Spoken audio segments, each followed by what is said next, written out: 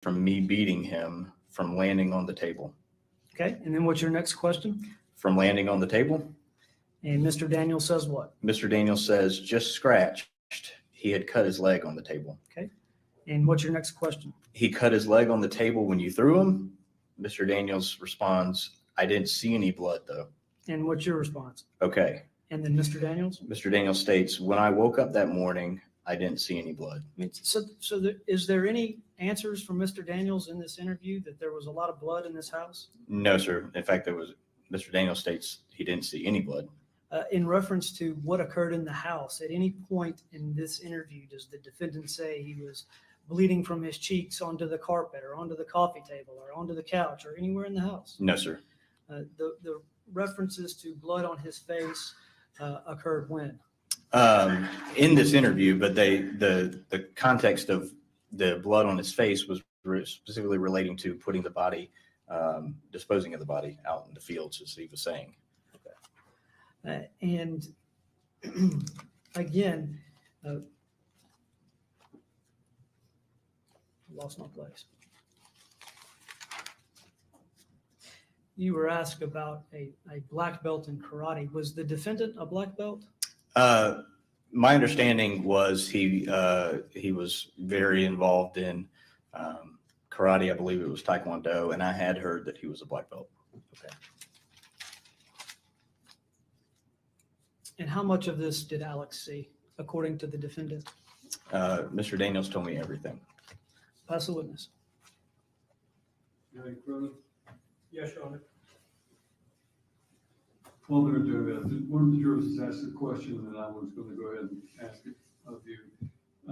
Earlier, you testified about observing anything on the arms or legs of the defendant. Did you ask him to lift his pants leg up or anything to observe his legs? No, sir. I don't recall doing that. There was a question in my preliminary hearing that I stated that I observed his legs, and if I did do that, I mean, that was right after this had all happened. And if I said I observed his legs, I believe I did, but I don't recall specifically asking him to raise his pant legs. All right, thank you. But you have no doubt that close in time you observed his legs. You wouldn't have testified that you did if you didn't. Correct.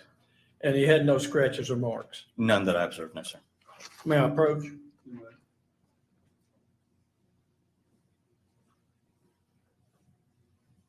Back to the preliminary hearing transcript, line 19 through 24, if you would read that portion of your testimony.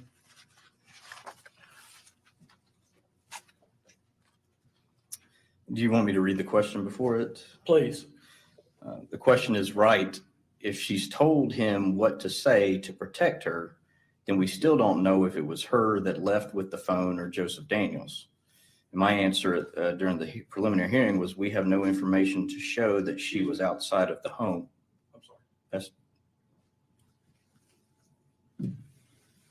Line 19 right here. yes, sir. Okay. I was just reading the full response. Okay. All right. We have no information to show that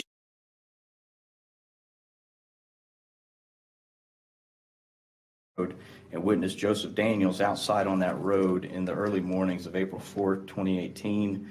She stated that he was standing there. When she drove by with her headlights, he froze or appeared to freeze and would not look up at her. He faced the woods. All right. And that was relatively soon after she made a report. Is that correct? Yes, sir. I would say that. Certainly sooner than today. Yes, sir. I would agree. And so she told you that she was not facing the traffic in the road. That this man she believed to be Joseph Daniels was facing the woods. She did not make that statement to me. That was my summary and paraphrasing of her, what I recalled and believed her statement to be. Yes, sir. But you wouldn't just make something up. When you testified.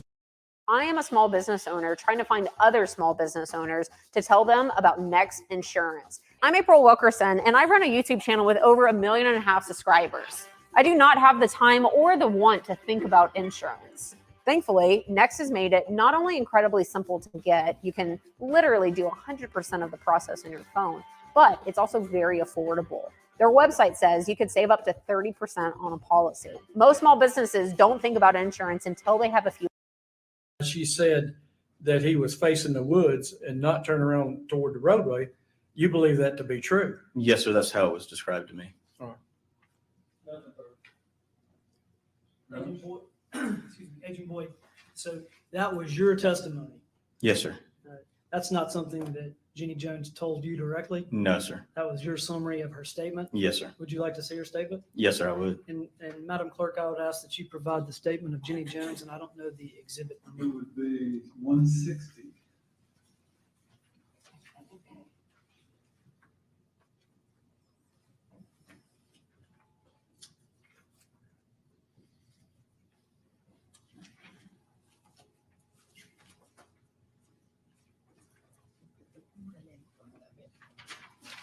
And Agent Boyd, you've been handed exhibit number 160. Can you identify that document? It says typewritten statement of Jenny Jones. Okay, and please read the statement for us. And this is the actual statement of Ms. Jones. Typewritten statement of Jenny Jones, 1450 Garners Creek Road, Dixon, Tennessee, April 23rd, 2018. I, Jenny Jones, have voluntarily provided the following information to TBI Assistant Special Agent in Charge, Joe Craig. The information is related to the ongoing investigation into the death of Joe Clyde Daniels. I understand that I am not obligated to give this or any other statement, and I have not been promised anything in return for providing this information. I currently work for Ginger's Family Bonding and was contacted on April 3rd, 2018 to write a bond for Kimberly Cunningham, who was incarcerated at the Williamson County Jail in Franklin, Tennessee. I completed my required paperwork and left the jail with Cunningham, who needed a ride home at or around 11 p.m. After leaving the Williamson County Jail, I made 2 stops. The first was at the Mapco Express at Downs and Highway 96. This was to go to the bathroom and purchase some items. I then drove to Cunningham's residence in Fairview, where I waited for someone to bring a key so that Cunningham could enter her home. This took about 10 to 15 minutes. I left the Fairview area, traveling home by way of Highway 96, then turning on to Highway 70. I traveled west on Highway 70 to Garners Creek Road. I recall approaching the section of guardrail near my residence, and I observed a man standing next to the guardrail on the east side of the road. He was wearing, there's quotation marks around, colorful clothes, and was standing perfectly still and never looked at me as I drove past him. I was traveling approximately 30 miles an hour as I drove by him. The area below the guardrails has a dry or washed out creek bed. Agent Craig told me that the guardrails were approximately 1 mile from the Daniels residence on Garners Creek Road. I called the Dixon Police Department on April 8, 2018 at 1356 to report what I had seen. This was after I saw the news and a picture of Joseph Daniels, and I am positive that the person I saw the early morning hours of April 4th, 2018 was Joseph Daniels. It's signed Jenny Jones, 4/23/18, 1555, I believe is what it says. Witnesses Joe Craig, and I believe that other witness is Joel Wade, as another TBI agent. Thank you. No further questions.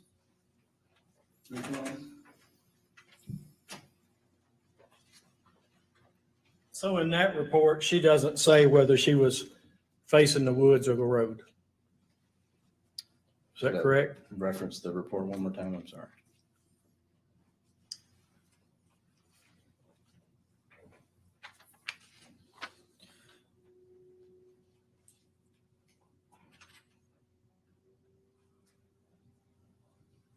The interview says he was wearing colorful clothes and was standing perfectly still and never looked at me as I drove past him. So it doesn't say whether he was facing the guardrail facing the woods or standing at a guardrail looking out at the road. That's correct. It says, and never looked at me. And she doesn't say that this person was wearing red shorts either, does she? No, sir, I don't believe she does. She just mentions colorful clothes. Based on your information in the investigation, what color shirt was Joseph Daniels wearing this night? Black with bright green on it. And so she testified the shirt was red, white, and blue. that would not be consistent with his shirt that we believe he was wearing. Is that correct? If that's what she, well, there was red, white, and blue on the shirt, so I would have to say it's consistent. I mean, it's not inconsistent. All right. There's red on, and well, I don't recall. There may not be blue, but there's definitely red, white. So I mean, I can't say it's not consistent. All right. If she testified red, white, blue, and not black, red, white, and blue, and didn't say that she saw him wearing red shorts, that's not real close to what he was wearing, is it? Again, consistent is not exact. Consistent is close to, and there's varying degrees of that. I didn't hear what she testified to and how she described it, so I really don't feel that I can answer that question accurately. You saw his red shorts. Yes, sir. They would be pretty bright and visible if 282-pound man's wearing those shorts standing by a guardrail. I think those shorts on anybody would be Right. fairly visible. And she never gives that description. No, she does not say red shorts. No, sir. That's all the questions I have. Crouch, anything further? Thank you, Agent Boyd. You step down. Yes, sir. All right. My understanding is, Mr. Crouch, that it is 7:15, and you have two other witnesses. Both of them are going to be very lengthy in time. Is that correct? Yes, sir. All right. Ladies and gentlemen, at this point, we're going to need to go ahead and adjourn for the day so we can get you back to your hotel. And those transcripts, if you will just hand them to the bailiff as you exit, then they'll be here for you whenever the appropriate time comes. Is there any, let me let the jury exit.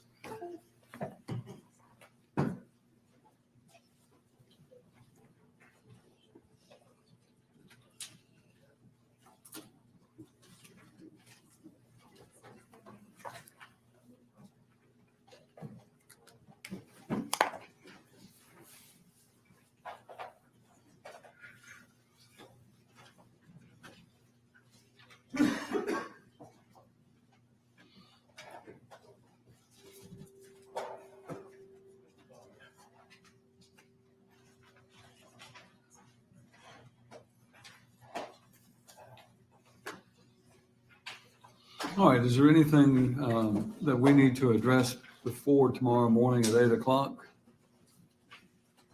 Then all right, then we'll adjourn tomorrow until tomorrow morning at 8 o'clock a.m. All rise. Recording stopped.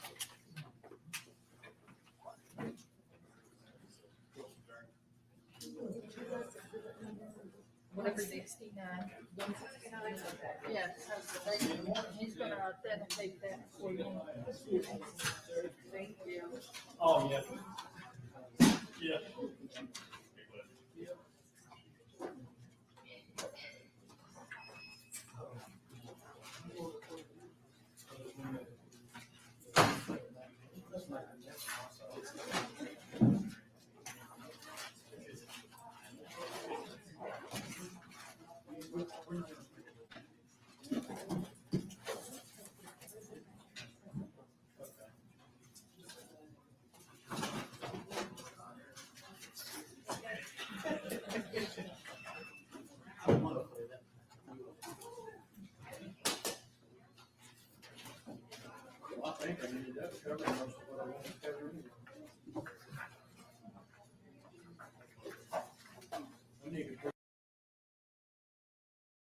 When it comes to investing, it helps to have an advisor who's in your corner, not to mention around the corner. Get JP Morgan's 200 years of experience from a local advisor at your Chase branch. Planning, investing, advice. JP Morgan Wealth Management.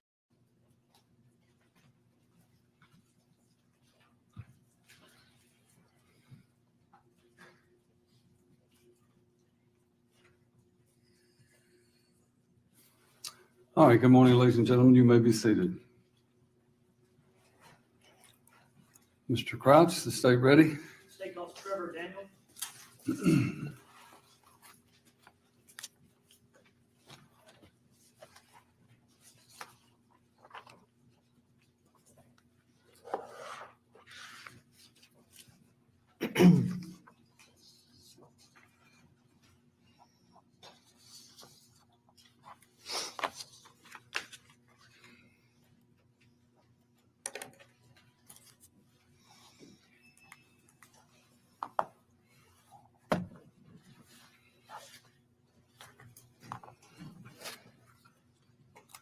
Step right up here, sir, and face our clerk and let her place you under oath. Do you solemnly swear or affirm the testimony you give in this case be the truth, the whole truth, nothing but the truth, so help you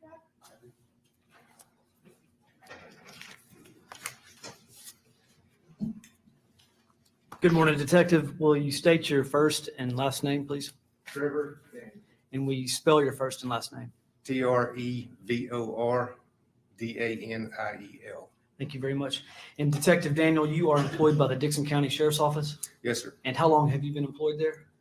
21 years. And what was your position in April of 2018? Sergeant for the Criminal Investigation Division. Okay, and just for clarification, what does Sergeant of CID, what are your responsibilities? To assign cases and oversee the work of my detectives. Okay. And on April the 4th of 2018, what assignment were you given? Missing Joe Clyde Daniels. Okay. And did you respond to the Garners Creek area? Yes, I did.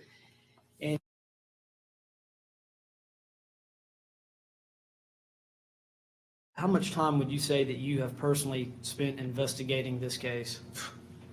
I can't even fathom how much time, a lot of time. Did your investigation go well beyond April the 6th of 2018? Yes. Okay. Now, you had some personal interactions with the defendant on the morning of April 4th of 2018. Yes. And we're going to get to those in just a minute, but I want to backtrack just briefly and talk about some of the searches that were conducted. I believe you were responsible for some of the search assignments and are more familiar than Sheriff Bledsoe with the maps and how those were developed. Okay. Yes. And I just want to spend just a moment doing that. Okay. Detective Daniel, I'm going to ask you to pull that microphone just a little bit more closely to you. Thank you.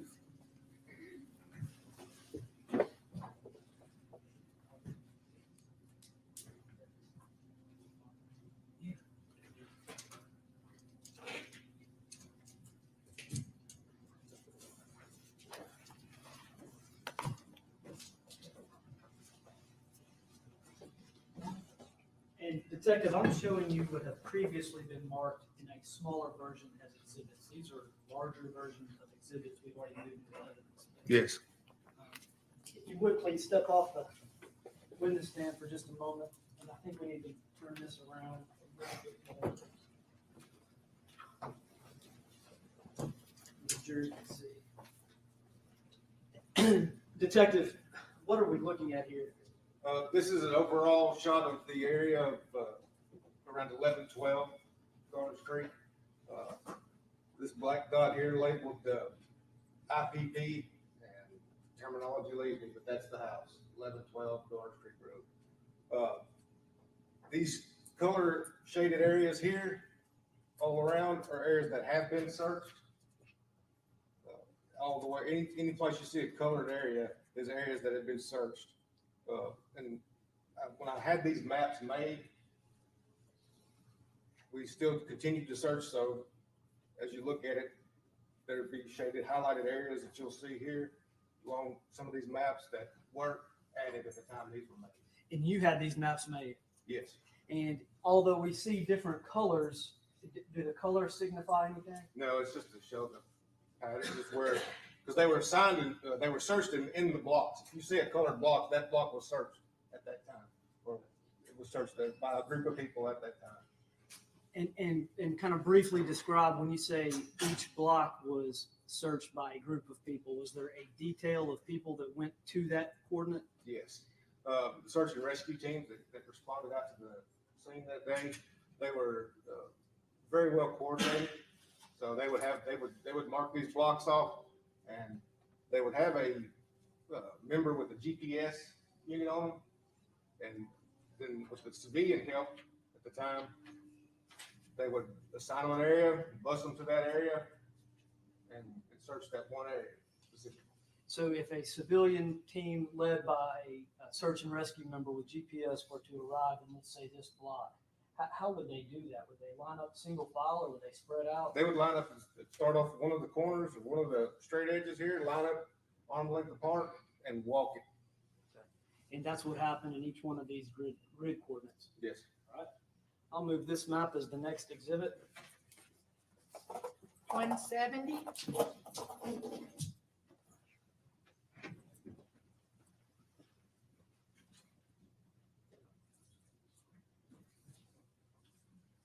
That one moves.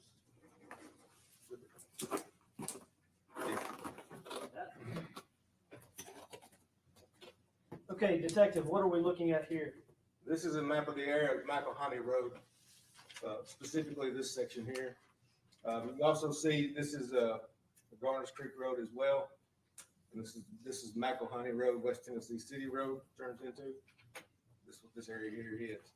All these red lines that you see on here are GPS tracks. So one person had this on and was walking it and created these pinpoints, made these tracks, all down through here, all over here. And you can see they were being bused. That's where you get the road from. They would get in and the GPS wouldn't shut off, and that's why you get the road marked in here. Thank you. I'll move this as exhibit 171. Yes, sir. Thank you. And Detective, the last map. It goes just like that. Well, this way. Thank you. Kind of give us our bearings on this one. All right, this is Garners Creek Road, and this is Harris Road here. This will be the interstate down here. This is Love's truck stop, but this is Garners Creek to Harris. Over here, 48 to Love's. Go ahead. This is just some of the areas we'd searched on this road as well. Now, I want to draw your attention specifically to this yellow box. Is this yellow box at the intersection of two roads? Yes, this is Garners Creek and Harris Road. Okay. And just for overall familiarity with the map, we've heard some discussion already and testimony of Love's. And would you point out where Love's is? It's right here. And where does Harris Road intersect with Highway 48? Right about here. Okay, so if you were going to get from Love's over to Garners Creek via Harris Road, would you show us how you would do that? From Love's to Garners, Yes. I'd come out and go down 48 and travel Love's, or travel Harris to Garners Creek. Okay. And we also see some red lines going through here. What are these? Same as the other GPS tracks that people have gone down through and searched. Okay. And do you know from personal experience, is this road near the county line between Hickman and Dixon County? I believe you see right here, Hickman, Dixon, this line right here is the county line. In fact, is it labeled Dixon and Hickman? Yes, And does the road go from paved to dirt at some point right here? right here at this intersection. Stop. It stops right here and it turns to dirt or church. And if you were to follow the dirt road south all the way, where does it come out? Right here on Highway 48 in Hickman County. Okay. I'll move this as the next exhibit. Well, that's the interstate. Yeah.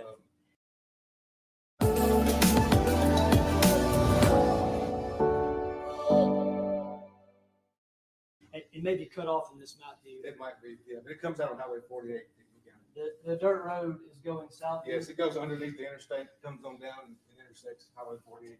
And this is Highway 48. Mhm. And somewhere these two roads intersect. Yes. All right, thank you. It's approximately 2 miles from this intersection to Highway 48.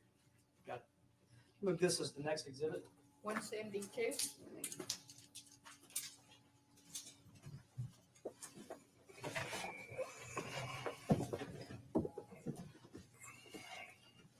Detective, going back to the morning of April 4th of 2018, what was your initial contact with the defendant? When I arrived on scene, it was probably around 8:20 to 8:25. And when I got there, Captain BJ Gafford was there, and he asked me if I could go inside and re-interview the parents. Re-interview the parents? I guess it was where patrol had talked to them initially. And when you went inside, was the defendant present? No. And did you wish to speak with him? Yes, And what did you do in order to try to speak with him? I had his wife call him and tell him to come back to the house. But he wasn't on the property? No. And did he return home? Yes, he did, Do you know about what time? around 9:20. 9:20 a.m.? Mhm. Okay. And what was the initial statement given to you at around 9:20 that morning by the defendant? He had said he woke up about 5:30 and went to go get the clothes, went to the boys' bedroom to get Alex and Joe Clyde's clothes. He got their clothes, started walking back down the hall, noticed the coffee table was turned 90 degrees from the door, from its original position. He said he looked immediately at the door, at the lock, and noticed it was gone. And then he went and noticed Joe Clyde was gone. Okay. Did he use specifically the words 90 degrees? Mhm. Okay. So he told you that the coffee table was turned at a 90-degree angle to the door. Yes. All right. Now, did you have some more contact or interaction with the defendant later on, midday or thereafter? At approximately 12:30, Detective Lovell called me and advised that Mr. Daniels wanted someone to check his trunk of his car.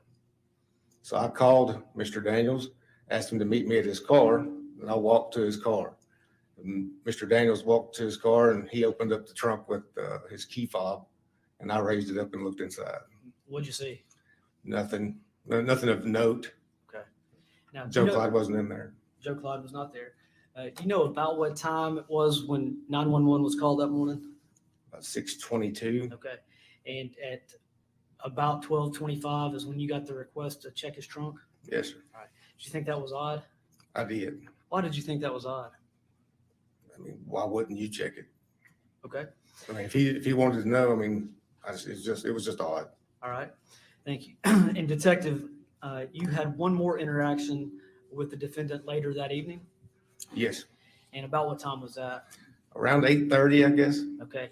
And did you participate in an interview with the defendant at his home that night? Yes, I had a lost person questionnaire for special needs that a man from the National Center for Missing and Exploited Children had given me and asked, to have filled out. And did you go through that questionnaire with the defendant? Yes, I did. And also participating in that interview were, I believe, agents Stephen Kennard with the Tennessee Bureau of Yes, Investigation Agent Kennard and Agent Graves. and Agent Graves. And where did that interview occur? In the house, in their bedroom, in the Daniels bedroom. Okay. And again, this wasn't a custodial type interrogation. This was at the defendant's house, Correct, and you were filling out a lost persons questionnaire for special needs. for special needs. So we've already heard testimony that there was a lost persons questionnaire filled out that morning by the Dixon County Sheriff's Office. This one is a little bit different Yes, because it's for special needs. for special needs children. And was there a representative from the Center for Missing and Exploited Children on scene? There was at the command post. Okay. And that's where he gave me that form. There were, and about this interview started at about what time? 8:30, 9 o'clock 8:30 or 9 o'clock p.m. p.m. Yes, And you were there for the entire length of the interview. correct. And did you notice any inconsistencies in the defendant's story from what he had told you earlier that morning? Yes. Go ahead. Agent Kennard was there because the TBI at that time hadn't had any contact personally with the Daniels. So they were getting their story.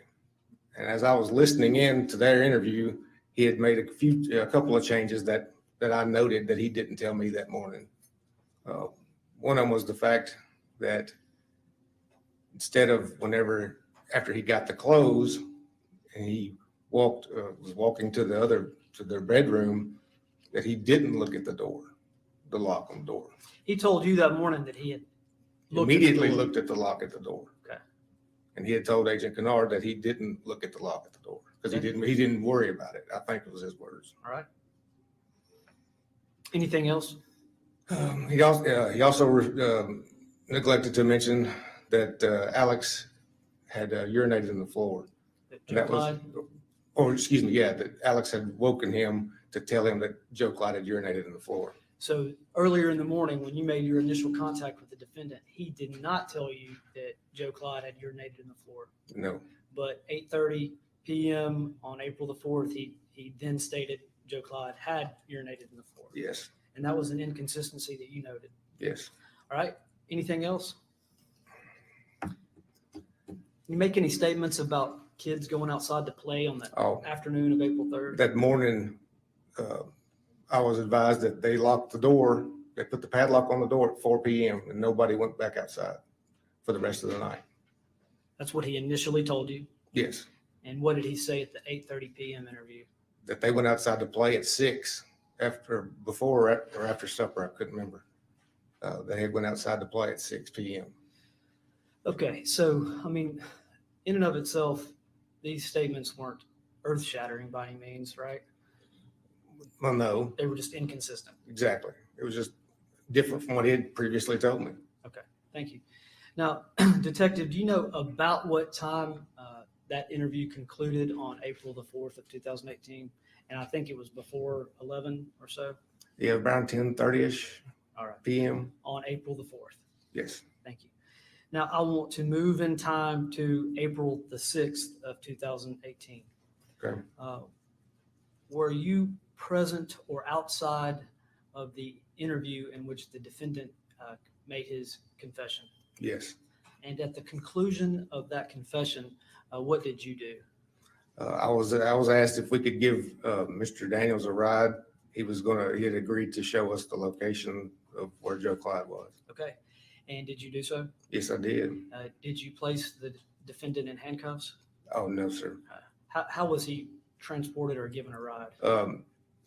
Detective Chris Stockman, him and his vehicle were there at the police department. He got in the driver's side, and I got in behind Detective Stockman, and Mr. Daniels, he got in behind on the passenger side next to me. But nobody put him in the car. He got in himself. Okay. And he wasn't handcuffed or No. shackled or anything like that? No. Did you start asking him questions when you got in the car? No. Did he make some, I guess, spontaneous remarks to you and Detective Stockman? Yes, he did. Okay. And did you have a recorder running at the time? Yes, I did. Now, how long did your recording run for? Approximately 5 hours. Okay. So, Your Honor, we have a 5-hour interview that we are not going to play.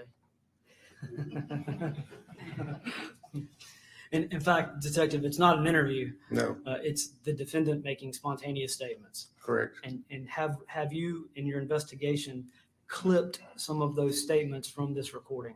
Yes, I have. And at this time, we're going to play approximately 12 or so clips from the recording. Is that correct? Yes, sir. All right. And Mr. Etheridge, if you'd pull that up. Now we've got the first one labeled as track 1, which starts at 000 minutes and runs for approximately 6 minutes and 32 seconds. Mhm. Right.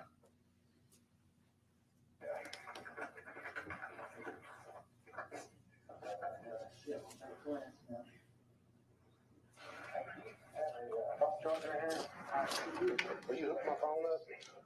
Turn the volume up.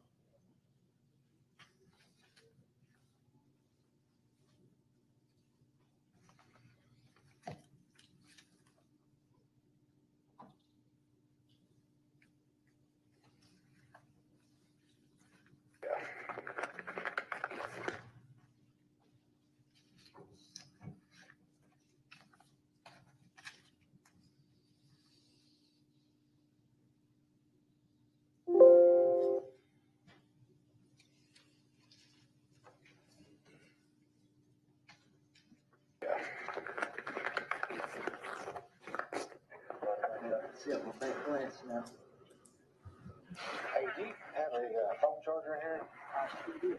Will you hook my phone up? Just let it charge? What the hell is that?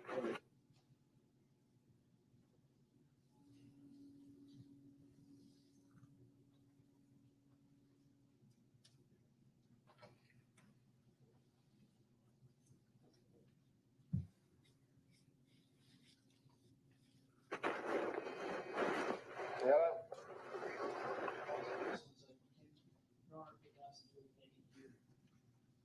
Folks, I don't know if you can hear very well. Could you hear that, what was actually being said?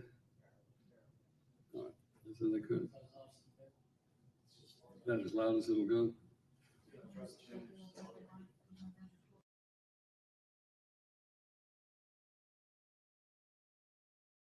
Back from another courtroom and plug into, I'm told. Yesterday it was too loud and today it was. Pretty faint. I'd like to make sure it's audible.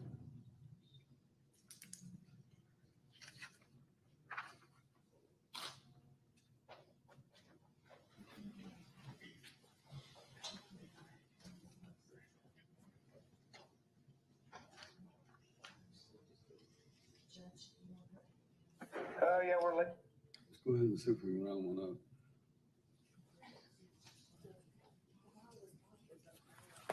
Wireless one.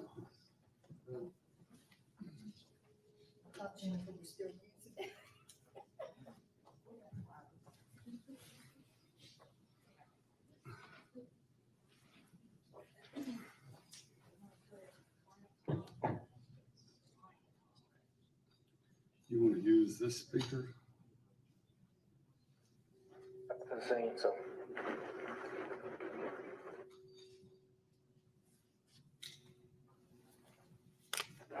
Yeah, yeah.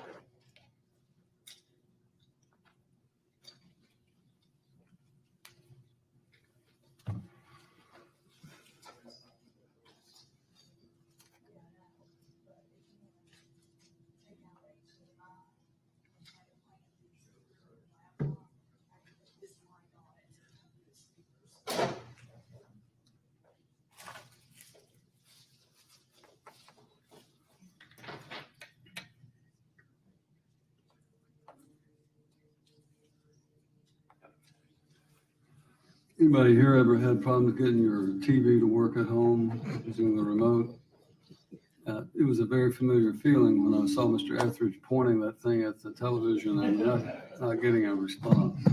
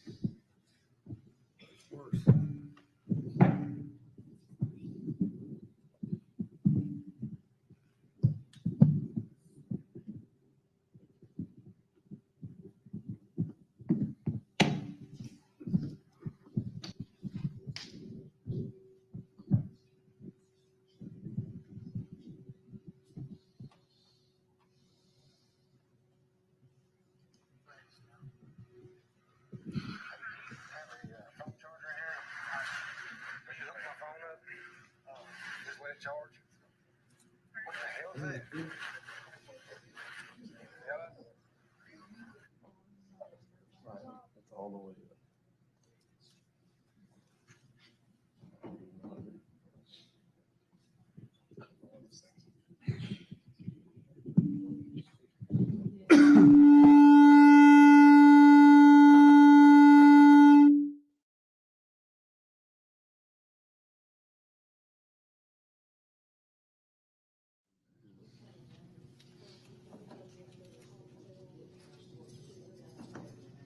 Why don't y'all step back across the hallway until we get this resolved?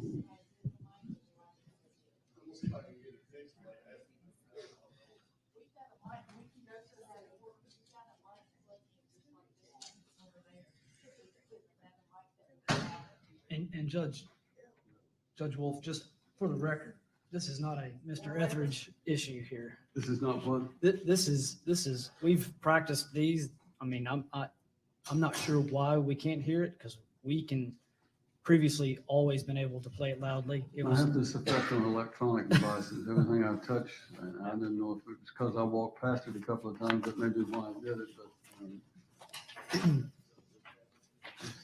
I understand you run a test run through this and it's working correctly, so let's just see if we can get it fixed. I just didn't want the jury to just sit here while we were trying to work on it, so.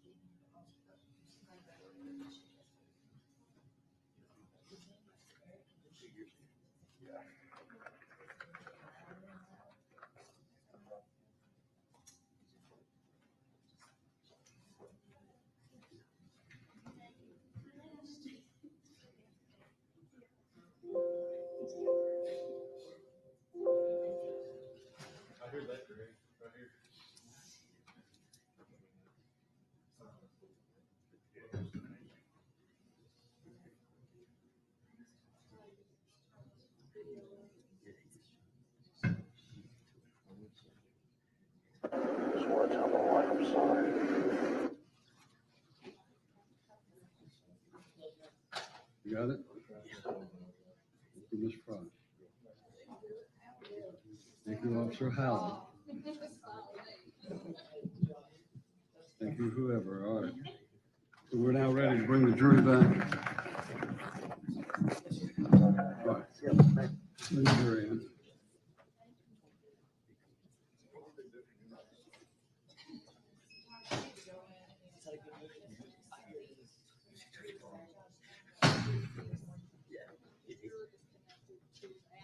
Where'd he go?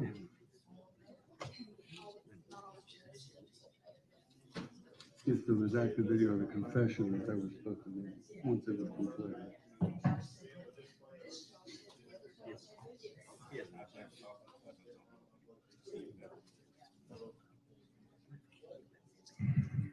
I'm sorry. What?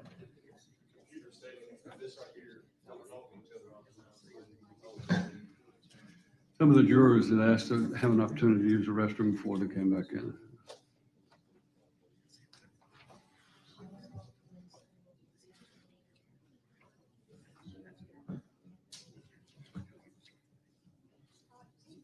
Well, this news video we have up in the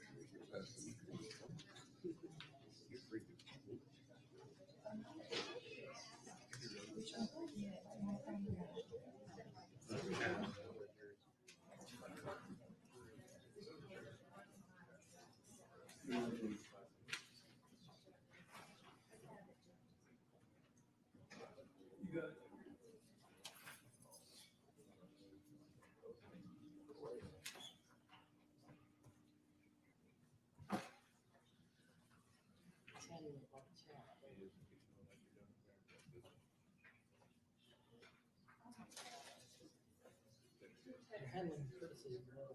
You're handling criticism well. What I do?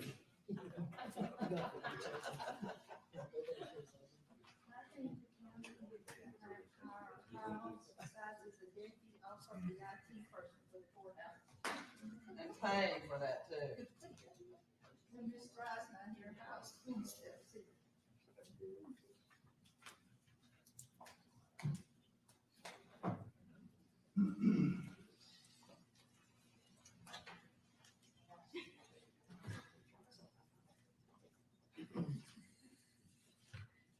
Mark, you may have a seat. Thank you. I think we have it fixed. Keeping me away from all of the electronics, I think they have it fixed, so we're going to go ahead and try this again. Okay, Mr. Etheridge, if you would begin with track 1, please.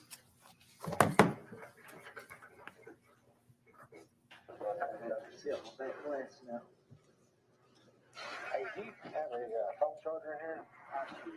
Will you hook my phone up? Just let it charge? What the hell is that?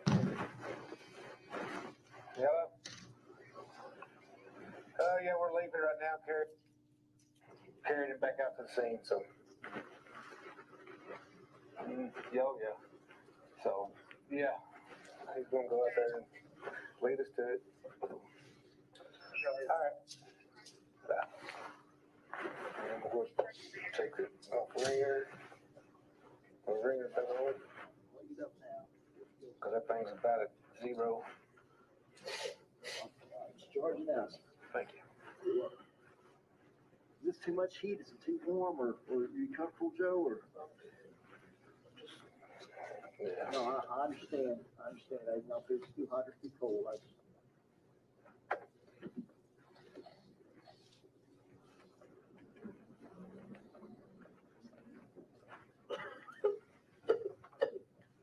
Fix the Central Car 16.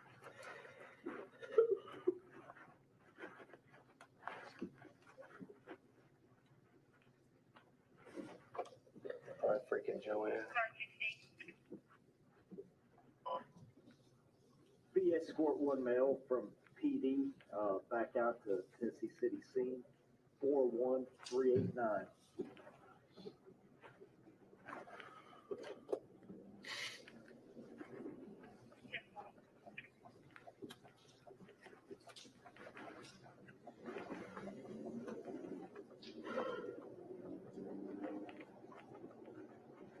I don't want to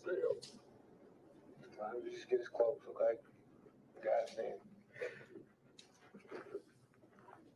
We ain't gonna do that to you, Joe, okay?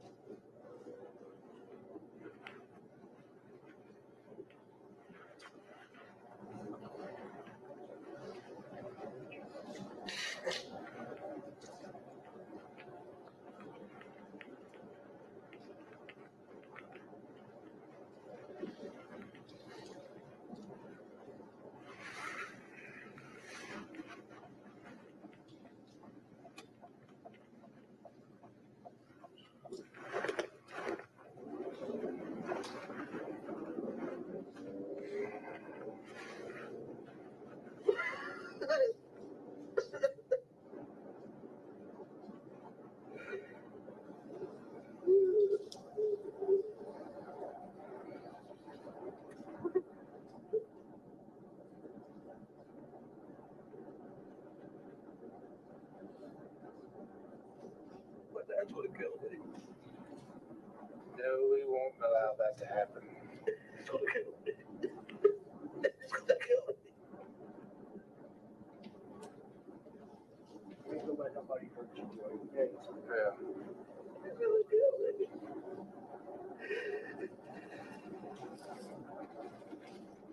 No, he won't. Take some deep breaths, Joe. Okay? I'm not gonna let nobody get to you.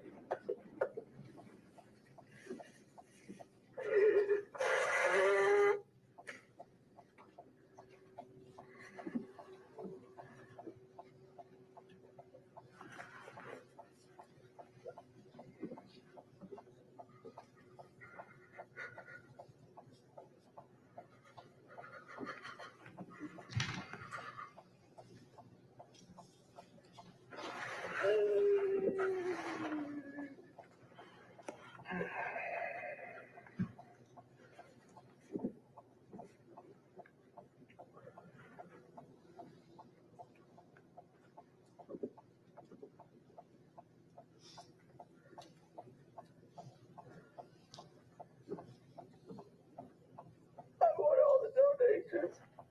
Do I better want donations for the funeral? Okay.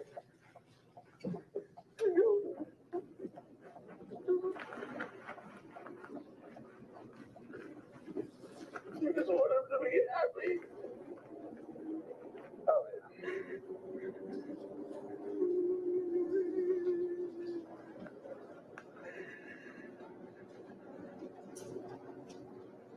Just want to be happy.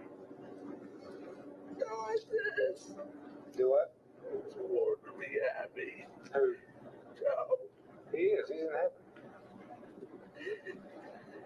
He ain't got a care in this world. He's sitting at the right hand of the Creator.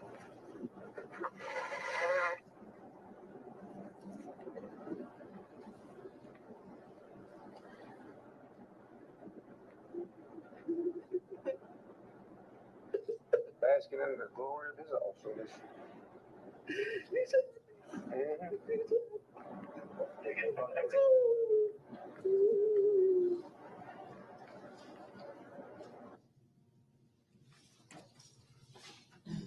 Detective, just briefly in track one, do you remember some of the things from after listening that the defendant stated?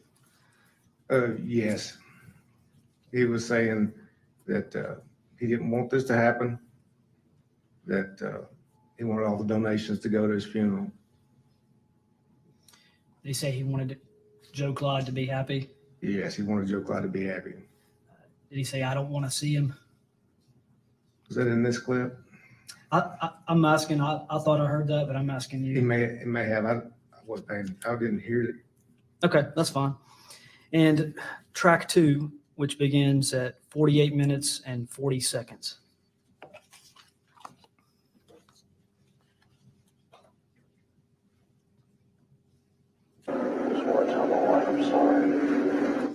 Okay, and what did the defendant say?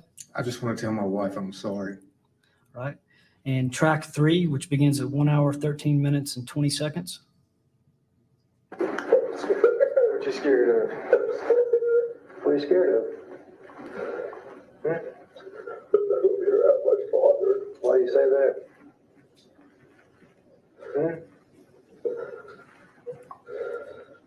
Why do you say that?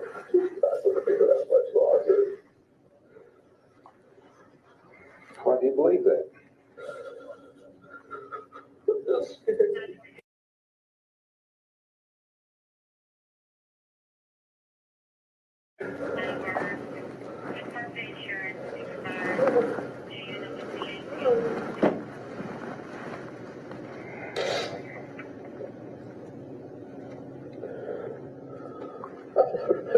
this. I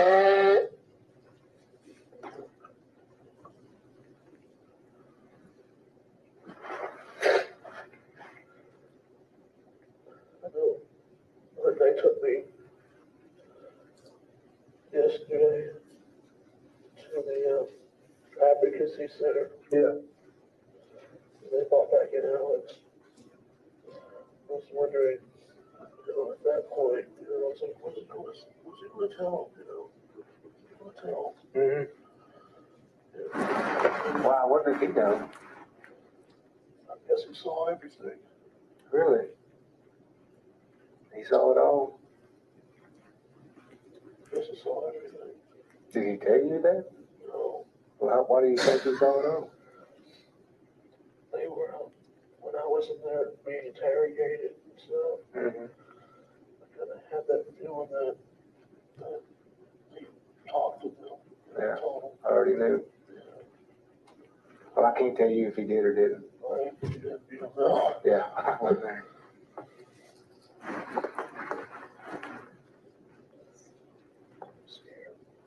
don't know what's going to happen. I don't know what they want to do, what they want to say.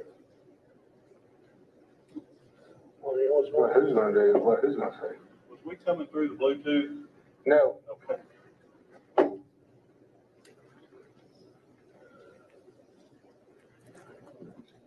I'm sorry I got interrupted. That's fine. Who are you worried about? Hey, Joe, did you remember walking uphill or downhill, or was it just flat or, level, or? I went up and down some hills. There's also a tree line, I think that's back there. Okay. I think they may have, like, kind of right under the rest. No, it's okay. So did you go into the tree line? No, he told Sheriff no. Oh, okay, so before the tree line? I think so. And they covered him with some grass. Covered him with some grass, okay, all right, just hang tight. It's okay.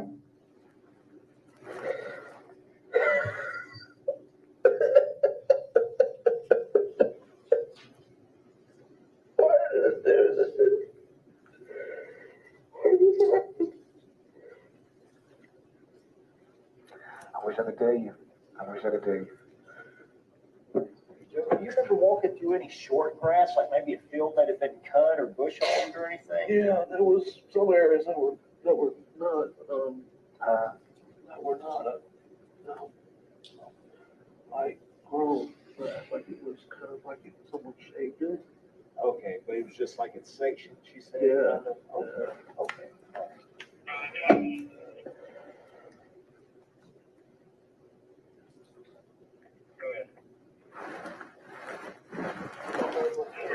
What'd you say?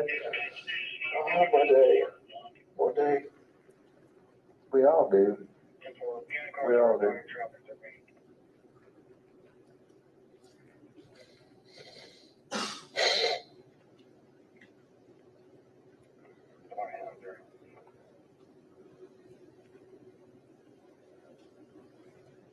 Alex is a good boy. Who? Alex. Yeah. He's a good boy.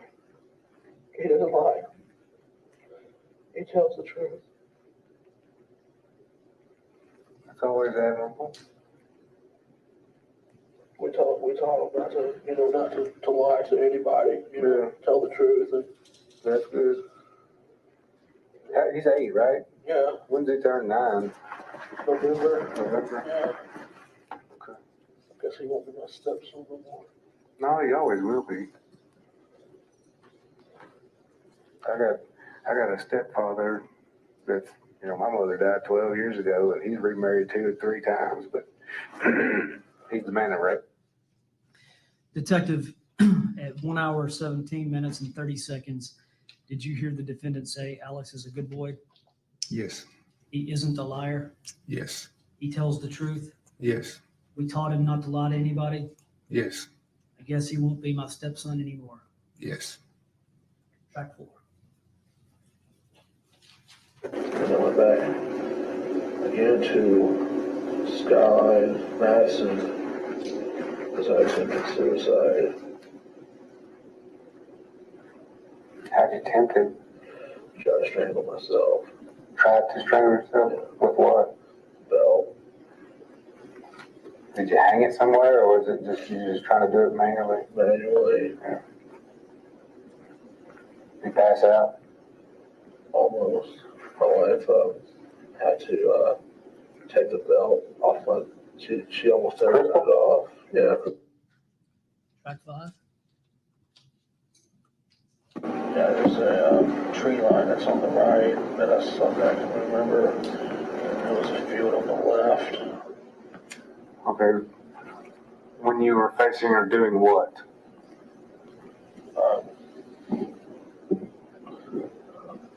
Those parts.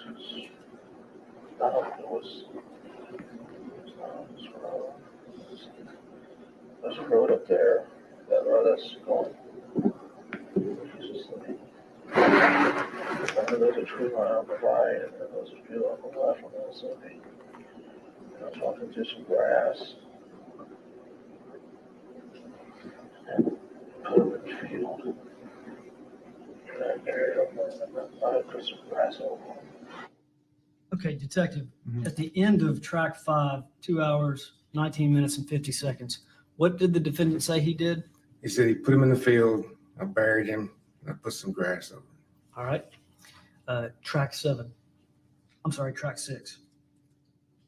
Well, field goal, put some grass over him too, so, and I don't remember what kind of grass like this. Yeah, like that stuff. So, yeah. So I'm Okay. I really can't understand that. What are y'all discussing there? And I couldn't hear it about where he put him. Okay. What was the background noise? Do you remember? That was the UTV that the sheriff put him on. Track 7. It's very, very vague, but he has grass covered over next to either a tree or. What's he say there? His grass covering over him. I think he said he's next to a tree. Okay. Track 8. But he is in that field. I know it's a big field, but he's in that field. And what does he say there? He's in that field. I know it's a big field, but he's in that field. Okay. And track 9. I really want to thank you guys for everything. What does the defendant tell you then? I really want to thank you guys for everything. I really want to thank you guys for everything. All right. Track 10. I've had a bunch of jobs. No, it's checked out. Yeah. One of them sort of did, but, basically. What? One did sort of pan, but one job didn't pan out, but it was good to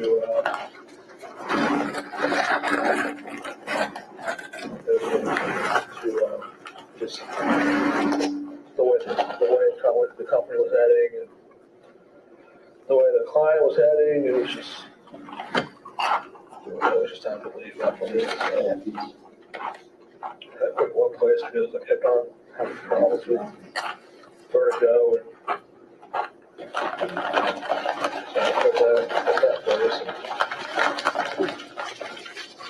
unlimited for a while.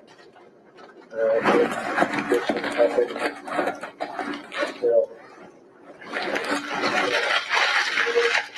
help the Dixon Police Department fix certain systems and stuff like that. So I know a little bit about Renaissance and Detective, Mhm. did the defendant say I helped the Dixon Police Department fix their systems? Yes, What, do you know what that means? he was referring to their computer systems. The WinSoms is the records management system that we use and that the Dixon Police Department use. So the Dixon Police Department, Dixon County Sheriff's Office uses a case management system called WinSoms. Mhm. And through your investigation, did you learn that the defendant works in the field of information systems and computer technology? Yes. Did you know that he had worked for a company that contracted with the Dixon Police Department? At that time, no, that was the first I was hearing of it at that time. But since then, you've learned Yes. that he did, and that's what the defendant was referring to? Yes. Okay. Track 11. I'm pretty sure I'm gonna be confronted by my wife.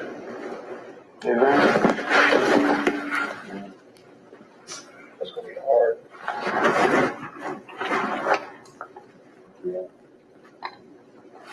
Yeah, I'll do it.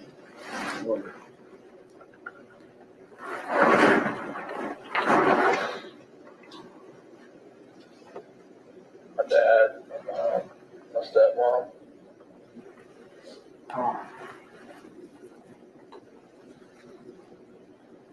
I had choice.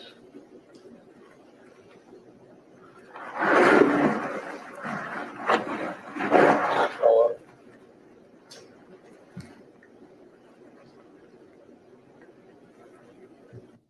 What does the defendant say? He said, I'm pretty sure we'll have to confront, like he says, people or my mom. Then he lists everybody, my mom, my stepmom, my dad, Aunt Joyce, Alex, Noah. Okay. And track 12. We'll have to confront a lot of people. What's he say there? I'm going to have to confront a lot of people. Okay. And then the final track 13, which is at 3 hours, 49 minutes, and 25 seconds. I know they interviewed Alex and make sure he told them everything. What's he say there? I know they interviewed Alex, and I'm pretty sure he told them everything. He references Alex and Alex seeing and telling all a couple of times in these tracks. Yes, sir. And I want to go back just briefly to track 1. Do you remember what the defendant said about his father? My dad's going to kill me. Yeah. Okay. How many times did he say that? Twice, I believe. I'm pretty sure twice. Did he appear to you to be genuine in the fear that his father was going to be angry? Yes. Now, let me go back to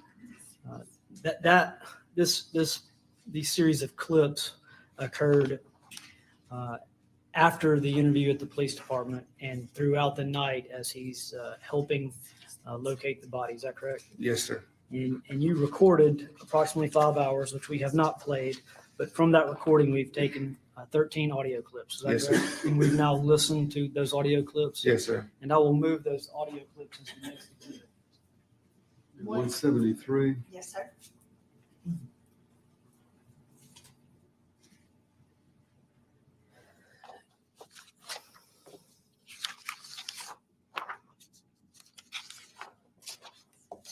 Were you at the Daniel residence, the residence of the defendant, on April the 5th of 2018? Yes, I was on the scene. Yeah. You were there pretty much every day. Yes, sir. And I'm specifically asking about the arrival of additional family members. Do you know when the defendant's mother, Ms. Collins, arrived on scene? It was approximately 2:30, 3 o'clock On what day? on the 5th. On the 5th. So she wasn't there on April 4th. No, She came into town on April 5th. yes. And do you know what state she arrived from? I was in the house with Joseph at that time when I seen the car pulling in the driveway, and I asked him, "Who's this pulling in here?" And he said, that's my mother. And I think he said her brother who drove her down here from Okay. Arkansas. From Arkansas. Yes.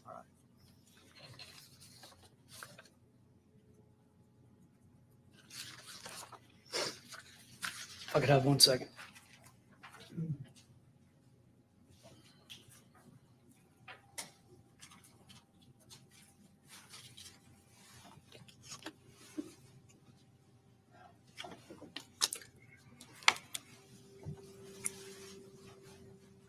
Last couple of issues, Detective, and I want to keep the dates in order as we can. Okay. April 4th, you're initially there.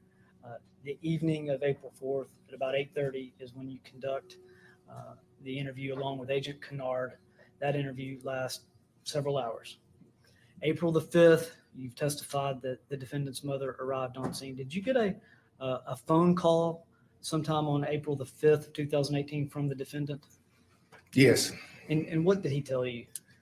That he had went to the intersection of Harris Road. They told me around 3 o'clock in the morning he'd went to Love's to buy gas and cigarettes, and that he got out of the car at the intersection of Harris and Garner's Creek to look around for Joe Clyde. Okay, and let's make sure we're all on the same time page. Your interview, you and Agent Kennard interview him on April the 4th, starting at 8:30, thereabouts. We left that house around 1:20 a.m. Okay, around 1:20 a.m. on the 5th. And the defendant called you and said that at around what time? He called me on the 5th at right at 8 p.m. and asked me that, or said he'd went to the Love's at 3 o'clock that morning to get gas and cigarettes. And then he got out of the car at the intersection of Harris and Garner's Creek to look for Joe Clyde. Okay, so that means that after you and Agent Kennard left the residence at about 3 o'clock in the morning, the defendant left his residence, according to him, and went to Love's. Yes. All right, I'll pass the witness. Both examined.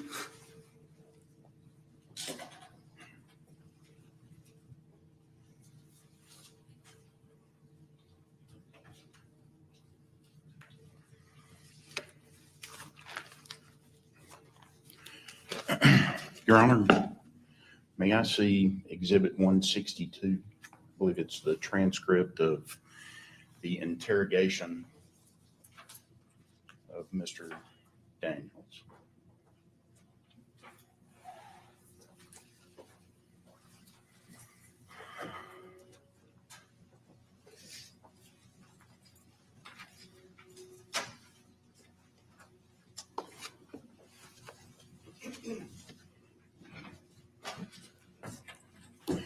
Mr. Daniel, you testified earlier that you were involved in this investigation from the very beginning, and that's correct, isn't it? Yes, sir. You were an integral part of the investigation into this disappearance for the Dixon County Sheriff's Office. Yes, sir. Wouldn't you say? Yes, sir. You arrived early and you worked many, many hours. Yes, sir. You pretty much investigated everything. Well, I can't say everything, but I was involved a lot. Okay. And you were there on the date that April the 6th, that Mr. Daniels was interrogated by the TBI. Yes, sir. And he was interrogated by Agent Boyd and Agent Faulkner, correct? Yes, sir. And you stood outside the door and you listened to that interrogation. For a period of time, not the whole time. But you heard a good part of that interrogation, didn't you? I remember hearing two things.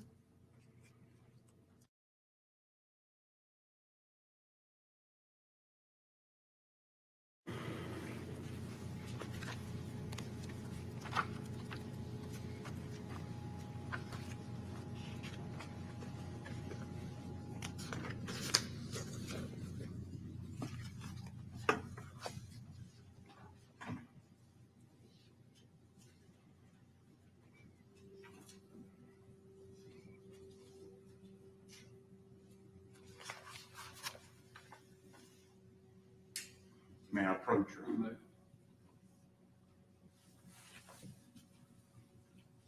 This is the transcript of the interrogation. Okay. Would you please read beginning at line 1 and ending at line 10? Page, what page is that? 107. Who is speaking there? That is, Joe Daniels? yes, sir. Okay. About, you may read it out loud? Yes, sir. Okay. About 9 o'clock that night, because my goal was to be in bed at 10, I get up at 5:30 and get him on the bus at 6:25, 6 o'clock, something like that. 11:32, I believe, 11:30, 11:32, somewhere between 11:30 and 11:40, I got woke up by Alex. Alex told me that JoJo had peed on the floor. I went in there and I told Alex, don't worry about this, we'll just put him back. Agent Boyd, see, those weren't the words that you used. That's not what you told Alex. Right. That was the first time that Agent Boyd told Mr. Daniels that he believed Mr. Boyd believed Alex had heard something or saw something. Correct? I mean, if you say so, I guess.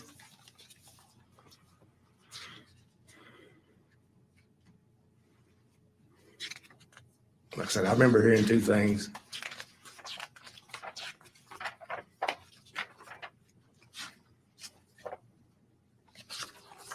Did he let him out of the house? I haven't asked you about those two things.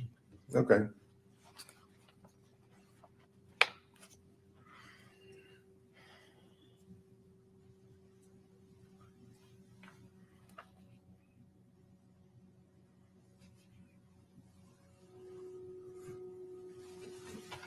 So did you say you did not hear what you were just reading?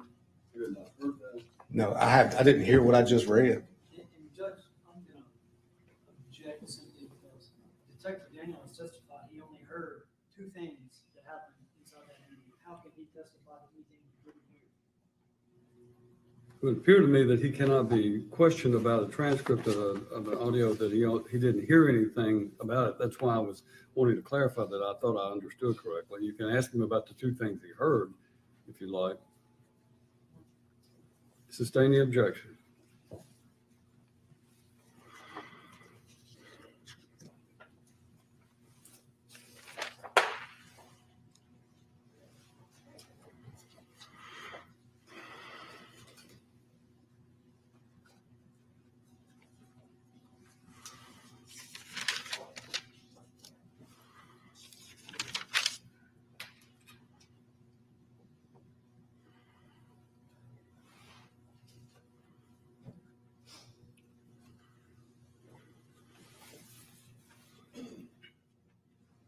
How far from 1112 Garners Creek Road is it to the intersection? If you're going south on Garners Creek Road, how far is it to the intersection of Old Garners Creek Road? 7 miles, approximately. Oh, excuse me. You're talking about the intersection of Old Garners Creek and Garners Creek? Yes. Maybe a quarter mile from his house to Old Garners Creek. Approximately a quarter mile, you believe? I would think. That Garners Creek Road goes from 70 down to Harris Road over to Highway 48. Is that right? And then over to 48 goes down to Highway or Interstate 40. 48, yeah. Yes. It crosses 40, yes. And folks who are going to Nashville to and from oftentimes use that as a shortcut to get over to Highway 40, don't they? Yes. So that's a fairly heavily trafficked road, isn't it? Garners Creek? Yes. Yes, sir. And Harris Road is also, wouldn't you say? I would guess, I don't live there on the roads, I mean, but I'd say people use it. And also 48 would be fairly heavily trafficked. Yes. And so people use that as a cut through to avoid going through Dixon to get to Nashville. I would too.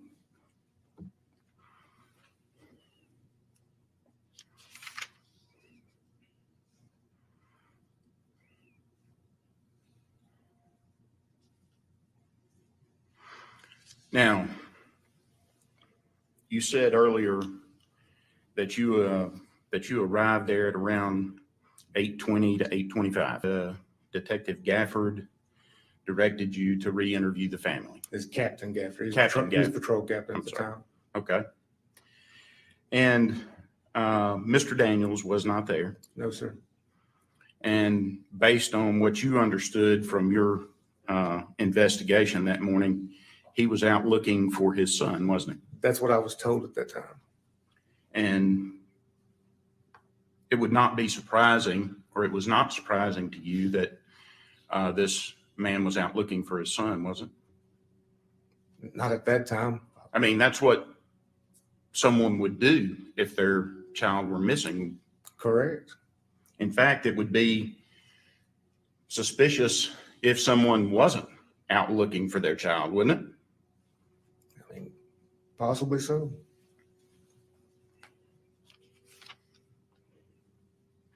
Now, after he arrived home and these interrogations began, now he had already been interrogated though, hadn't he? Or When? questioned When? when the people arrived initially. The law enforcement, I'm sorry, when they arrived initially. They got there because they called them there Mm-hmm. that their son was missing, so they, was taking a report. So he had told the story then initially. Yes, sir. Okay. And then he told the story to you, correct? Yes, sir. And then he told the story to TBI agent Kennard. Yes, sir. And he told the story to many people, many law enforcement officers during that period, didn't he? I mean, I know about those three. Okay. Anyone else? I mean, he talked to, I guess, Detective Lovell and Detective McCartney. All right. And they took him on a ride and they questioned him on that ride, didn't they?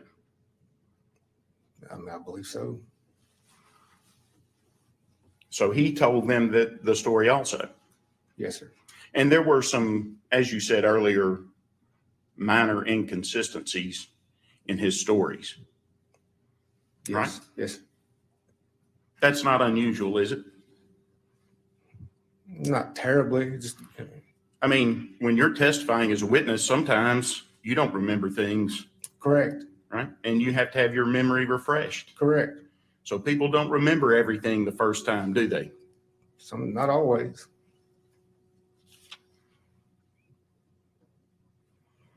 Now, was it you who told Mr. Daniels and the rest of his family to stay there at the house and not to search for Joe Daniels?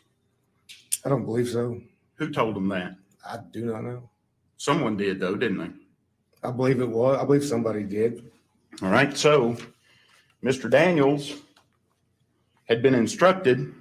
Oh, wait a minute. What time did he get home or get back to the house once you were there?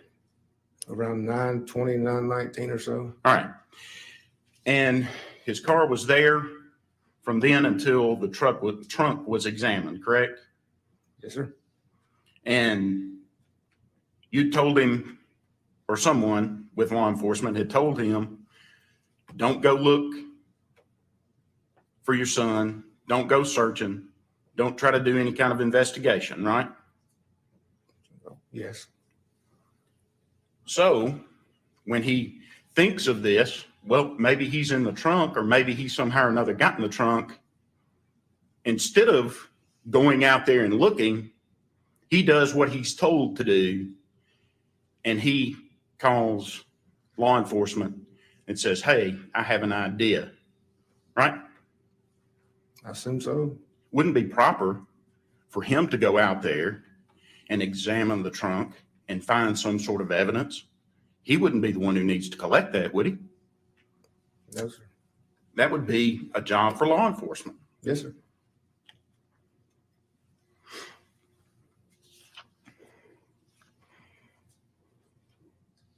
These inconsistencies.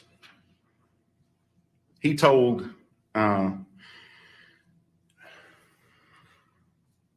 I don't remember his title, but TBI Agent Kennard, is that what he would be? That's what Agent I call him. Kennard, I guess.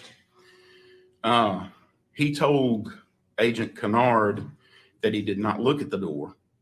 But later in that interview, you reminded him that he looked at the front door or at the door first. And he said, oh, yeah, that's right. That's right, I did. Isn't that what he said? Yes. Yeah, so when I confronted him, he said about the difference. He's like, yeah, what I told you this morning's right. Okay.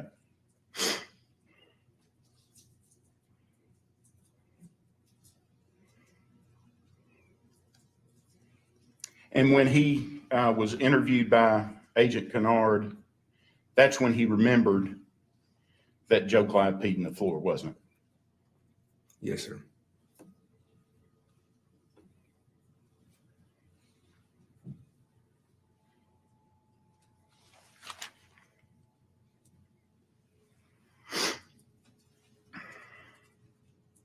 In clip one that we just heard, early in the ride, It's right after we just got in the car. okay?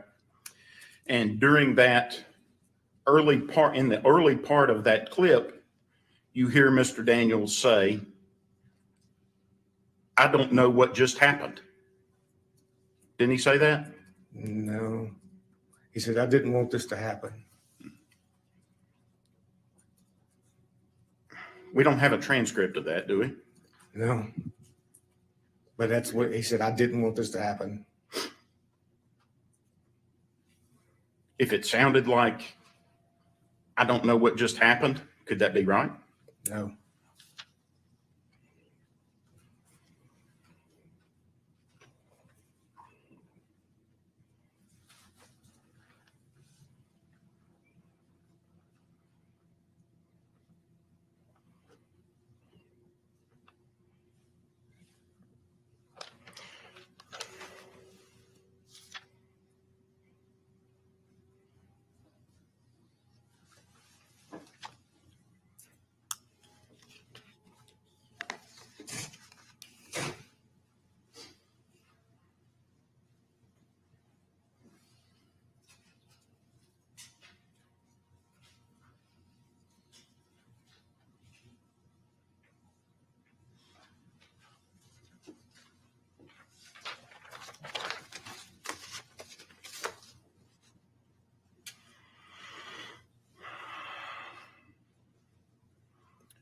You testified earlier that you looked into the trunk, didn't you? Yes, sir. You did not find any blood in that trunk, did you? No, sir. You didn't find any bodily fluids in that trunk, did you? No, sir. You didn't find any hair in that trunk, No, Did sir. you? I was just a cursory look. you didn't find any teeth in that trunk. No, sir. That vehicle was seized, wasn't it? Yes, sir. And it was sent to the TBI to be processed. Yes, sir. And based on your investigation, after processing, they didn't find any blood in that trunk, did they? I can't testify to that. I didn't look at it. You didn't investigate it? I didn't examine the trunk like that. I mean, I'm not a lab I'm technician. not asking you to say that you tested it and came up with some sort of result. I'm asking you as an investigator whether or not you investigated whether or not the TBI results indicated there was any kind of blood or other biological material. From my recollection, there was none.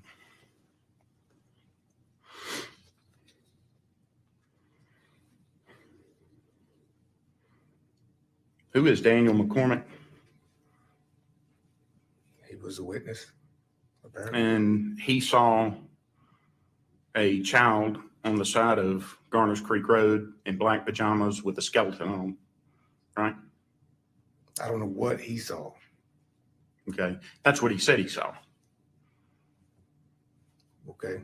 You don't know that? I know he said he saw somebody. Okay. He saw someone 5 feet or shorter standing on the side of the road with a black shirt with a white skeleton torso. Or skeleton torso, yes.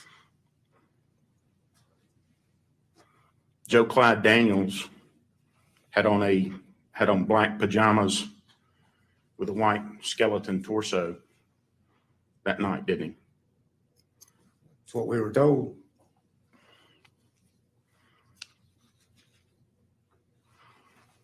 Did you participate in the execution of the search warrant at the property of the Daniels? There was a search warrant that was obtained for that location. Did you, this after the arrest, I suppose, of Mr. Daniels, did you participate in that search warrant? Which one?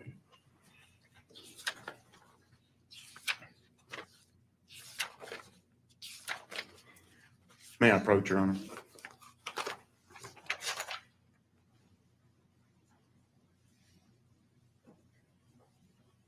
You know which date? I'll let you look at it and tell me if you can say whether or not you participated in that. That, I think, was the first search.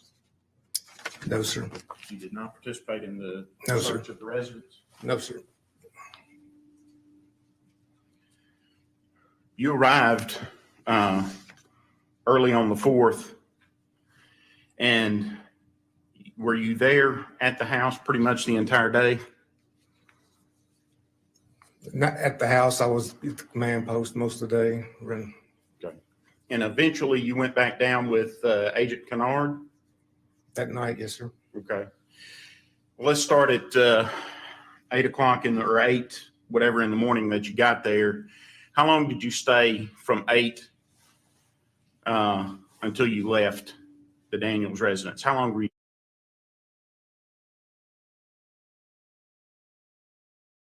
Daniels, I left and went around and helped do some more searching. So I probably left his house, I would say, around 10 a.m., a little after 10. Okay. And you were back there at what time? 8:30, 9 o'clock, 8:30, 9 o'clock that night. And I was probably in and out. I was all over the area that day. There was multiple people everywhere, people searching. We were draining ponds and everything else around there. Okay. I know, well, I think that at 4:30, I believe at 4:30, I went back to the house with Captain Eggerman, and I think he looked under the house, the crawl space. We wasn't direct at that time if the crawl space had been searched or not. Were you there at noon? I don't believe I was there at noon. When did you look at the trunk? 12:30. So 12:30. Was that, so 12:30, not noon? Right, 12:30. Okay. Because I was at the command post when I called him. After I was notified that he wanted his trunk searched, I called him and said, "You want to meet me at your car?" Okay. And so I went walking to his car. All right. And you said ponds were drained. Well, I know of the one that was. One Yes. pond was drained, and there were people all over the place there at their house, right? Yes, there was people there. And they knew the ponds were being drained, Mhm. didn't they? Yes. And people were talking about that. Mhm. There was a fear that they would find Joe Clyde in that pond that was being drained, wasn't there? Yes. And that fear was shared by everybody out there, wasn't it? Well, I can't speak for everybody. I can speak for myself. But everybody knew, or let's say this, it was no secret out there on that scene that that pond was being drained. Mhm. the family could easily have known that, couldn't they? Yes. And they could easily have known that Joe Clyde Daniels might be deceased in that pond. I mean, I guess so. And they could have been talking about that, couldn't they? Who could have been talking about it? His family. With each other? Yes. I guess so. I mean, that's something that normally people would have been talking about because that's a pretty terrible thing, isn't it? I would believe so. Yeah.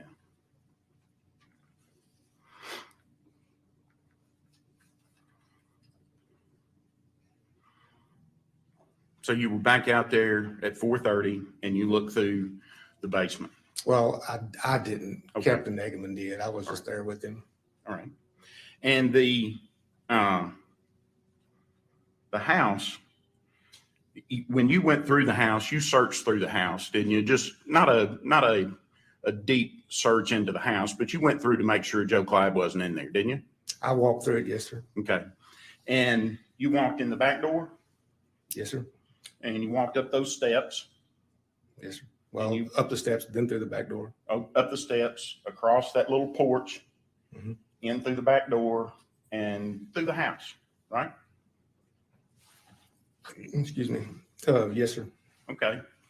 And when you walked up those steps, well, let me ask this. When you were going through that house and walking up the steps and doing all that, you were looking for evidence that might lead you to find Joe Clyde Daniels, right? I mean, yes. And when you walked up those steps, I'm sorry, I'll start again. Well, when you walked up those steps, you didn't see any muddy footprints on those steps, did you? Nothing stood out to me. You didn't see any muddy footprints on the porch, did you? Not to my knowledge. You didn't see any muddy footprints in the house, did you? Nothing that stood out to me, no, sir. And you looked at the beds and the bedclothes, didn't you? I mean, I looked at the bed. And there was no mud in the beds. No, sir. There was no grass in the beds, was there?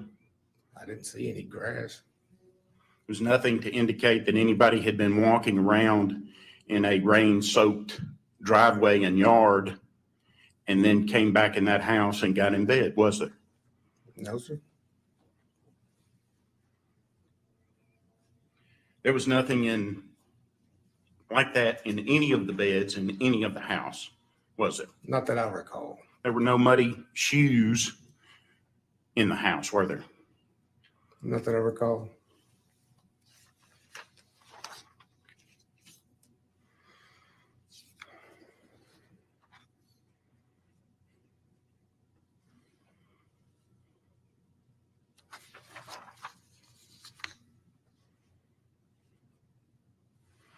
All right, and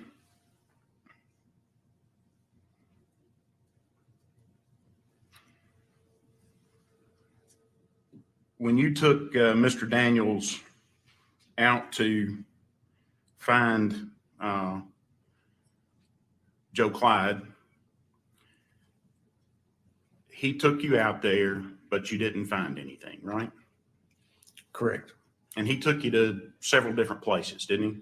Well, he took us to that one big field on McElhaney Road. Right. And it's a large field. I can't remember how many acres it is. Okay. It's a large field, but he Right. took us to many places in that area. Right. He couldn't remember where it was, could he? I mean, I don't know. We just didn't find him. Okay.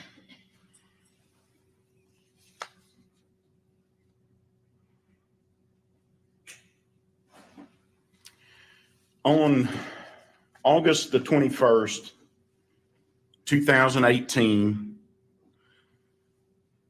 you received a tip on the Dixon County Sheriff's Office Facebook page regarding someone who had confessed to the killing of Joe Clyde, didn't you? Yes, sir. And you investigated that, didn't you? I forwarded it to Agent Joe Craig, Chief Okay. Agent Joe Craig. And it was determined that that confession was not credible, right? Correct. And that's because the individual who made the confession had mental illness, right? I think so.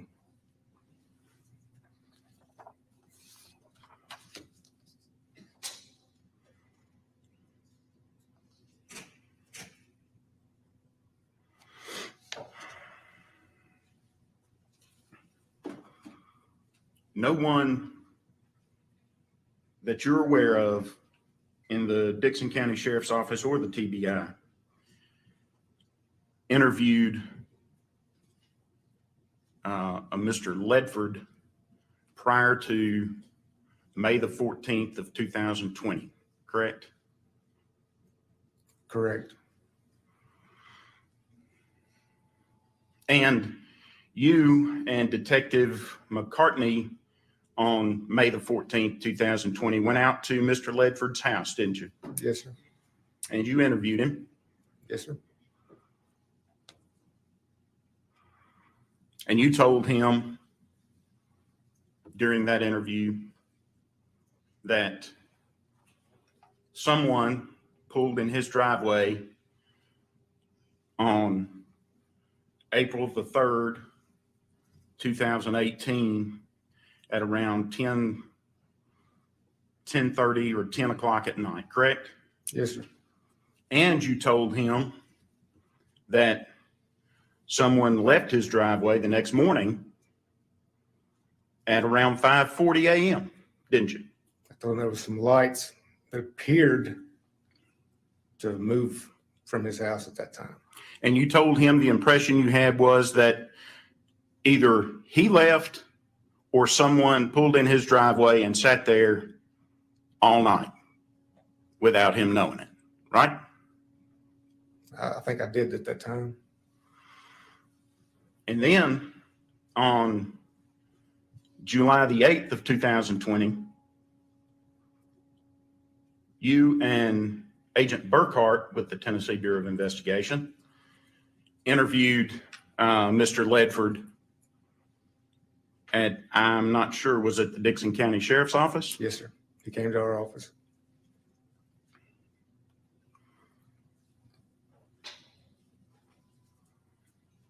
And he explained to you that, well, he lived next door to their house. Mhm.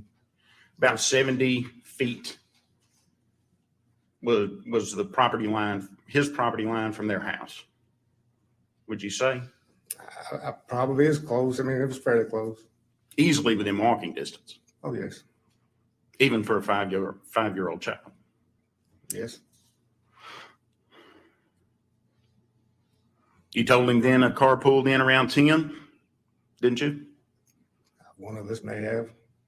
You said the lights went off on the car after that, Probably. and then an interior light came on. Looked like it. And then nothing. And then the car left at 5:40 in the morning. That's what you told him, right? I didn't tell him the car left. The lights left. You said Because we can't see the car. you believed someone left at that time, right? At that time, that's what I believed. Okay.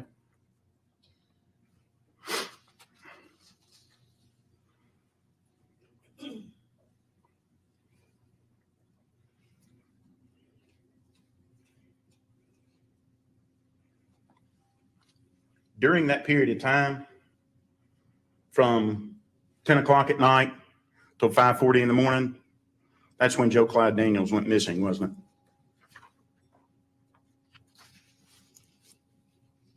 I mean, we were notified at 6:22 a.m. on the 4th.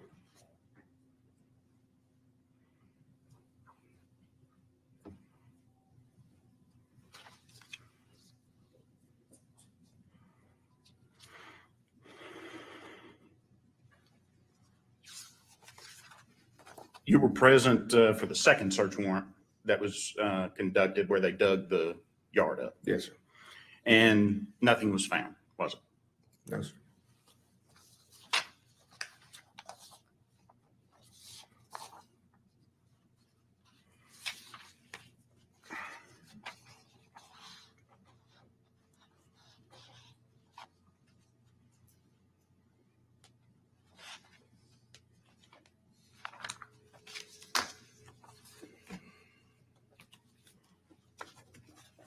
May I have a moment? You may. I'll pass you with Detective, after further investigation and thorough review of the Pruitt Springs video, did a car leave Mr. Ledford's driveway? No, sir. Thank you. And Mr. Taylor asked several questions about the morning of April 4th and a pond being drained, and that a lot of people were concerned about the pond being drained, and that the family may be talking about their fear or concern that Joe Clyde would be in the pond. Did the defendant go watch the pond being drained? Not to my knowledge. At least I don't remember. He wasn't home, was he?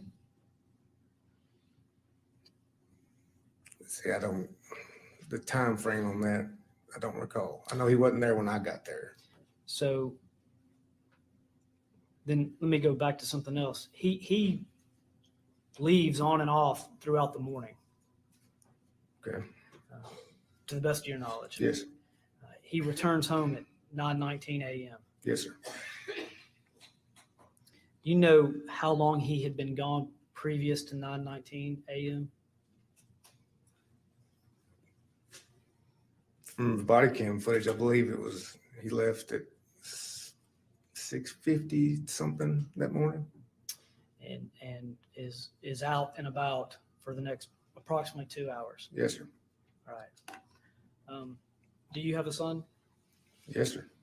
If you thought your son was locked in your own trunk and you're driving around for 2 hours, would you stop at some point and check your trunk? Yes, sir. Or would you wait until noon to ask law enforcement to check it? I would have checked it immediately as soon as I thought of it. Thank you. Reed Ross? Thank you, Detective. You may step down. You were released from your subpoena, I believe. Is that correct? Right. Yes. They may call your next witness. Robbins.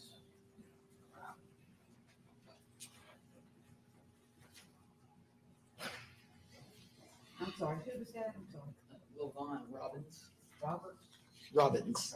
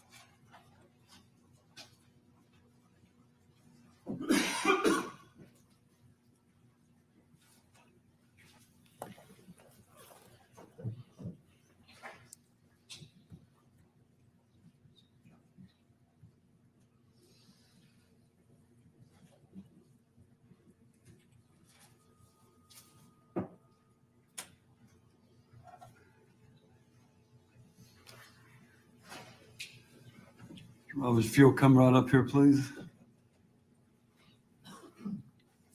You'll come around, raise your right hand and face our clerk to be placed under oath. Do you solemnly swear affirm the testimony you give in this case be the truth, the whole truth, nothing but the truth, so help you God? Yes, ma'am. Morning. Good morning. Would you you state- pull that chair up there closer and try to speak loudly enough into that microphone that we can all hear you, okay? Okay. Would you state your name, please, ma'am? Levon Chapman Robbins, And how do you spell your first name? LAV is in Victor, ONE. All right, thank you. And back in 2018, where were you employed? Loves travel stop on Highway 48 South, Dixon, All right. And what shift did you work? midnights. About what time would you arrive and leave? I generally would get there 10:30, 10:45. And a lot of times we weren't relieved on time, so it varied. Okay, what time are you supposed to get off? I believe 7. Okay, so 10:30, 11 to 7. Yes. All right. Did you have a regular break time, do you recall? I wouldn't say regular, no, Okay, but we did get a break. okay. And do you remember the night of April the 4th and the morning of April the 5th of 2018? I do. And were you working during that period? Yes, sir. All right, I'm going to show you a clip that's been previously marked in exhibit. And you see the timestamp in the bottom, it's about 2:45. I don't see it, but I'm not tall enough. I see it.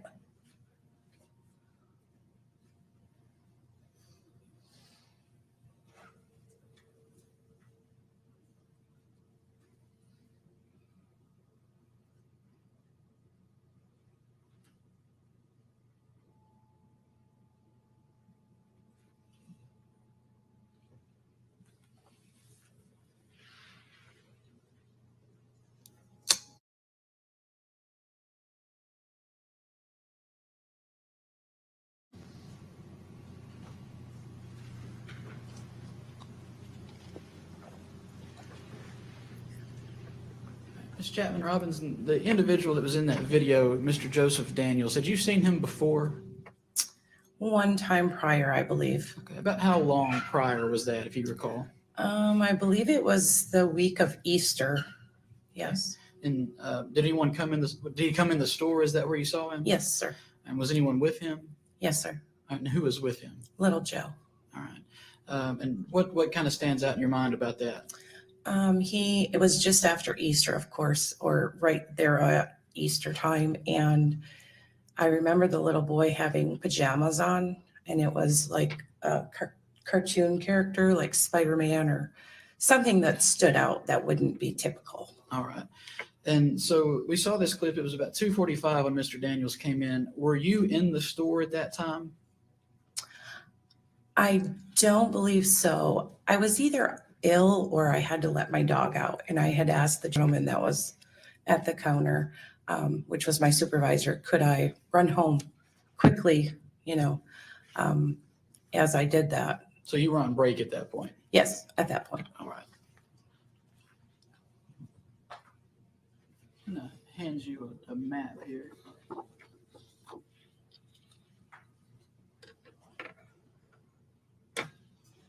So, Ms. Chapman Robbins, we have up here 1112 Garner Street, and down here is Love's Truck Stop. Is that where you were employed at Love's Truck Stop? Yes, sir. And is this the same map that you're holding in your hand here? Yes, sir. And what road is this right here that connects Garner Street to 48? Harris Road? And do you live on that road? Yes, sir. And is that where you went while you were on break? Yes, sir.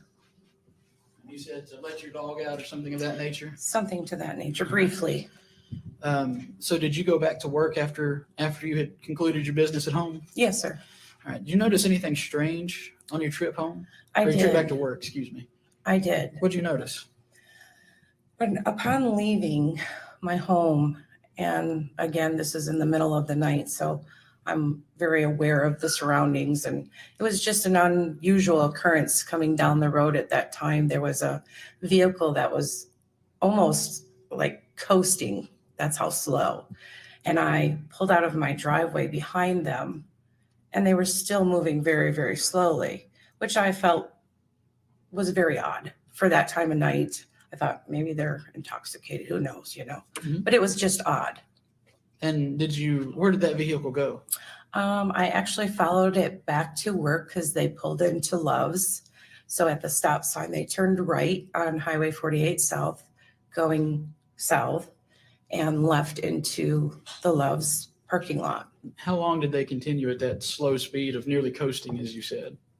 It seemed to pick up regular speed after the stop sign. Yes, sir. After turning. After turning out onto Highway 48? Yes, sir. And Highway 48 is a big, kind of busy road. Is that accurate? Yes, sir. Harris Road's a little bit smaller, not as much traffic. Absolutely. On it. All right. Your Honor, at this point, I'd ask to make that first flip, the next exhibit, and the map to follow, the exhibit after that. This is the video clip. Yes, Your Honor. See 174. Yes, sir. Then I'd ask to make the map exhibit 175, Your Honor. 75. Photo of the map. All right, Ms. Chapman Robbins, when you said the vehicle pulled into Love's. Correct. What did it do? From what I remember, only because it heightened my alert, just instinctively something wasn't right about the situation.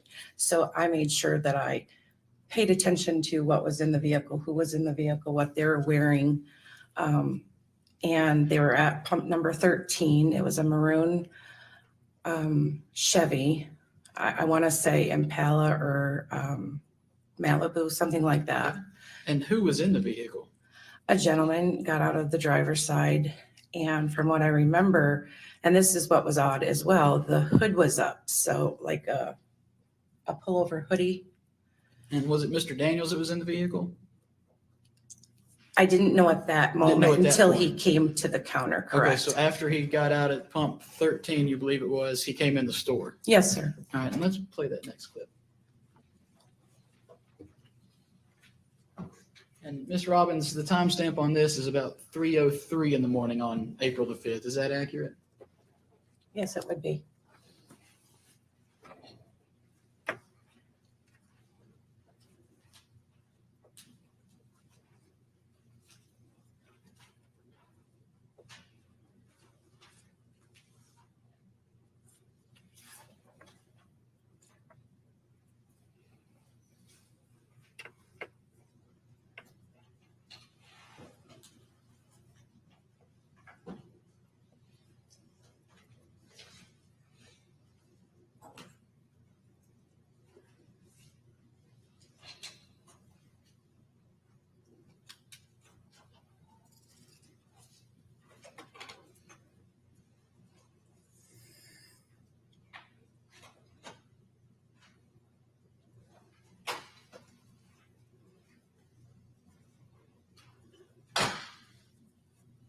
Is that you that we just saw in the bottom left corner there? Yes, sir, it is.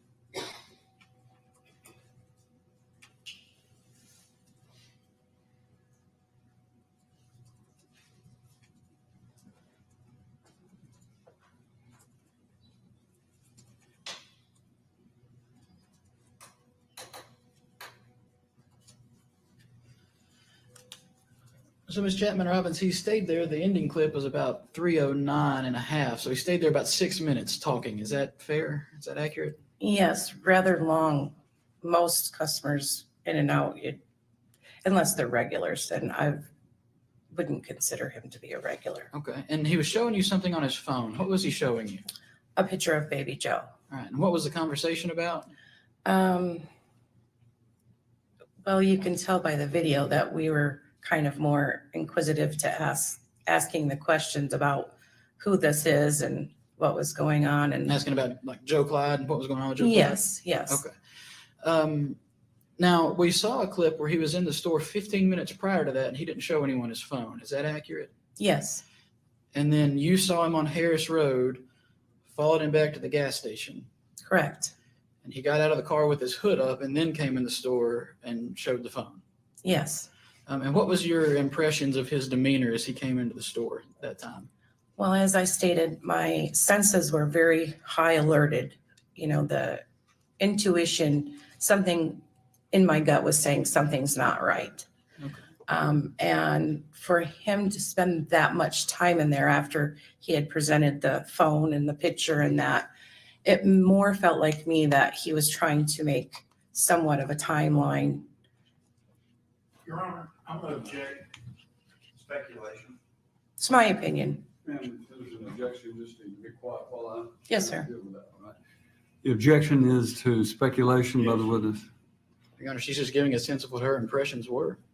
All right, Ms. Robbins, you can testify about what your impressions were, but as far as speculating about what you think was going on, that's, you can testify about what an impression is, about what you saw and how it impressed you, but you cannot speculate about what someone was or was not doing or what their intentions were, if you understand correctly. Yes, I have no idea what the intention were, but that's how it appeared. Sustain the objection. Ladies and gentlemen, this witness will be allowed to testify about what she observed and what the impression it gave her, but as far as her speculating about what someone was doing or what their intentions were would be inappropriate.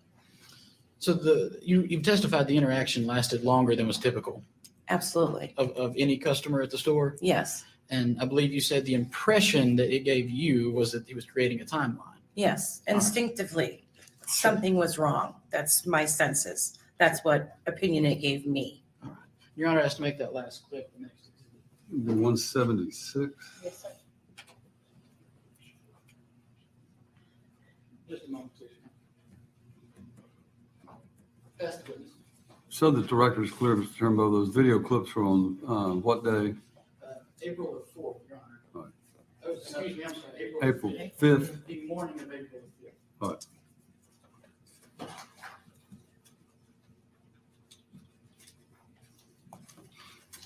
Mr. Taylor?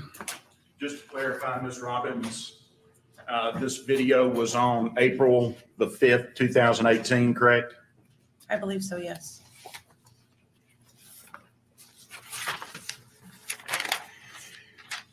You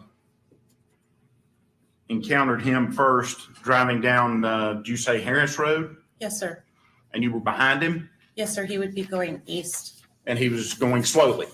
very slowly. And you would expect someone that was looking for a child that had disappeared to be driving slowly down the road if they were looking for a child, wouldn't you? I would have no opinion.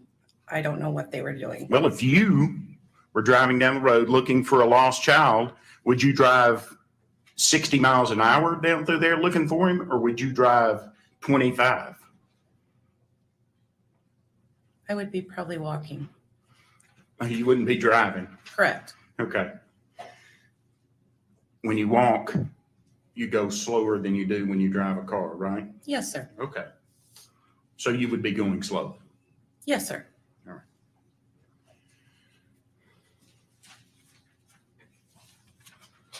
Now, when Mr. Daniels came into the store, you and the other individual, who was that other individual in the? That at the time was the midnight supervisor. Okay. And what was his name? Lee Jarvis. Okay. Jarvis, I'm not sure of the pronunciation. And you talked to him you and Mr. Jervis talked to him for about 6 minutes? Him meaning the defendant? The defendant, yeah. Yes, sir. And you discussed with him the fact that the TBI had been by the store and interviewed you, didn't you?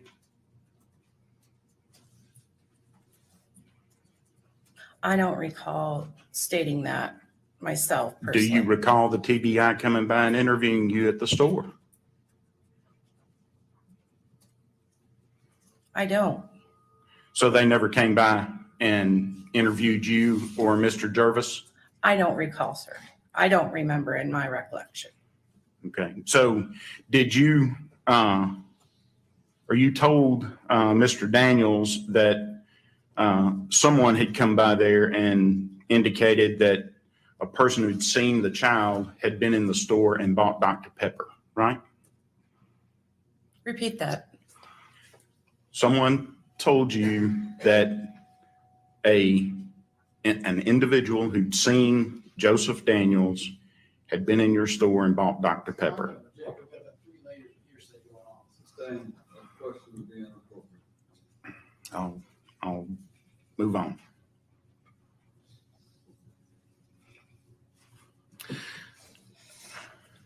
You saw the video here today, didn't you? Yes, sir. This is the first time, yes. Okay. And you could clearly see his hands in that video, couldn't you? Yes, sir. And there was no bruising on his hands, were there? I couldn't determine that. I mean, You couldn't determine it wouldn't that? be my opinion either way. I wasn't looking at his Oh, hands. you weren't looking at his I hands? was looking at his face. Okay. So you never looked at his hands at all? I looked at the phone when he handed the phone. Okay. And so you have no idea one way or the other whether or not he had any bruising or anything on his hands? No, sir. Do you remember giving a statement to a Detective McCartney on 5/1/18? Yes. Okay. May I approach?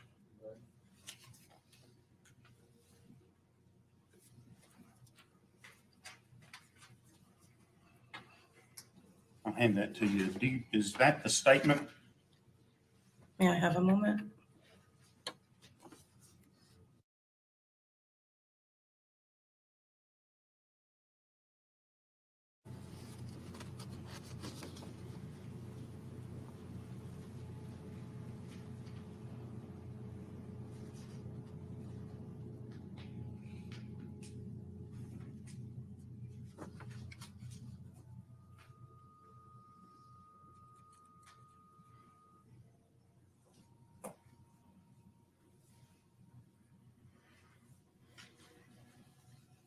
Yes, I believe it is.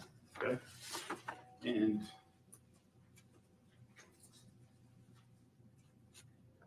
I see. Mhm. Would you read this statement beginning at this word "he" right here and read to the end, to that period? Yes.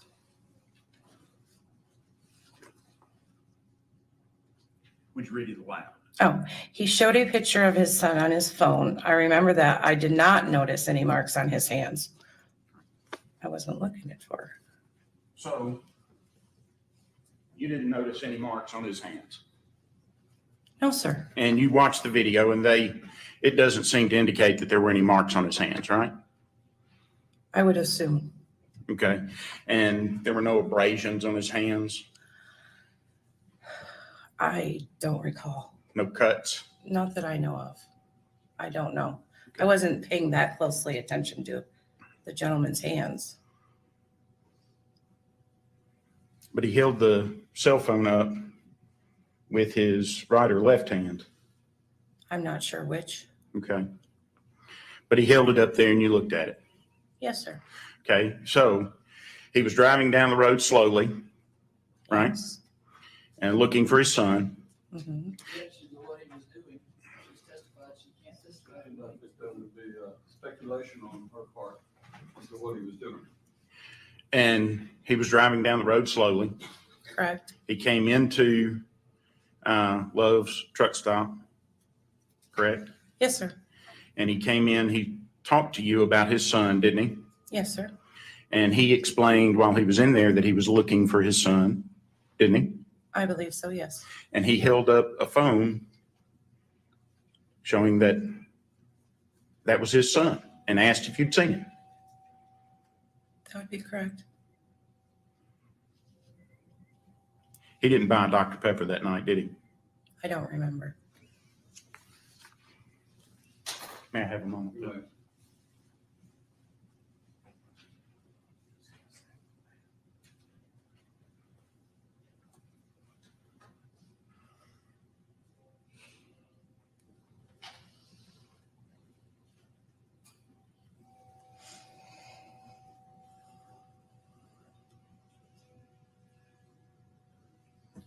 That's all.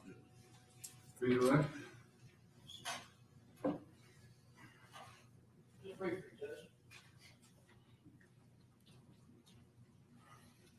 Ms. Chapman Robbins, don't tell me what was said, but did the defendant's father call the store a few minutes after he left?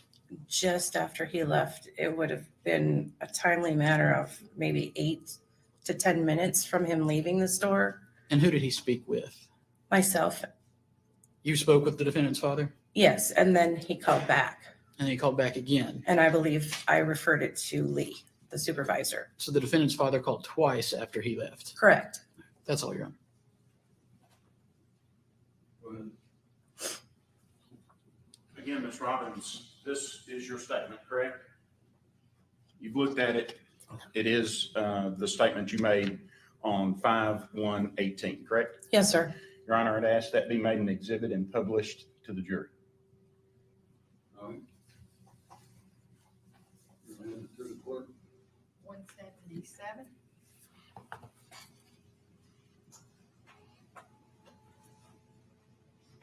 Thank you. Anything further for this witness? No, Your Honor. Thank you, Ms. Robbins. You may step down. You're released from your subpoena, and you may stay or go as you choose. Yes, sir.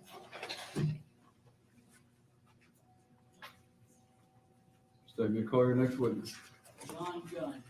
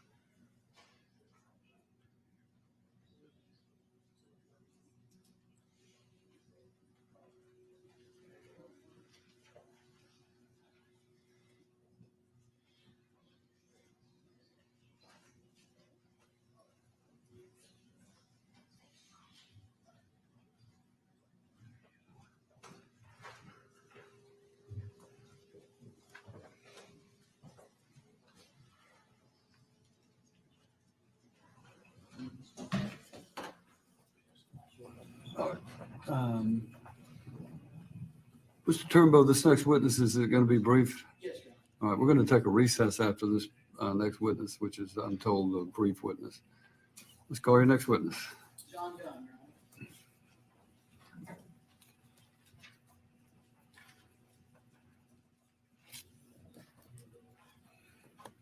Step right up, please.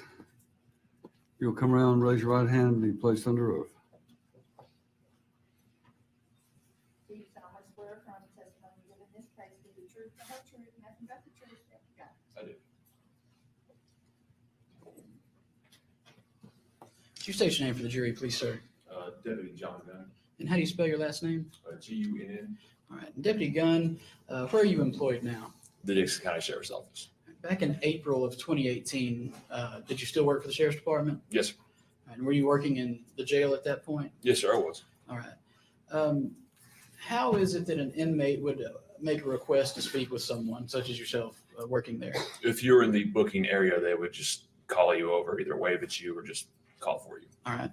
And did Mr. Daniels ask to speak with you the morning or on the morning of April well, let me ask you this. Did he ask to speak with you? Yes, sir. All right. And you recall what morning that was? That was the 6th, I believe. Okay. Now, when he requested to speak with you, what did he ask? Well, he waved me over. All right. And did you go over and speak with him? Yes, sir, I did. Okay. And what did he ask to speak with TBI agents? Yes, sir, he did. So he requested of you to get in contact with TBI to come to the jail. Yes, sir, he did. All right. And did you do that? Yes, sir. And did TBI come to speak with Mr. Daniels? Yes, sir, they did.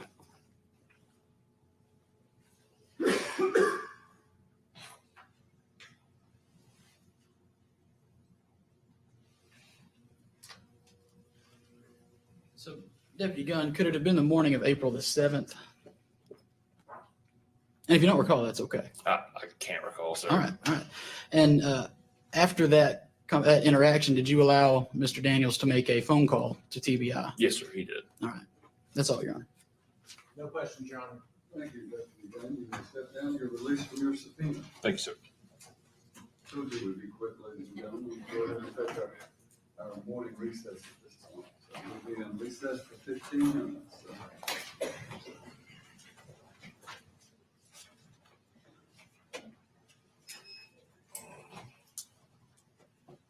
All rise.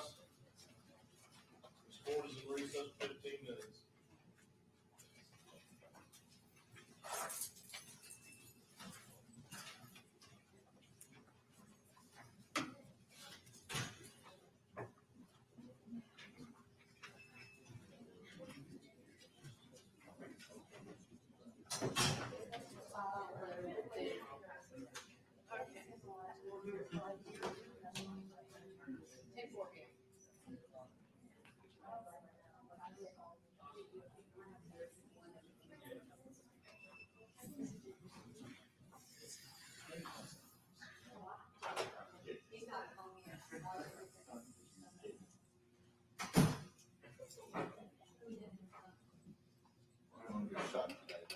You want to get shot today?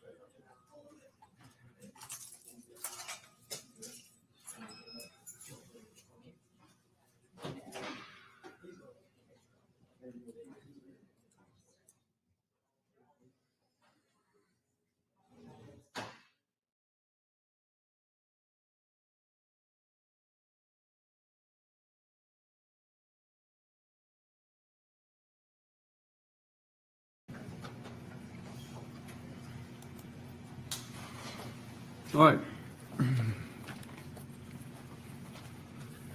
Are we ready for the jury? Bring the jury on.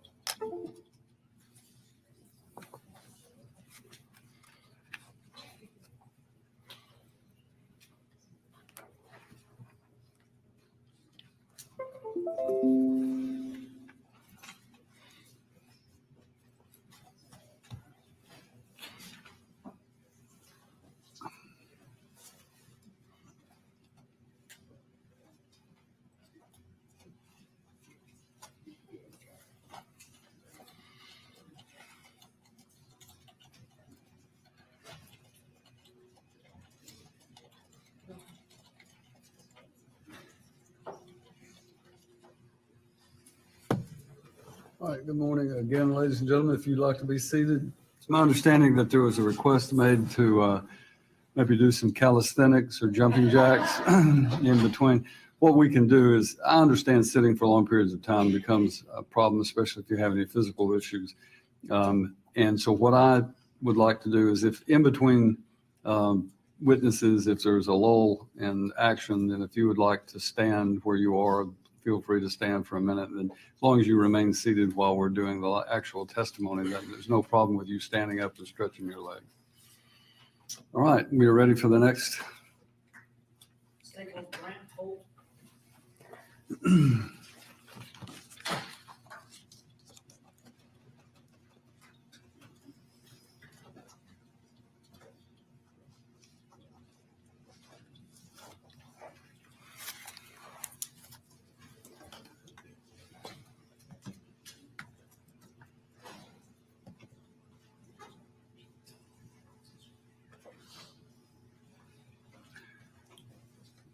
Judge Holt, you'll raise your right hand and be placed under oath.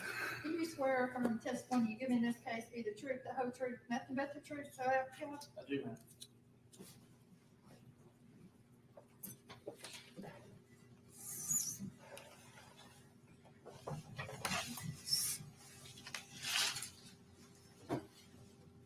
Good morning. Would you state your full name for the record, please? Yes, Brant Holt, Thank you. And spell your first and last name. Brandt,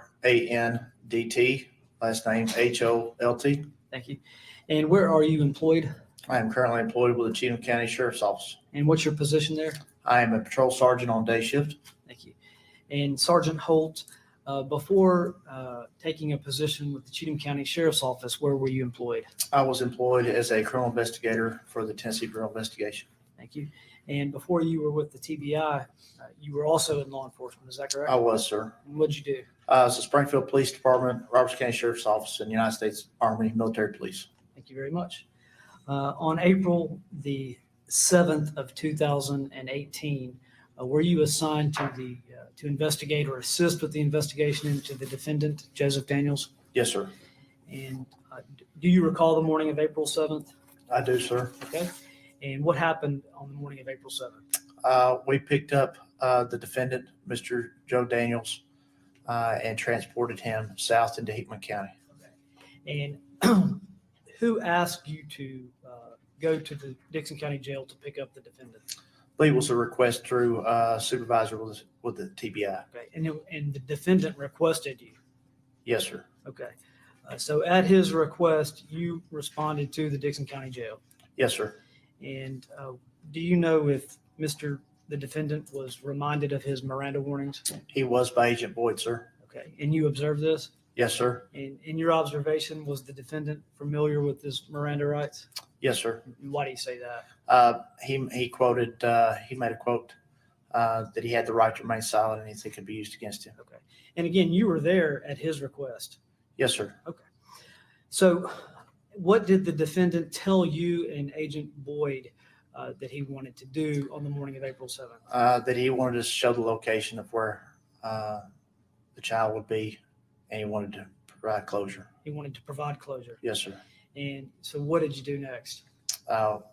Myself and Agent Boyd, we transported him out to the Garners Creek area to 3rd Street where we got some food and some water.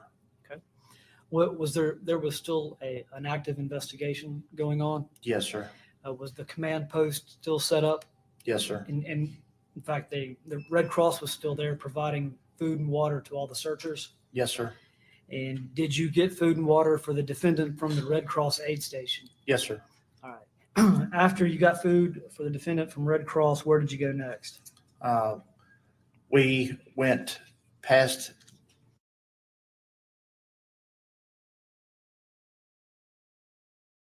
to, I believe it's Harris Road. We turned left onto Harris Road and then went up to Highway 48 where we turned south, traveling towards Hickman County. Okay. And did the defendant give you these directions and locations? Yes, sir. And what did he tell you had happened? That he had taken baby Joe into Hickman County and had dropped the child off of the bridge. And he took him into Hickman County because he loved water. Okay. Did he say how he had transported Joe Clyde Daniels? Yes, sir. He transported him in the trunk of his vehicle. Okay. And did he tell you if he made any stops en route to dump his body off of a bridge? Yes, sir. He stated that he stopped at the Love's truck stop to get a Dr. Pepper using 3 $1 bills. Okay. I mean, he specifically said $1 bills. That is correct, sir. And a Dr. Pepper? Yes, sir. Okay. Did you actually drive over the Interstate 40 into Hickman County? Yes, sir. So Love's truck stop is just north of I-40? Yes, sir. on Highway 48, Yes, sir. and you cross over the interstate Yes, sir. and going south on Highway 48. Yes, sir. And did you go to a bridge? We did, sir. We went to, I believe, 4 bridges, sir. Okay. And what happened as you got to these bridges? As we drove across each bridge, we slowed down and would ask the defendant if this was the location. And the first 2, he proceeded to tell us no. He had described the bridge to have a sign called the Piney, and we wound up stopping at the 3rd bridge because that's the location of the Piney River. There's a sign that says Piney. Okay. What happened there? And if I recall correctly, asked him if this was potentially a location, and in accordance with my investigative report, IR number 16, recalling that he stated that 8 out of 10, and that was placed in quotations, that he was sure that this is the location where he took the child out of the trunk and dropped him over the bridge. Did he say why he would want to drop him off the bridge? And if you need to refer to your report, you can.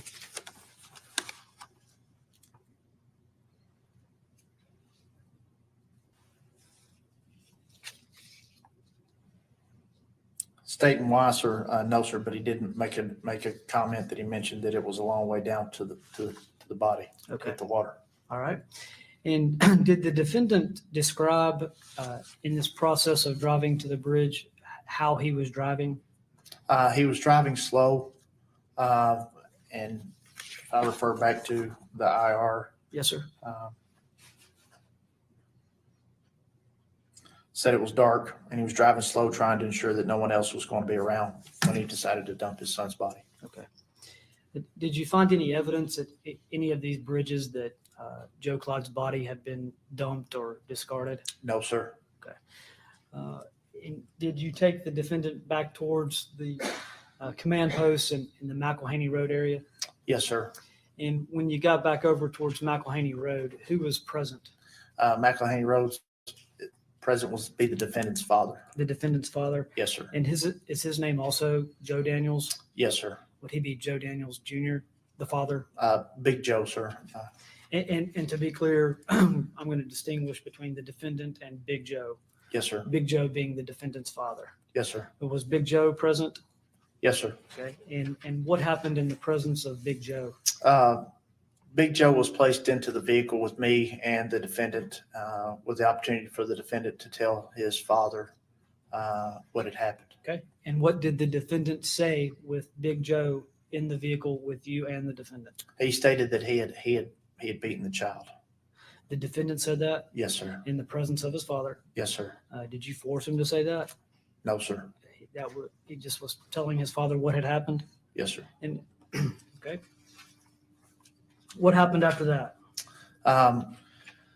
Big Joe, the father, made a mention of Krystal, which then in turn created a pause, and the defendant stopped making statements about beating the child, and then questions started revolving around Krystal's involvement. Okay, thank you. Now, after that interaction with the defendant and his father, did you return the defendant back to the Dixon County Jail? Yes, sir. And did he make additional statements to you and Agent Boyd as you were traveling back to the jail? Yes, sir, that he had lied, and that he couldn't remember where the child was located. Okay. Did he make any more statements as to whether he did in fact kill his son or not? And I'll refer you to the very last paragraph of your IR. Well, yes, sir. Multiple times during the conversations with him, there were the consistencies were that he had beaten the child, that he had placed the child into the trunk of the vehicle, and he did comment that Alex, his other son, had seen this occur and would have to relive this the rest of his life. So you heard the defendant say that Alex had seen it? Yes, sir. And was going to have to relive it the rest of his life? Yes, sir. I'll pass the witness.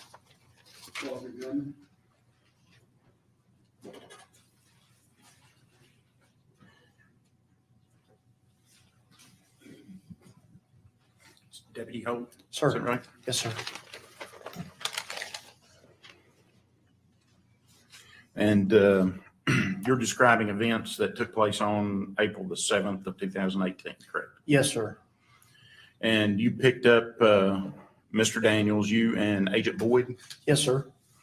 and you were responding to a telephone call that he had made from the jail asking for TBI agents to come down there. Is that correct? I don't know how the actual communication transpired between the defendant, sir, and the Bureau, but I was instructed to go pick him up, sir. Okay. And he, in that telephone call, indicated that someone, a suspect, he'd been made, I'm sorry, I'll rephrase that. He stated that he understood a suspect had purchased a Dr. Pepper at Love's and that he was that person and he wanted y'all to come so he could take you to the child's body, correct? I'm not familiar with those comments, sir. I'm familiar with when I actually made contact with him that he said that he would like to show us where the son would be located. And you obtained video from Love's? I did not, sir. Okay. Have you viewed any of the videos from Love's? I have seen, I believe, one or two videos, sir. If I can recall correctly, I have seen those, sir. All right. And there, none of those videos depicted Mr. Daniels buying a Dr. Pepper at Love's, did they? Not that I can recall, sir. One of those videos depicted Mr. McCormick buying a 12-pack of Dr. Peppers at Love's, right? I'm not familiar with Mr. McCormick, sir. Sorry.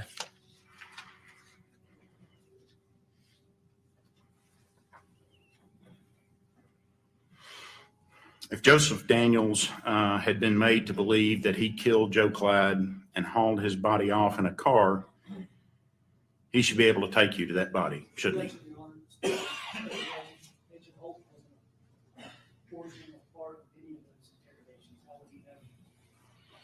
Seems to be that you're asking him a question that's not within his, I mean, I think you can ask him if he had any involvement in that part of the investigation and then rephrase your question, but you got to lay a foundation, otherwise he would be speculating. Sustain the objection.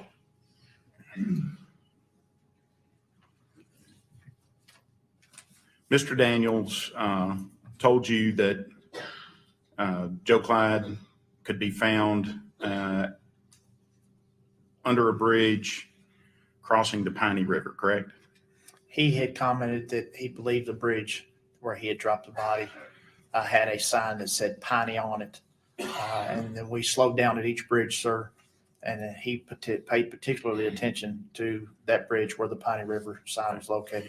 And you slowed down and you looked at each of these bridges? We did, sir. And you searched around them? We stopped particularly at the one that he said 8 out of 10. And then that's when he stated, well, I took the body out of the trunk and threw the body over the bridge from the passenger side. Okay. And how many of those bridges did you stop at? We actually slowed down for all 4 bridges, sir, but mainly the one he said, stop here. We were stopped. That's the one we stopped at, sir. So he took you to 4 bridges. You looked at all 4 of those bridges for Joe Clyde Daniels. I did not personally look for that one. I do know that they were searched, sir. If I recall correctly, in reading the IR's TWRA, Officer Andrew Deaton, I think was one when we stayed with the defendant, sir, and we were traveling back. I believe Mr. Deaton with TWRA and his crew actually went down to that one particular location. And throughout this search, down into Hickman County, you never recovered any evidence, any physical evidence whatsoever? No, sir.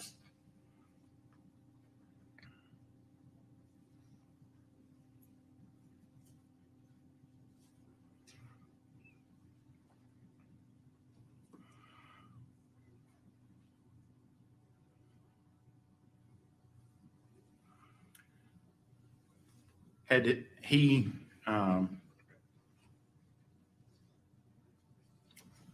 I'll withdraw that, Judge. I'll pass the witness. Redirect. Thank you, Officer Holt.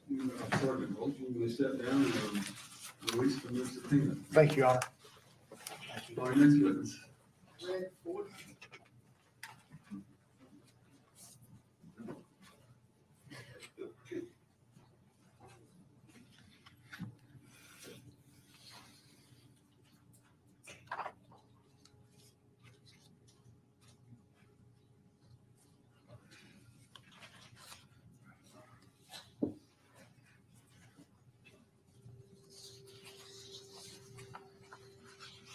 gentlemen, I have a smartwatch that my children got me, and it sends me these messages about it's time to stand up occasionally. I don't know, kind of and unfortunately, I have to ignore it more often than not when it goes off while I'm on the bench. But I understand your feeling. It's terrible when your watches are smarter than you are, isn't it?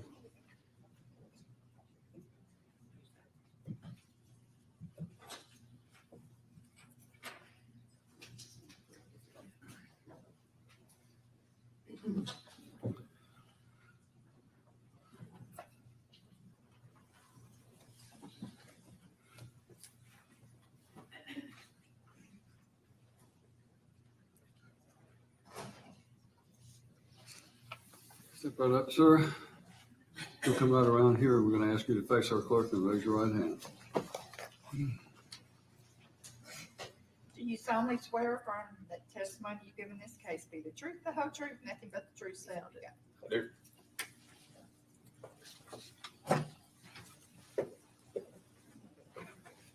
I'm going to ask you to speak loudly into that microphone so everyone can hear it, all right? Yes, sir. Good morning, sir. Would you state your name for the jury, please? Greg Fort, And how do you spell it? GREGGFORT. All right. And where are you employed? I'm employed at the Tennessee Bureau of Investigation Crime Lab in Nashville. Okay. And what do you do with the crime lab? I am currently in the firearms and tool mark identification unit. On April the 7th of 2018, were you still employed at the TBI crime lab? I was, yes. And were you employed in a different capacity there at that time? At that time, I worked in the forensic biology unit, and I did then, and I still do work for the VCRT.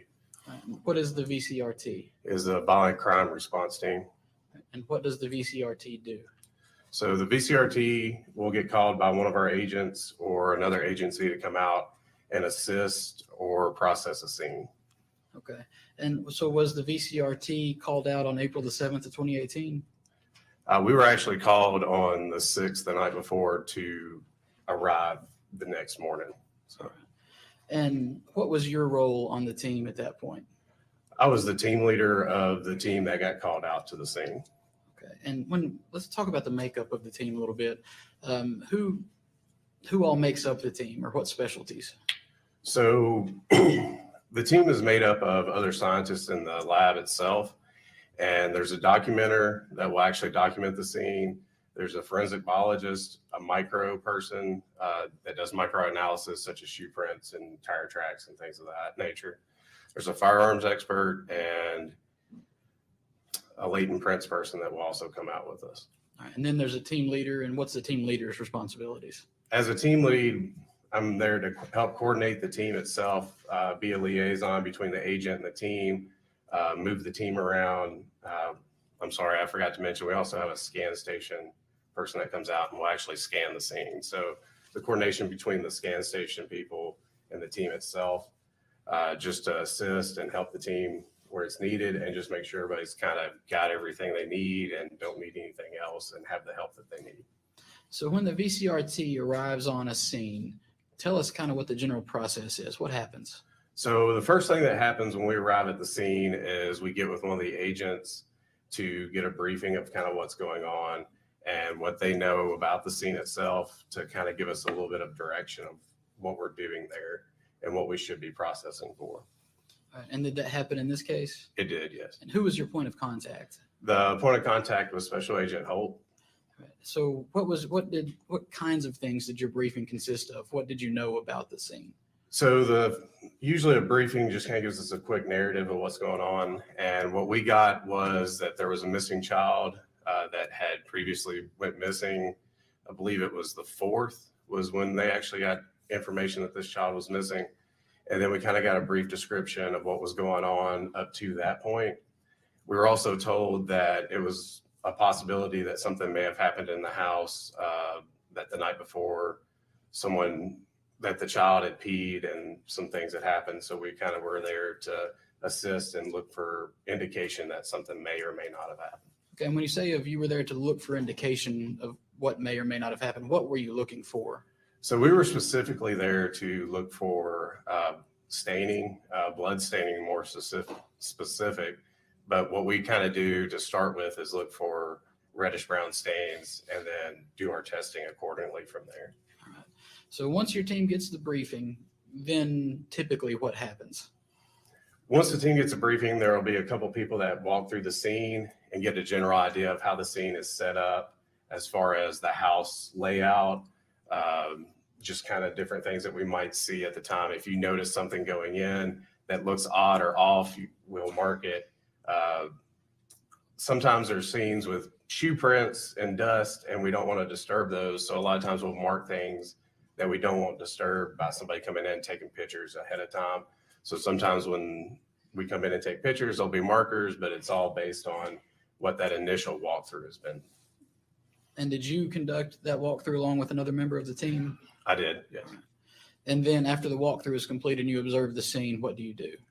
So once the walkthrough is completed, we'll come back out and brief the rest of the team of what we've either found or where to go from there as far as processing the scene itself. All right. I'm going to show you a picture here.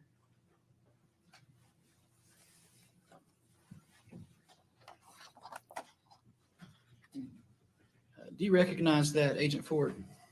It appears to be a diagram of the scene. Okay. And you said you did a walkthrough of the house. Is this the house, or at least the layout of the house as you recall it? Yes. So let me walk over here. What door did the team make entry through? So we actually came in.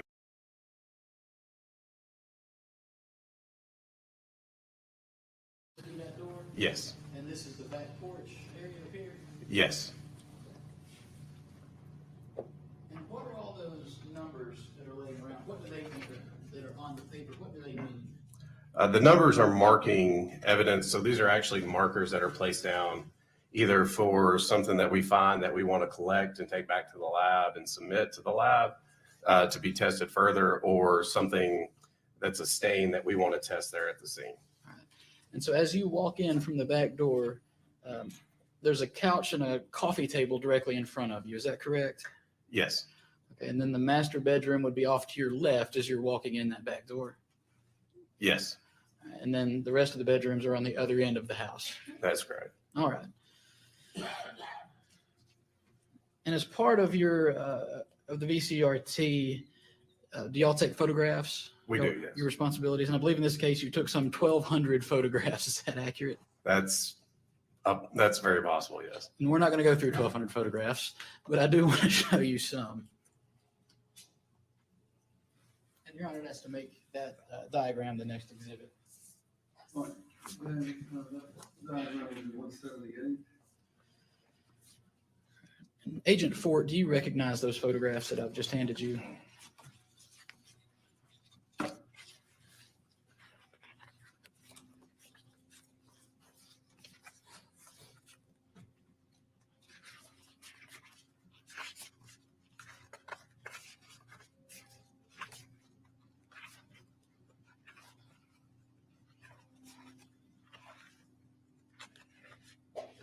These all appear to be pictures that were taken there at the scene by the VCRT. All right. If we could go to the next photo there. So Agent Fort, on the left side, is that the front of the house that we are seeing? On the left, yes. All right. And do you have any recall of what this area right here is? No, I believe it's part of landscaping or just the general area of the front of the house. And is this the back porch that the thing went up and went in the back door? Yes. Let's make that the next exhibit, Your Honor. Are you going to mark each one of these individually? Yes, Your Honor. It'll be 179. And Agent Fort, where was this blanket? Was it located on the back of the house? Yes, it was located, when I actually said 23 was next to the door on the diagram, that's actually marker number 23. This was a comforter that was sitting in a chair right next to the back door on the back porch area. So there was a comforter that was on the chair. It was a comforter and a pillow, both. So All right. And what was the marker there representing? that was just to mark those items to be collected. All right. And then the picture on the right, is that the door that the team made entry through? Yes. And what is there on the left as you're walking in the door? It was like a wagon with some toys and stuff on it. All right. Does that toy box and wagon and does that block part of the entryway as you're walking into the door? Partially, yes. All right. Has to make that the next exhibit, Your Honor.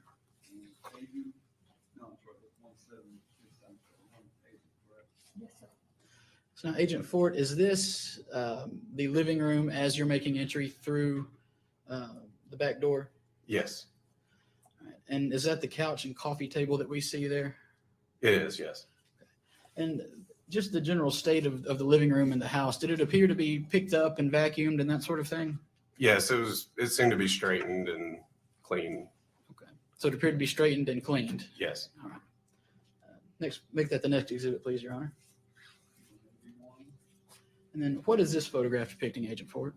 A stain that was on the wall All right. by the doorway. So Did that stain turn out to be anything significant? it did not. No. All right. The next exhibit, please, Your Honor. All right. And is this the mantle that was above the fireplace in the living room? It is, yes. So if you're sitting on the couch that we saw previously, would you be looking at this mantle? Yeah, it would be across the room. Be from across you the at that room. point. So this is to your right as you're coming in the back door. Correct. The next exhibit, please, Your Honor. And Agent Ford, are these toys that is below that mantle that we were just speaking about? Yes, there was a pile kind of like below the mantle to the right, and then kind of in that corner between this other chair and. Okay, so there's two piles of toys. Yes. One over by the door, and then this pile that was to the left of the mantle. Yes. All right. The next exhibit, please, Your Honor. All right. Now, Agent Ford, this is the living room as we've described it. Tell us about that. Or what's in front of the door? It was like a hutch style cabinet that was sitting in front of the door. And is that the front door to the residence? That is, yes. All right. And is there two pieces to that hutch? Yes, there were. And in that picture, are the two pieces kind of as the top off the bottom? Yes. And did your team do that, or was it that way when you walked in? It was that way when we arrived at the So scene. this is just as the scene was when you got there. Yes, these are pictures indicating how it was when we were there. Move that as the next exhibit, please. And Agent Fort, were there numerous stains on the floor? Yes. All right, and on the carpet in the living room? Yes.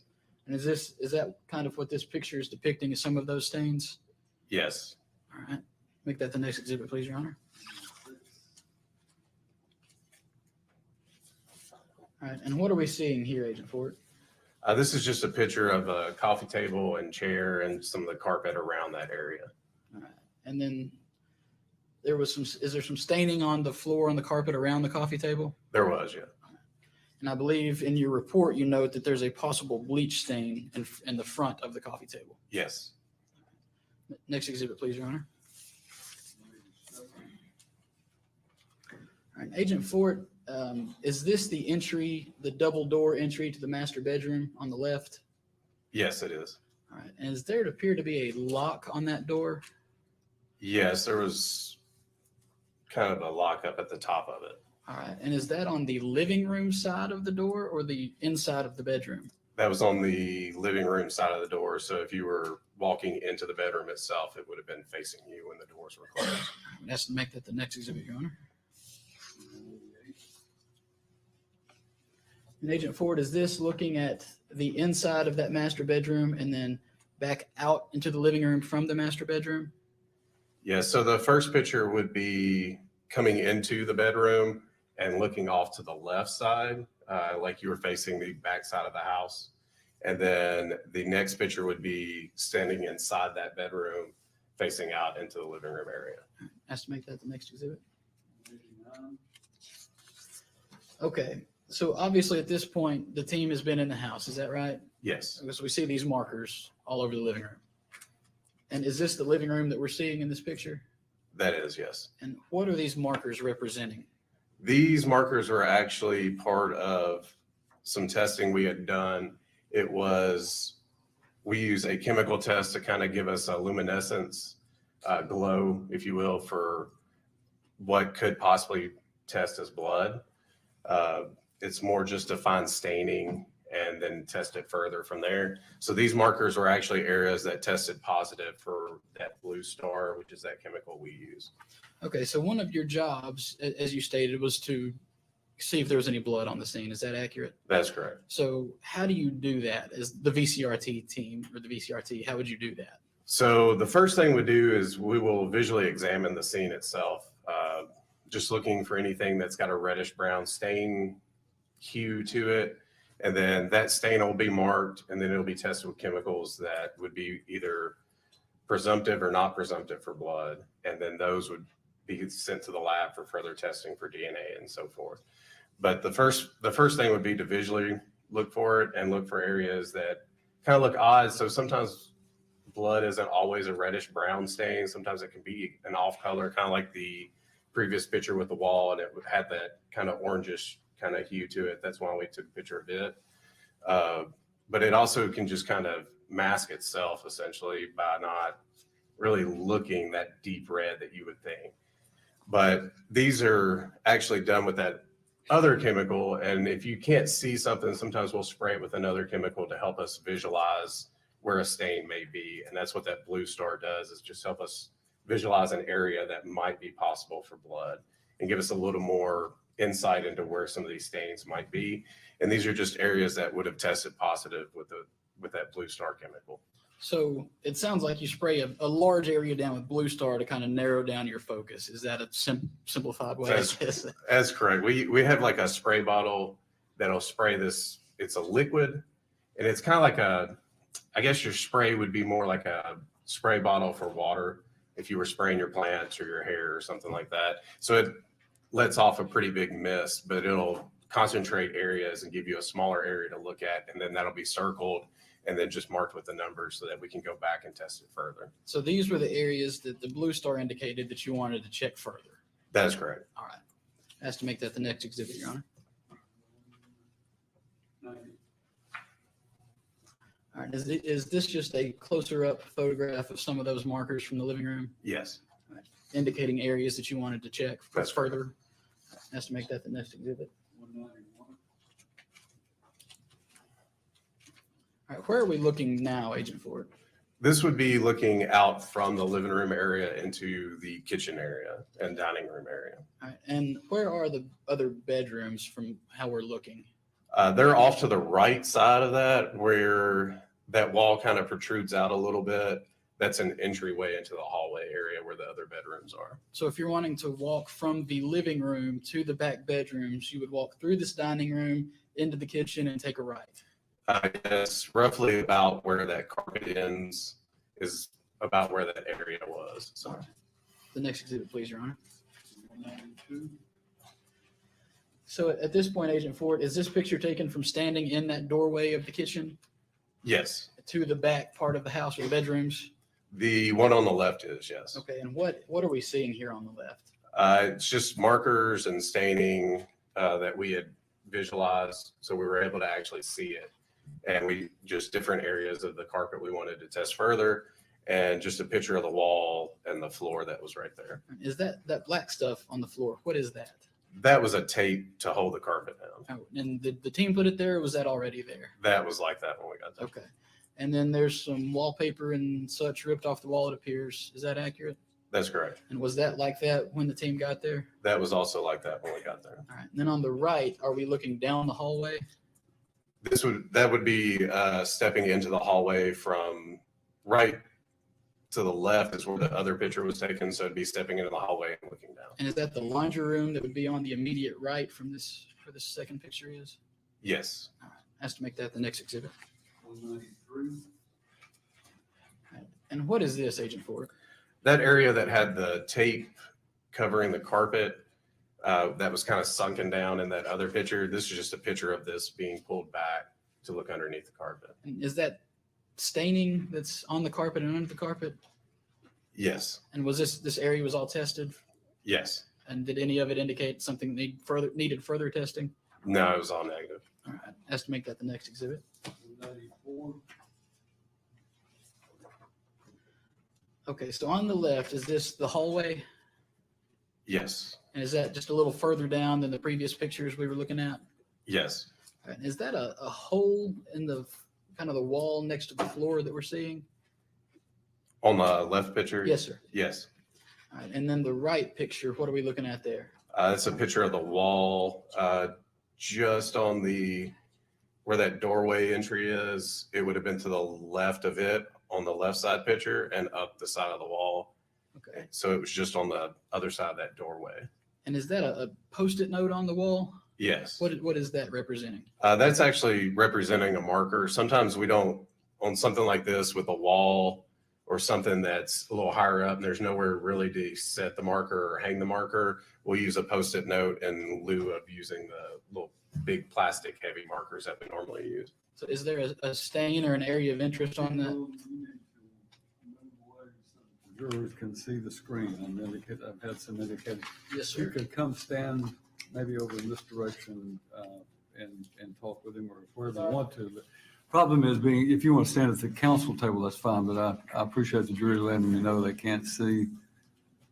We have a great courtroom. One of the disadvantages is the podium is large enough and someone standing there makes it difficult for the jurors to all see. Thank you. All right, so Agent Ford, is that Post-it note there, you said that was representing a marker? Correct. And is there a stain or an area of interest on the wall? Yes, there was just a little bit of staining there on the wall. Let's make that the next exhibit. Agent Ford, so we are now obviously outside the house. Is this to the back of the house? Yes, this would have been in the backyard of the house, yes. And this shed here, was it locked with that rock in front of the door when the team got there?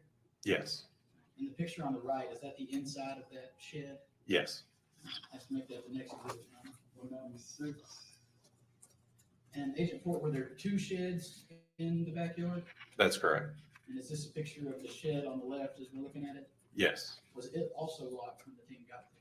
yes, And is that the inside of it on the right? yes. The next exhibit, please, Your Honor. 197. Agent Ford, what kind of vehicles were on scene when the team got there? There was a tractor trailer truck and an Impala and an F-150 that were on the scene. And the Impala, is that the silver vehicle that we're seeing there? Yes, the other vehicle was a VCRT vehicle. So there was not a red car there when the team got there. There was not, no. So this is the silver Impala and the trunk of it. That is correct. Let's make that the next exhibit now. And is this the F-150 that you spoke of, Agent Ford? Yes, And was it inspected also? it was, yes. The next exhibit, please.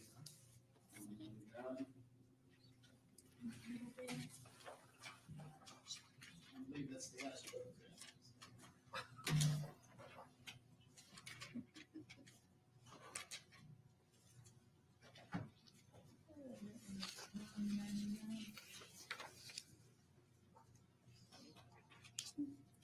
So Agent Ford, after you go to a scene, do you document your findings? We do, yes. And did you do that in this case? Yes, And if any team member or lab person tests anything, would they also document their findings in a report? yes.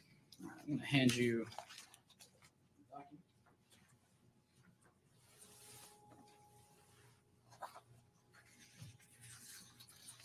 What is that I've handed you, Agent Ford? It appears to be a copy of the official crime scene report. And it is 3 pages long. Yes, Just looking at the first page, and as you said, you were the team leader on this. Is that correct? that's correct. Do you list all the members of the team and their specialties on the first page? Yes, And then what is below that? It says evidence collected on scene. those are actually items that we collected from the scene and took back with us to the lab and submitted to the lab for further testing. Okay, and then testing can be requested on those items, or y'all can do testing if it's something that you think needs to be done. Is that accurate? That's correct. Okay, and then going to the second page. So here we start talking about the chemical spray Blue Star that you were speaking of earlier. Is that right? That's correct. So you note the front bedroom, living room, and the hallway. Were all those areas tested with Blue Star? Correct.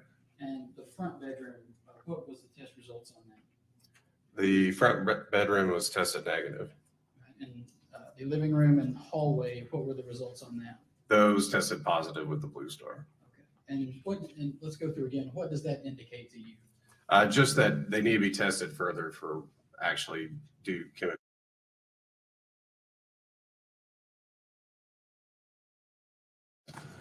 And what does that do?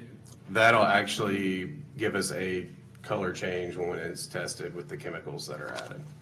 So all the areas of interest that we talked about earlier, the markers and it appears some other areas were tested with the TMB and P?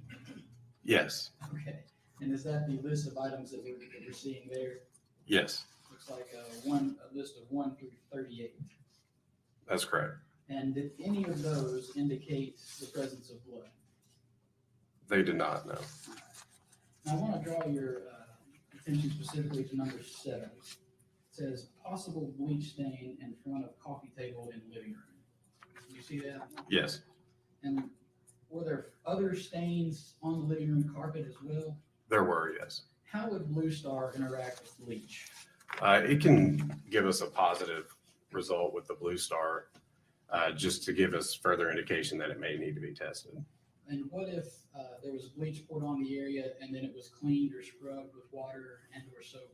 Something of that nature. It's possible that it diluted things out and made it where it didn't react with either testing. Okay. And does bleach, would it react with the TMB and P test? The bleach itself should not, but if it had blood in it, it should react. Okay. So if this is a bleach stain covering blood, what would the bleach do to the blood? The bleach, depending on how long it's there and how well it's put on or how concentrated this is, it may degrade the blood and possibly just completely get rid of anything that would be testable and give us a positive testing. So is there any way to tell exactly how long that stain had been there or the amount of time it would take to where blood wouldn't react? No, there's not. And was there a carpet that was cut up and looked under in the living room?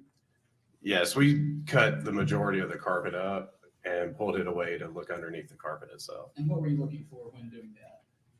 We were looking more specifically for some staining that may have been seeped through the carpet and not shown on the top of the carpet. So we were really kind of looking for concentrated areas of staining underneath that carpet also. And did you see any staining of that nature? We did not know. And if there was a small amount of blood, say from drops from a nosebleed or a cut, could the area you said of possible bleach easily have covered that up? Yes, it probably would not have seeped through the carpet. You're going to estimate that is report the next exhibit. 200.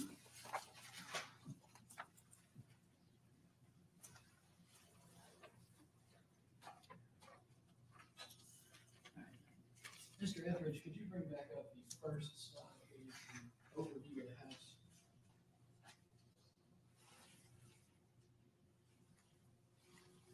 So Agent Ford, this is the layout of the house. We've talked about a front door that faces the road, the back door that your team made entry into. Was there also another door to the residence? There was, yes. And where was that door? That was actually in the laundry room. You can see on the back side of the house that door swinging out. So is that right here? Yes, And did you and your team go in and out that door? we did, yes. Tell us about opening that door. Was it easy to open? Did you have difficulty opening it? It wasn't easy to open it. It kind of stuck when you went to open it up. So the first time you went to open the door, it was stuck and harder to open? Yes. Is that the door that you all went in and out mostly? It depended on what kind of testing was going on in the living room. So we did go in and out of it pretty regularly, just as much as we would of the back door also. When you first opened it, you said that door was harder to open. It was kind of stuck. Yes.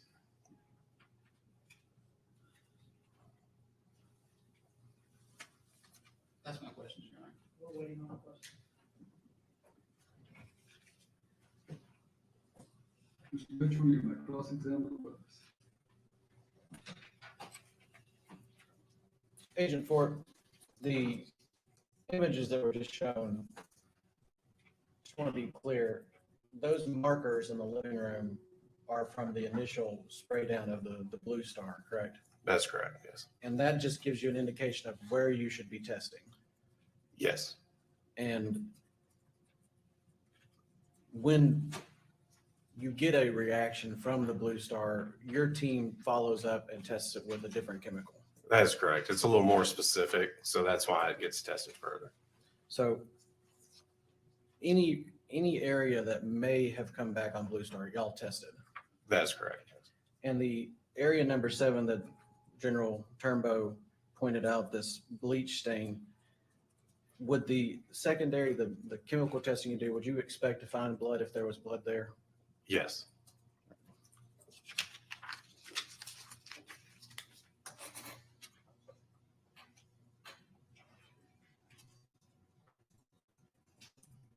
Ladies and gentlemen, please step across the hall. Give you an opportunity to stretch your legs.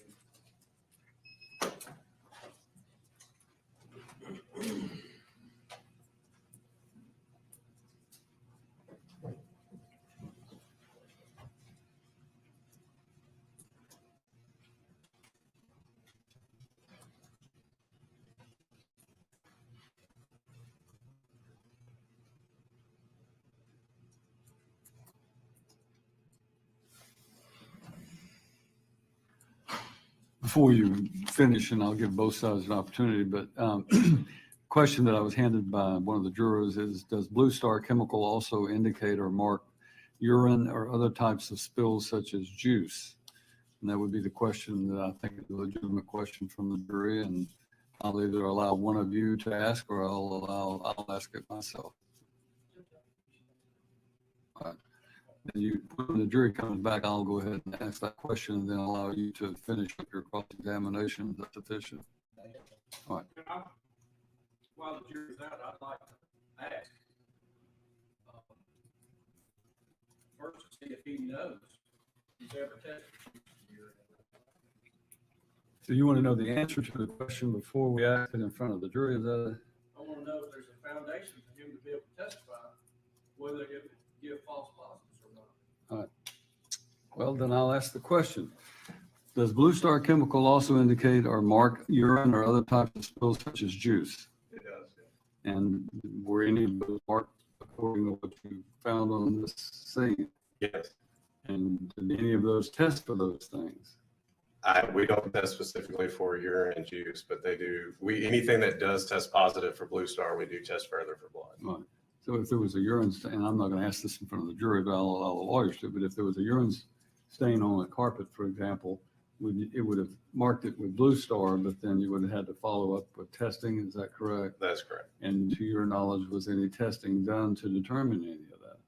As far as to determine if it was urine or not? Yes. No. All right.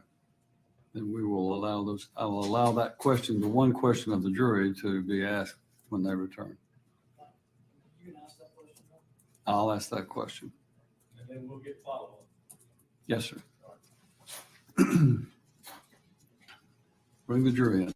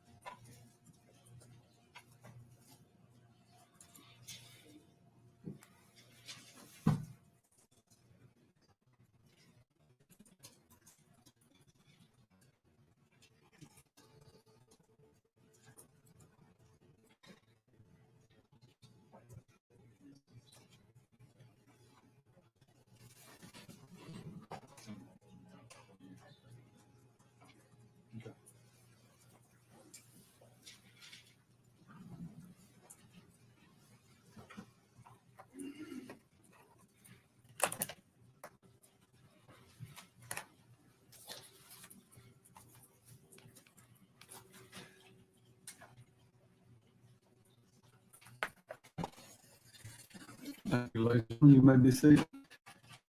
And in your absence, I considered one of the questions I was handed by the jurors, and I'm going to go ahead and, by agreement of the parties, I'll be the one to ask it of the witness. Does Blue Star Chemical also indicate or mark urine and other types of spills such as juice? It's possible that it will react with those things. All right. Mr. Mitchell? I'll follow up on that. You may. When it comes back positive like that, do y'all test for anything other than blood? With reaction to Blue Star or Correct. just in general? If there's a reaction to Blue Star, are you testing it for anything other than blood? No, Are you testing it for bleach? we are not, no. When number 7 says it's a possibly bleached area, do you know if it was bleached?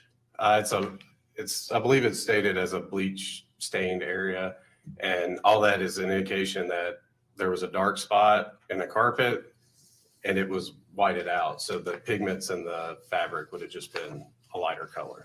But even if there was blood there and then bleach was put on it, you would still anticipate to see the blood. If it did not degrade it to the point that we couldn't test it, yes.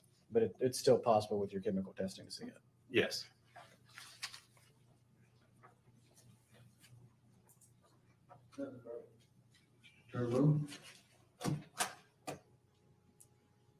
Agent Fort, with these areas tested positive with Blue Star, was there a way on scene to test for urine? There was not, no. And does the TBI do that? The TBI does not, no. Okay. And then, as you said, with the bleach in the blood, bleach could possibly or could not possibly degrade blood to the point where it wouldn't interact with your other test. That's correct. That's all, Your Honor. Anything further? No, Your Honor. Thank you, sir. You may step down. Go to your next witness. Judge, I'm happy to report that we're running early this morning and have finished ahead of schedule. We 1 o'clock, and we have a series of witnesses that are arriving at 1 o'clock. All right, ladies and gentlemen, you may have gathered there are a number of these witnesses that are coming from other locations. Sometimes they're coming from other courts that they've had to be in. So we try to time it to where instead of having a room full of people sitting there cooling their heels for 2 or 3 days, we try to let them be staggered in. So right now, we've moved so quickly this morning that we have finished all of the witnesses that we had this morning. So you're going to have a little bit of a longer lunch hour. We'll be in recess for lunch until 1 o'clock. All right, thank you. Let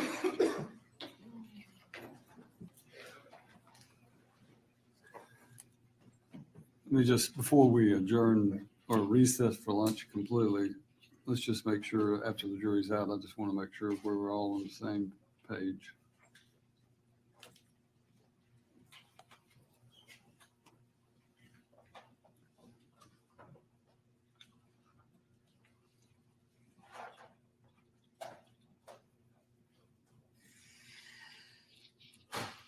All right. You said you had a series of witnesses for this afternoon. All right. And we still looking at, just for general principles, are we still looking at you finishing your proof tomorrow, or do you know? I think we will, Judge. I mean, I can't anticipate cross-examination length. We have 6 witnesses this afternoon. 6 left? This Okay. afternoon. We have witnesses, as I reported, coming in from out of town that will arrive in Nashville at 9 a.m. But we have 2 witnesses that will be here at 8 o'clock tomorrow morning to testify. Those 2 witnesses, the out-of-town witnesses. That's fine.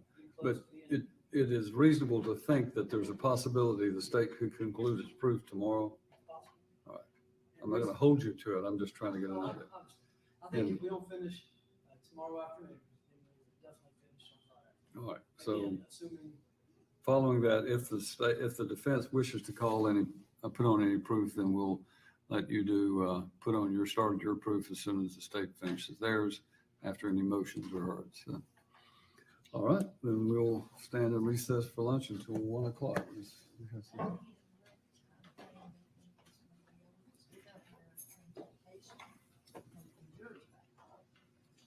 Well, Ms. Lewis was just pointing out that we have to have a rough time frame for finishing the trial so that the jurors could be transported back to their home in Hamilton County once we're finished.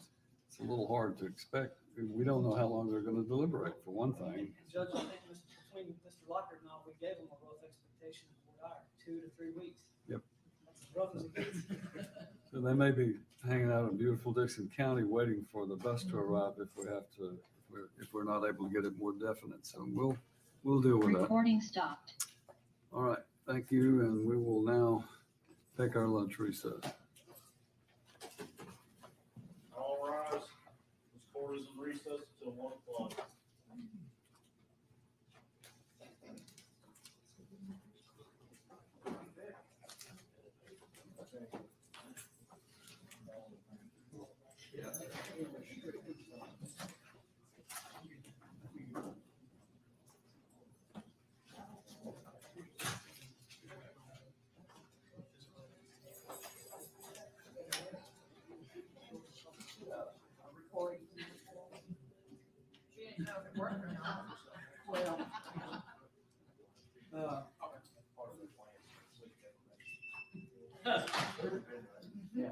I don't know what to say about that.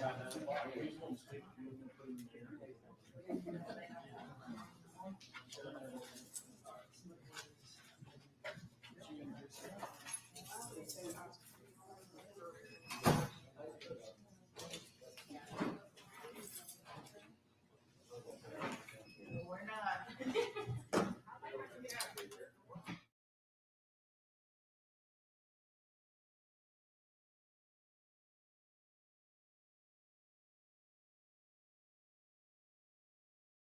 Include shoe print comparisons, fiber comparisons, glass comparisons, physical comparisons, gunshot residue. It's when you're trying to take a trace amount of something and compare it back to a known standard. Thank you. And what background and training do you have to become a microanalysis? Well, I have a Bachelor of Science degree in the major of chemistry from the University of Tennessee at Martin. And then when I was employed with TBI back in October of 1988, I correctly completed a 2-year training program in the areas of shoe print comparison, fiber comparison, and physical comparisons. And during that time, I read various articles, gave presentations, and learned how to process evidence under the direct supervision of other court-qualified forensic scientists. Then I correctly completed competency tests in these areas and mock trials in these areas. And I was also a member of a vehicle violent crime response team. Thank you. And Ms. Littlejohn, have you been previously qualified as an expert in the field of microanalysis in the courts of Tennessee? I have. And how many times have you testified as an expert? Over 150 times. Over 150 times. Thank you. And Your Honor, I would tender Ms. Littlejohn as an expert in the field of microanalysis. Questions from the defense? No objection, Your Honor. Thank you. Ms. Littlejohn will be qualified as an expert in the field of microanalysis. And Ms. Littlejohn, on or about April 6th of 2018, some point in April, did you process a red Chevrolet Impala? I did. And I'm going to direct your attention to the screen for just a moment. But before I do that, I'm going to ask you if you can identify these photographs. Just take a second and look through them yourself and discuss them. Recording in progress.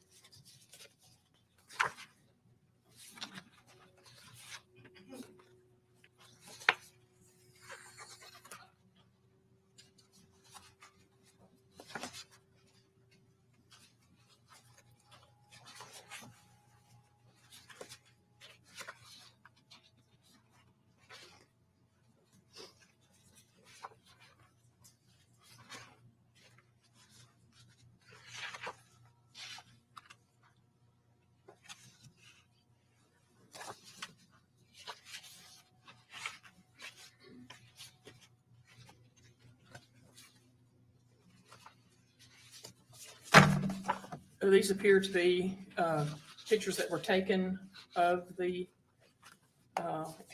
Chevrolet Impala. I don't think they're necessarily pictures that I took, but I can tell that they coincide with some that I took. And they're within your file. They look to be enlarged of your thumbprints. Yes, some of them, but some of them look like they're different angles possibly that another person might have taken. Okay. And so in April of 2018, and I'll draw your attention to the screen, is this the red Impala or maroon Impala that you examined? Yes, And is this photograph what we see on the screen? yes, it appears to be. All right, I'll move that as the next exhibit. 201. And this next photo, can you identify that?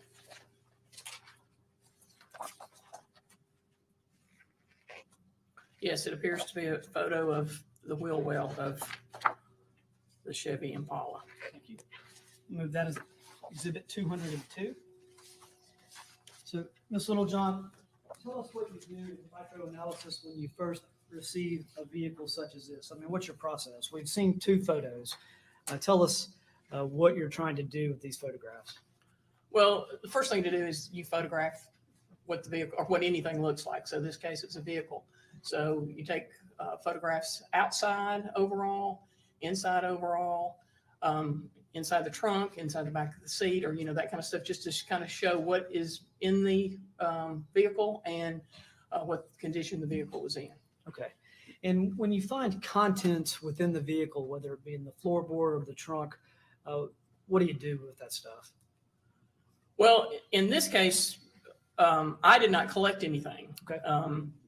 I was asked to process the trunk for trace evidence.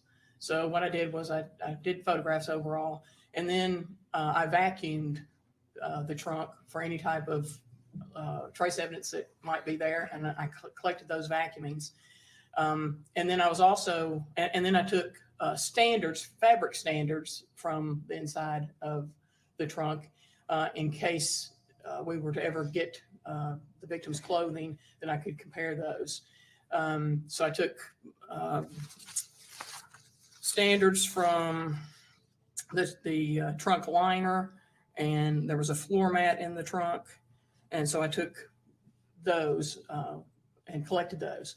And then I was also asked to collect dirt samples from the wheel well in case maybe for future testing, if a body had been found, then we would take a sample from that area, and then that would have been forwarded to the FBI. Okay. So broadly speaking, you're looking to collect fibers? Hair, fibers, and in this case, dirt samples. Hair, fibers, and dirt samples. And in this case, did you collect any of those things? Well, I collected vacuumings, which could have contained hair and fiber, and I definitely collected the standards, and I collected dirt samples. All right. So once you collect those items, what do you do with them? I give them to the evidence room, and they're stored there until they are asked to be tested further. And in this particular case, you completed a report, is that correct? Yes, I did. And does this appear to be a copy of your report? Yes, it is. And just so we'll know exactly what the report means, you have an exhibit listed as a Chevrolet Impala. That's correct. And a result of 001. Yes. And what does the result say? This exhibit was processed for trace evidence. No further testing at this time. And is that your signature, Linda Littlejohn? It is. Thank you. And I'll move that as exhibit 203. Now, Ms. Littlejohn, I'll turn your attention back to the screen, and we were discussing some of the exterior and interior photographing that occurs in the processing, and as you're processing the vehicle. We've already looked at this photograph. Can you identify this? Yes, it's the view of the driver's side interior of the vehicle. Okay. Move that as the next exhibit. Can you identify this photograph? Yes, this is a close-up of the steering wheel. And can you describe what you see on the steering wheel? It looks like there's dirt on the steering wheel. Dirt on the steering wheel. Thank you. And that is exhibit 205.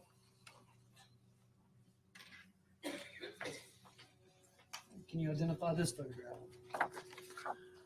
Yes, this appears to be in the back seat of the passenger, the back side of the passenger seat. Thank you. And I'll move that as exhibit 206. And Ms. Littlejohn, you may or may not be familiar with this photograph. Can you identify that? I do not believe I can. This is not a photograph that I took. And can you identify this photograph?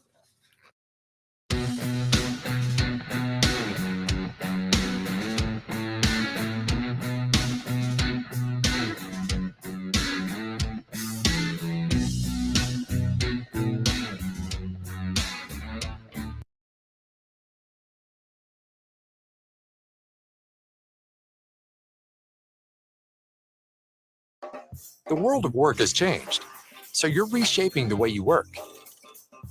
We have the supplies you need to adapt and stay productive. Jumpstart your productivity with Staples. Yes, this is just an overall photo of the back of the trunk. All right. I will move this photograph as the next exhibit. And once the contents are removed from the trunk, did you do the photographing of those items? I did not.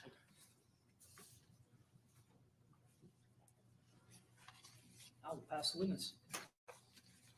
Cross-examine. No, Your Honor. Thank you, ma'am. You may sit down. Are we releasing this little gentleman from her? You may return to your trial. Thank you. Call your next witness. Christina Wells.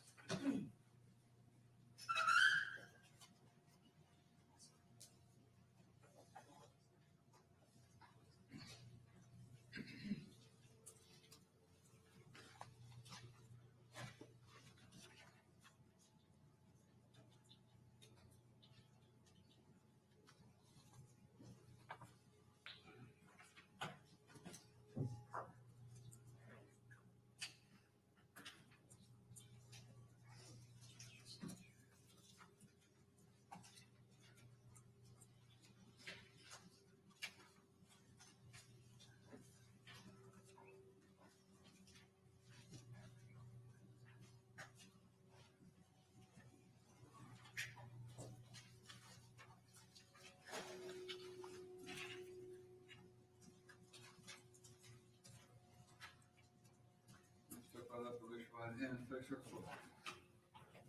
Do you solemnly swear from the testimony you give in this case be the truth, the whole truth, nothing but the truth? So help you God. I do. Thank you.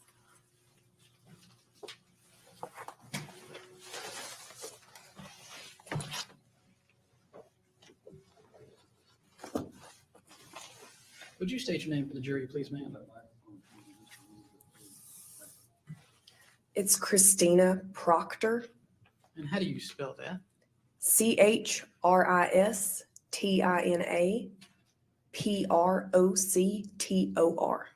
All right. And Agent Proctor, where do you work? I work at the Tennessee Bureau of Investigation. All right. And I guess I should clear this up. Were you formerly Christina Wells? Yes. Okay. And what do you do at the Tennessee Bureau of Investigation? I'm a special agent forensic scientist in the forensic biology unit and also a member of the violent crime response team. Okay. So describe kind of your day-to-day work at TBI when you are in the lab. When I'm in the lab, I screen evidence for bodily fluids and I perform DNA analysis on evidence. And do you have some training and experience in that field to allow you to complete that work? I do. I have my college background is a Bachelor of Science degree in chemistry, and I have a doctorate degree in biochemistry. And then I went through an extensive training at the TBI in the forensic biology unit that consisted of presentations, direct observation of other analysts, and competency test at the end to complete the training. And Agent Proctor, have you been qualified in the state of Tennessee as an expert before? I have. In what field? It was in serology and DNA analysis. Your Honor, I would ask to make Ms. Proctor an expert in serology and DNA analysis. All right, you're qualified as an expert in those fields. Agent Proctor, I'm going to hand you a report from 4/25/18.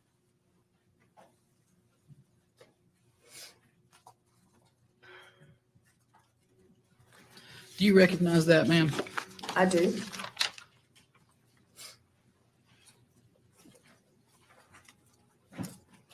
Get out of the way of the screen here so everybody can see. Did you do testing? Well, let me ask you this first. Were you a member of the VRC team that went out to Garners Creek Road? I was. And what was your role on the team? I was the serologist on the team. Okay. And were numerous items collected and tested by you as well as others as part of that? Yes. And I believe you have a number of reports that you have made to record the findings of your testing. Is that correct? Yes, I do. All right. In this first report, what was the date that it was issued? It was 4/25/18. These reports, they can be kind of hard to read sometimes. So the exhibits, you see that column on the left there? I do. What is that referring to? That is the item of evidence that would have come into the lab that then I did testing on or looked at. And the numbers by it, the 001, 007, what does that refer to? That is the TBI's, the lab's exhibit number that was assigned to that piece of evidence. Now, when a piece of evidence comes into the TBI, how does it come in?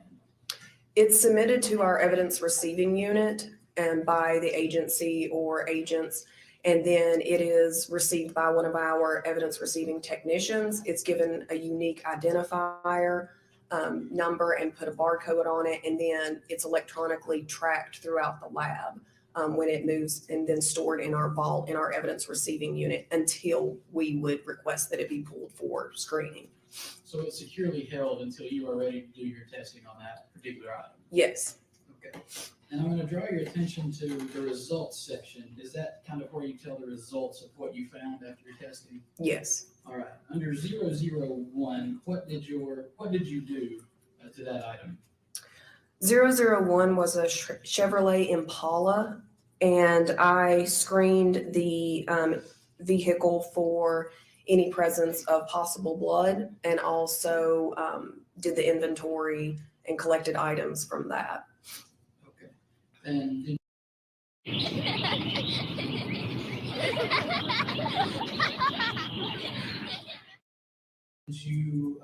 you said you took swabs for possible blood. Yes. What did you find, or did you do any further testing on those swabs? I did. And what did you do?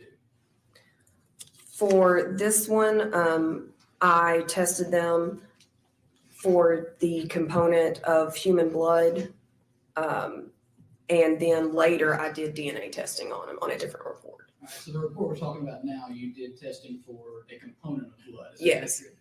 All right, and was that testing positive on item 001? On 001, the presumptive test indicated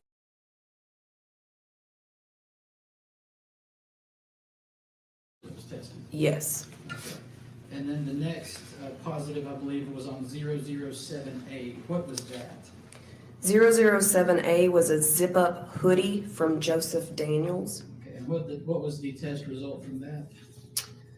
Presumptive test indicated the presence of blood, and then testing for the presence of human hemoglobin, which is that component of human blood, was not performed due to a limited sample.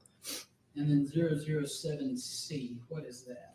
Those were pants with strings that were in the front left pocket from Cylde Daniels. Okay. And what was the result of that test? Presumptive test on the pants 7C were indicated the presence of blood. And again, the testing for the presence of human hemoglobin was not performed due to a limited sample.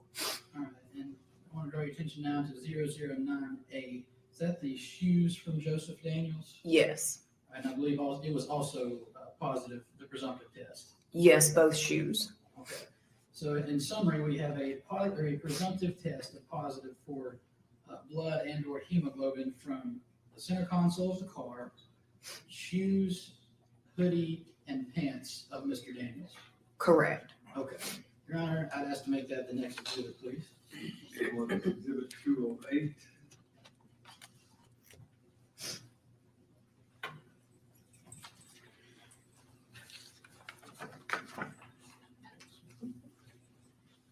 Can you identify that, Agent Wells, or excuse me, Agent Proctor? I apologize. This is my report from 10/25/18. And you spoke a minute ago that you did kind of a follow-up test after the test for hemoglobin and presumptive test for blood. Is that correct? Yes. And is that in this report? Yeah, this report would have the DNA results from the previous results that we just talked about. Alright, so if I can refer you to 007A, which again is the zip-up hoodie from the defendant, Joseph Daniels. What was the result of your test for that? For the DNA analysis, all the stains on the zip-up hoodie matched Joseph Daniels. Let's talk about the stains, or let's get into that generally. How do you know, when you get a hoodie, how do you know what to test? First, I would look just visually at, for this example, the hoodie and determine, is there any reddish brown staining on that hoodie that could possibly be blood? And then further, what do you do after that? And then I would do chemical testing to further determine if our presumptive tests are indicating that it could be blood. After I determined if they were positive, then if I had enough sample, I would go on and do another chemical test that would determine whether or not it was human blood. And then I would take a small cutting of that stain and proceed to DNA analysis to develop a DNA profile. So the first part of that we talked about, that you just spoke of, the presumptive testing, that was Yes. the last report we talked about. Correct. So at this time, we're at the cutting a small sample and further testing on it. Yes. All right. So 007A, which is the zip-up hoodie from the defendant, you said matched Joseph Daniels' DNA. Correct. And then 007C, which was the pants with strings from the defendant. What was the results from that?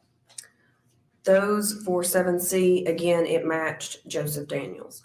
All right. And 9A, the shoes. The shoes, so for the left shoe, the DNA profile was a mixture of at least 3 individuals. And then the major mixture profile was consistent with a mixture of 2 individuals. And then I assumed Joseph Daniels was a contributor to that profile and then deduced out the remaining profile. And this was consistent with Alex Nolan. So based on your testing, it's your opinion that the DNA of Joseph Daniels and Alex Nolan was on this left shoe? Yes. And what about for the right shoe? For the right shoe, this was a mixture of at least 2 individuals. And then the major contributor matched Joseph Daniels. And then further than that, then it was a limited minor contributor profile that I couldn't do anything further with. It was inconclusive. Let's talk about a mixture. What does a mixture mean when you say that?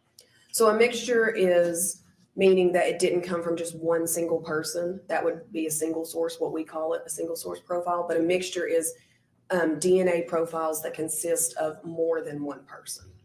And is it sometimes possible to unmix that or figure out who it is? Yes. And sometimes is that not able to be done? Correct. Okay.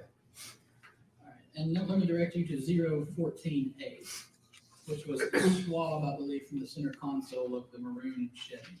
Yes. What was the result there?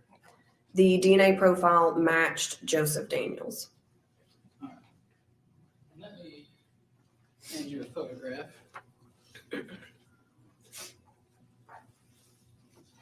You recognize that? I do. And what is that? This is the staining from the center console that then I ended up swabbing. All right. And would you show the jury where the stain was? So the stain was right here in this area, and then that's my ruler that I had to kind of determine how approximate the size of it was. And you were able to determine after testing that that stain was blood from Joseph Daniels? Yes. All right. You want to estimate that picture of the next exhibit, please? 209.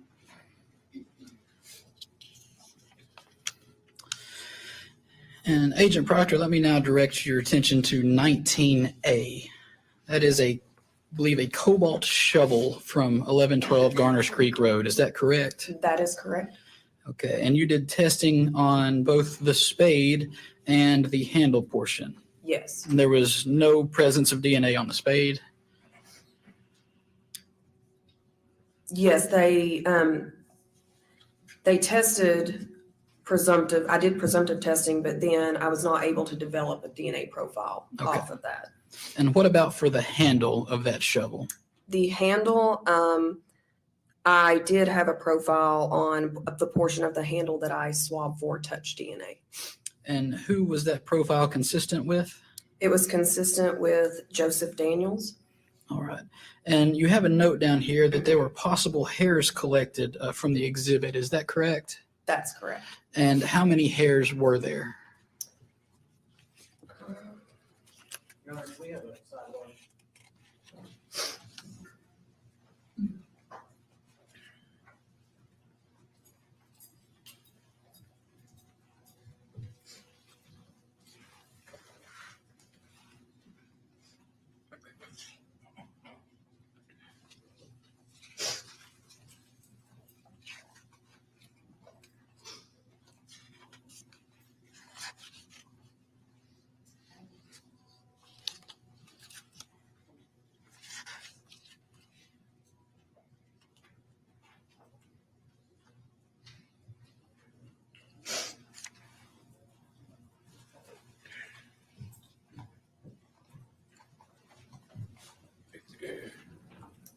So Agent Proctor, excuse me, I've referred to you as Agent Wells for too long now.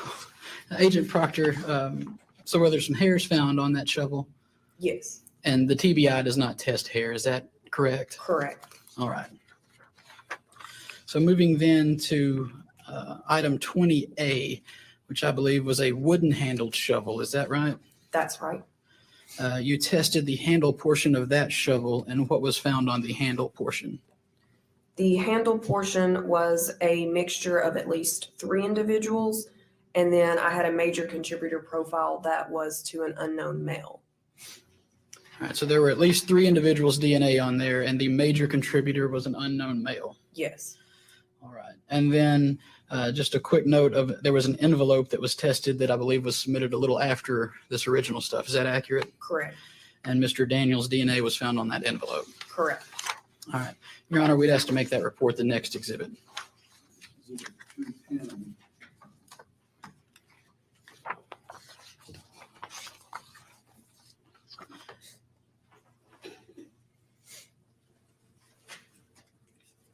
What have I handed you now, Agent Wells?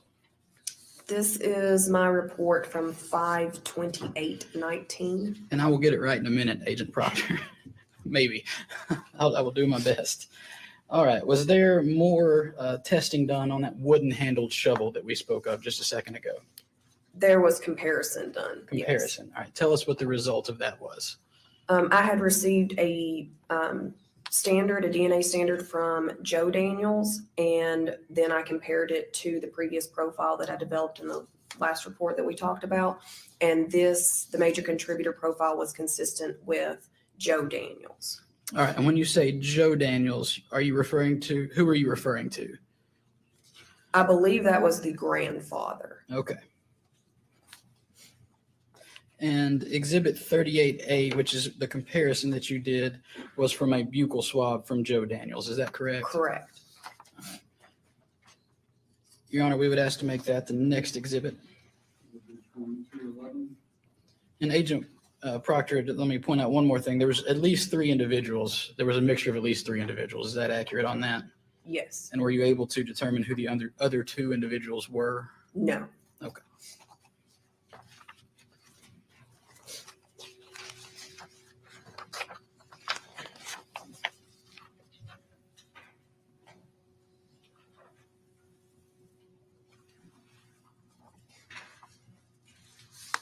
Do you recognize what I've handed you? Yes. And what is that? This is my report from 7/17/19. All right, I believe you were testing a candy wrapper and a boot that were found during some of the searches. Is that accurate? Correct. Okay. And were you able to find any DNA on either one of those? No. All right. Your Honor, I ask to make that the next exhibit, please.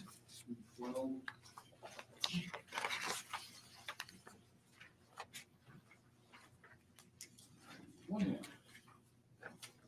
You recognize what I've handed you there, Agent Proctor? I do. And what is that? This is my report from 7/24/20. And what are you testing there? This was a lock and key from 1112 Garners Creek Road. All right, so that was collected from the residents of 112 Garners Creek? Yes. And were you able to find any DNA on the lock and key? Yes. Okay, and were you able to identify those individuals? No. All right, was there a mixture or was there a single individual? It was a mixture of at least 2 individuals. All right. And was one of those, I believe your report says there was at least 1 male. Correct. So we don't know who was on it, but there was at least one male's DNA on that. Correct. Could it have been more than one male? Do we know? It's possible, yes. Okay. Your Honor, I estimate that the next exhibit, please. 214, no, but 213. I'm on 210. First thing I think is 213. Agent Proctor, do you recognize that bag that I've handed you? I do. Okay, and what is that? This is the brown paper bag that was submitted to the lab, and then I opened up and tested for my exhibit 42A. So that would be the lock and key that we just referred to. Yes. All right. Your Honor, I would ask to make that the next exhibit, please. Certainly, Your Honor. Got it. I got it stuck.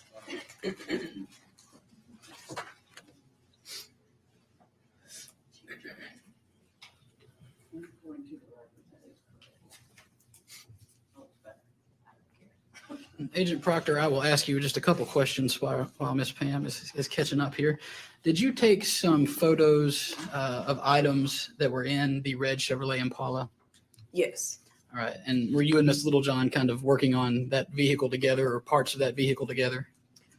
We didn't directly, like physically work on it together, but yes, I mean, we both worked on it. Okay. So she was looking for the trace evidence, and what were you looking for? I was again doing serology DNA, so screening for blood to begin with. So when you get a vehicle and you're told, we want you to screen for blood in there, what do you do? I'll do a visual examination.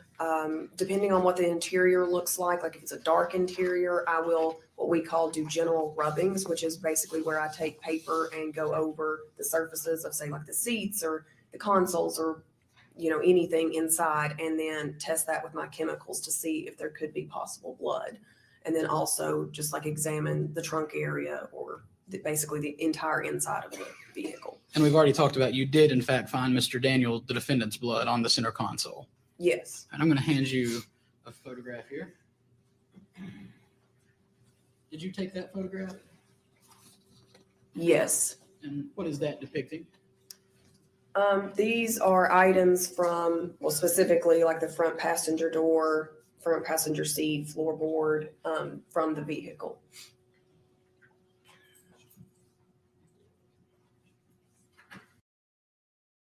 Get a fuel-efficient Forte for only $279 a month.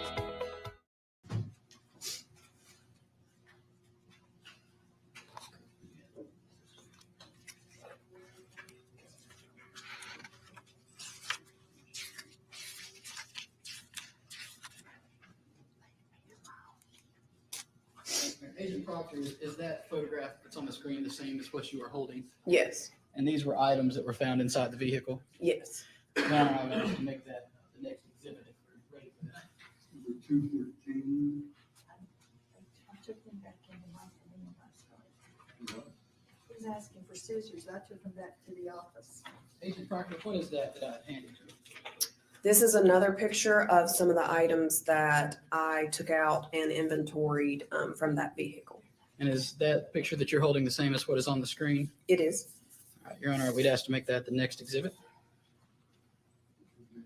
Number 216.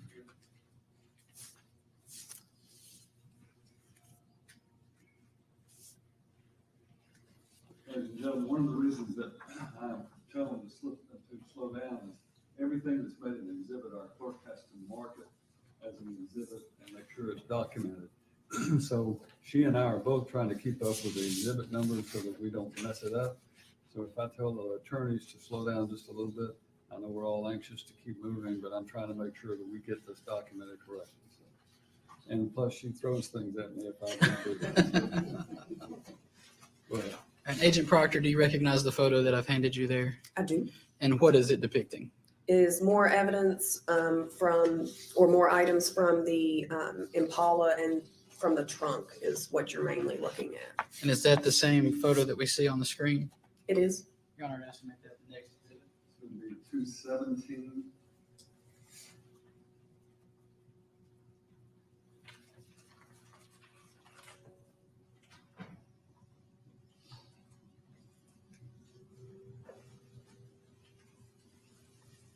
Agent Proctor, is that more items from the trunk?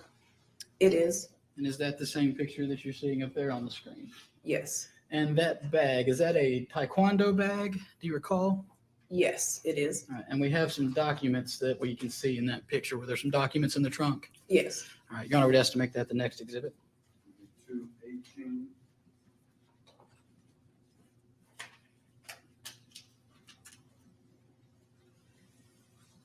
Agent Proctor, that's kind of a zoomed in picture, I believe, of the last picture on one of those documents. Was that document found in the trunk? Yes. And is that the same document we see on the screen here? Yes. All right, Your Honor, would ask to make that the next exhibit. 219. One more, Agent Proctor. Was that another document that was found in the trunk of the vehicle? Yes. And was that the same as you see on the screen there? Yes. Your Honor, the next exhibit, please.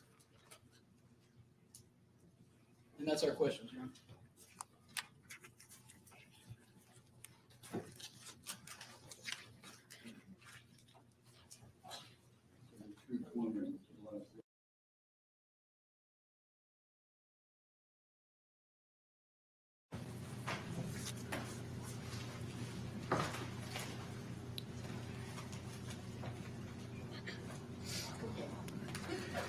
Agent Proctor, your job is to test items for blood.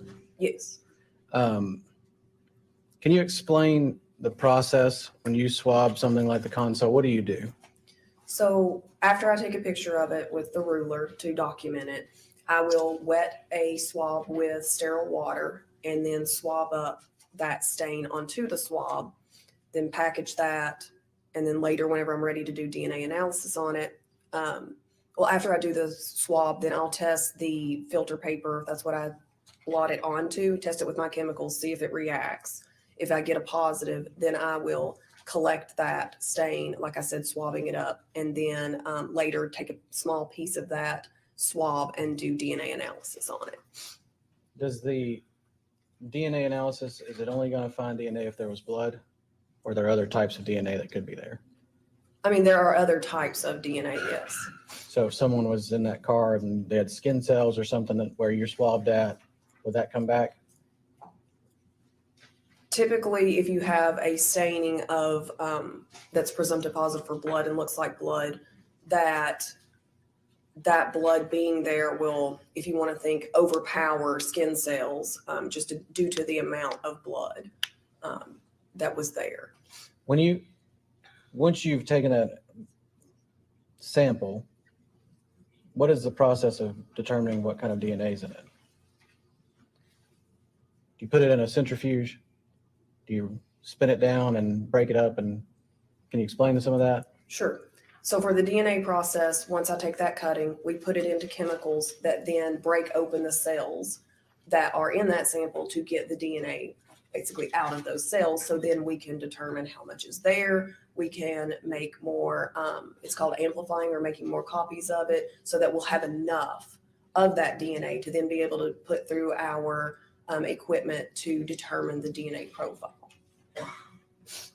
Is it possible in that process to break down some of the DNA and have it appear to be an unknown contributor or a minor contributor?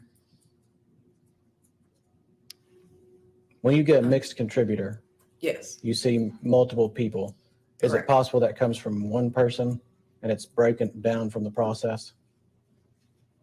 You would not get a mixture from a single individual. Like if it was their DNA in that tube that was only from them and there was only one person, then no, I mean, our process wouldn't break it down into then developing a mixture profile, so to speak. You wouldn't get an inconclusive profile.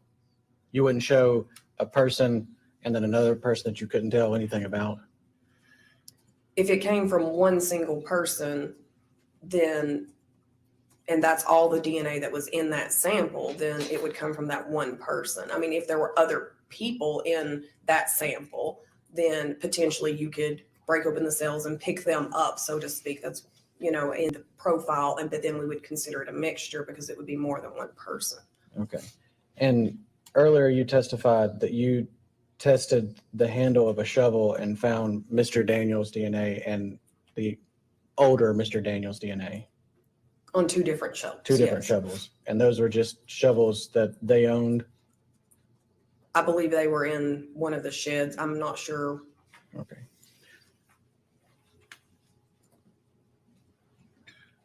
Another question. Redirect. Just briefly, Judge. Agent Proctor, do you have a copy of your report from July the 24th of 2020 that's already been made an exhibit? Yes, I do. I know Ms. Pam's working hard over there, so I'm going to try to get her to get that back out. What's on that, just so I can make sure we're all talking about the same thing? The lock and key. The test and the results of your testing on the lock and key? Yes. Now, was that touch DNA or was that blood, or what were you testing on that? For the lock, I would have visually looked at it to see if there was any of that reddish brown staining.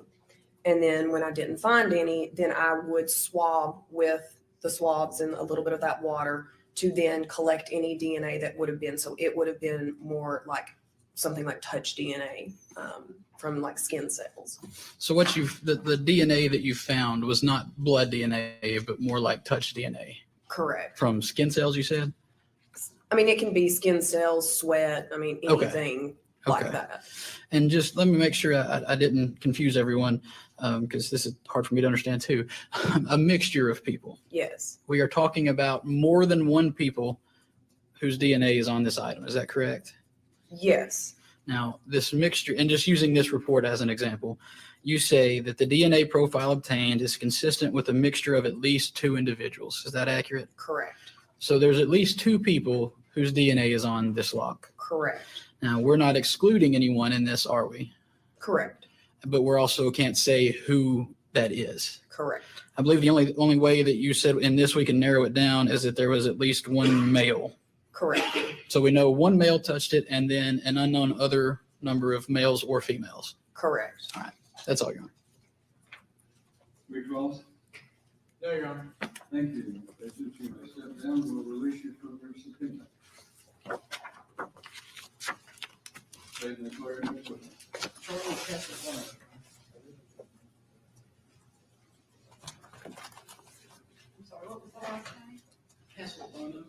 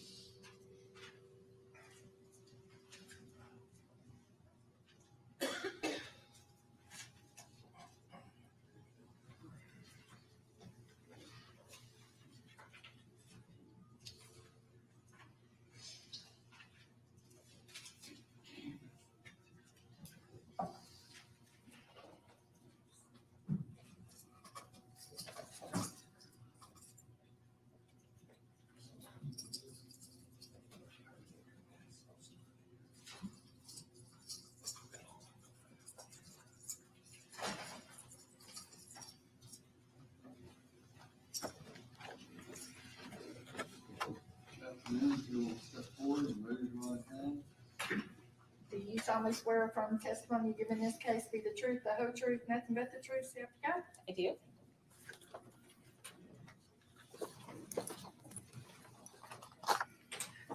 Would you state your name for the jury, please, ma'am? My name is Charlie, Charly, Castelbono, Castelbuono. And Agent Castelbono, how are you employed? I'm employed at the Tennessee Bureau of Investigation. And what do you do there? I'm a special agent forensic scientist in the forensic biology unit. All right, so we have heard from one forensic biology unit person. What do you do in the forensic biology unit? So same as the last analyst who testified, I process evidence looking for the presence of body fluids such as blood, semen, and saliva, and then take those items through the DNA testing process to generate DNA profiles, which can then be compared to DNA from known individuals. And what is your education and experience background to allow you to do that? I have a Bachelor of Science in Biology from Berry College. I also have a Master of Science in Forensic Science from the University of Central Florida. At the TBI, I received about a year of training, first observing a qualified analyst, performing analysis on evidence and DNA testing, then performing those tests myself under their supervision. I gave several oral presentations during that time. I also received a mock case and went through a mock trial, which I had to pass in order to start doing casework independently. Additionally, we have to have at least 8 hours of continuing education every year. I'm also certified by the American Board of Criminalistics in molecular biology. And Agent Castelbono, have you testified in the courts of Tennessee as an expert before? Yes, I have. In what areas? In what? Area, was it serology and DNA analysis? Yes. All right, Your Honor, we would tender Agent Castelbono an expert in serology and DNA analysis. Is he qualified as an expert in biology and microanalysis? DNA analysis, Your Honor. Yes, sir. Let me try that again. DNA analysis, thank you. Yes, sir. I'm going to hand you a report, Agent Castelbono. And, what was the date that report was issued? February 6th of 2019. I'm going to try to have it up on the screen so everybody can kind of follow along. I made a train wreck out of it last time, so I'll try to do better this time. What were you testing in this report? There were several items. There was a pair of boots, an additional cowboy boot, a plaid shirt, a rain boot, a pair of boys' underwear, and a pacifier. All right, and with these items, were you trying to find a DNA standard of the victim, Joe Clyde Daniels? Yes, that was the purpose of testing these items. And where did the comparison profile come from? Or was there one? There was not one. And that's what we were trying to obtain. Correct. And what was, looks like, judging from the results, everything that was tested came up a mixture of DNA and inconclusive. That's correct. Your Honor, we asked to make that the next exhibit. 221.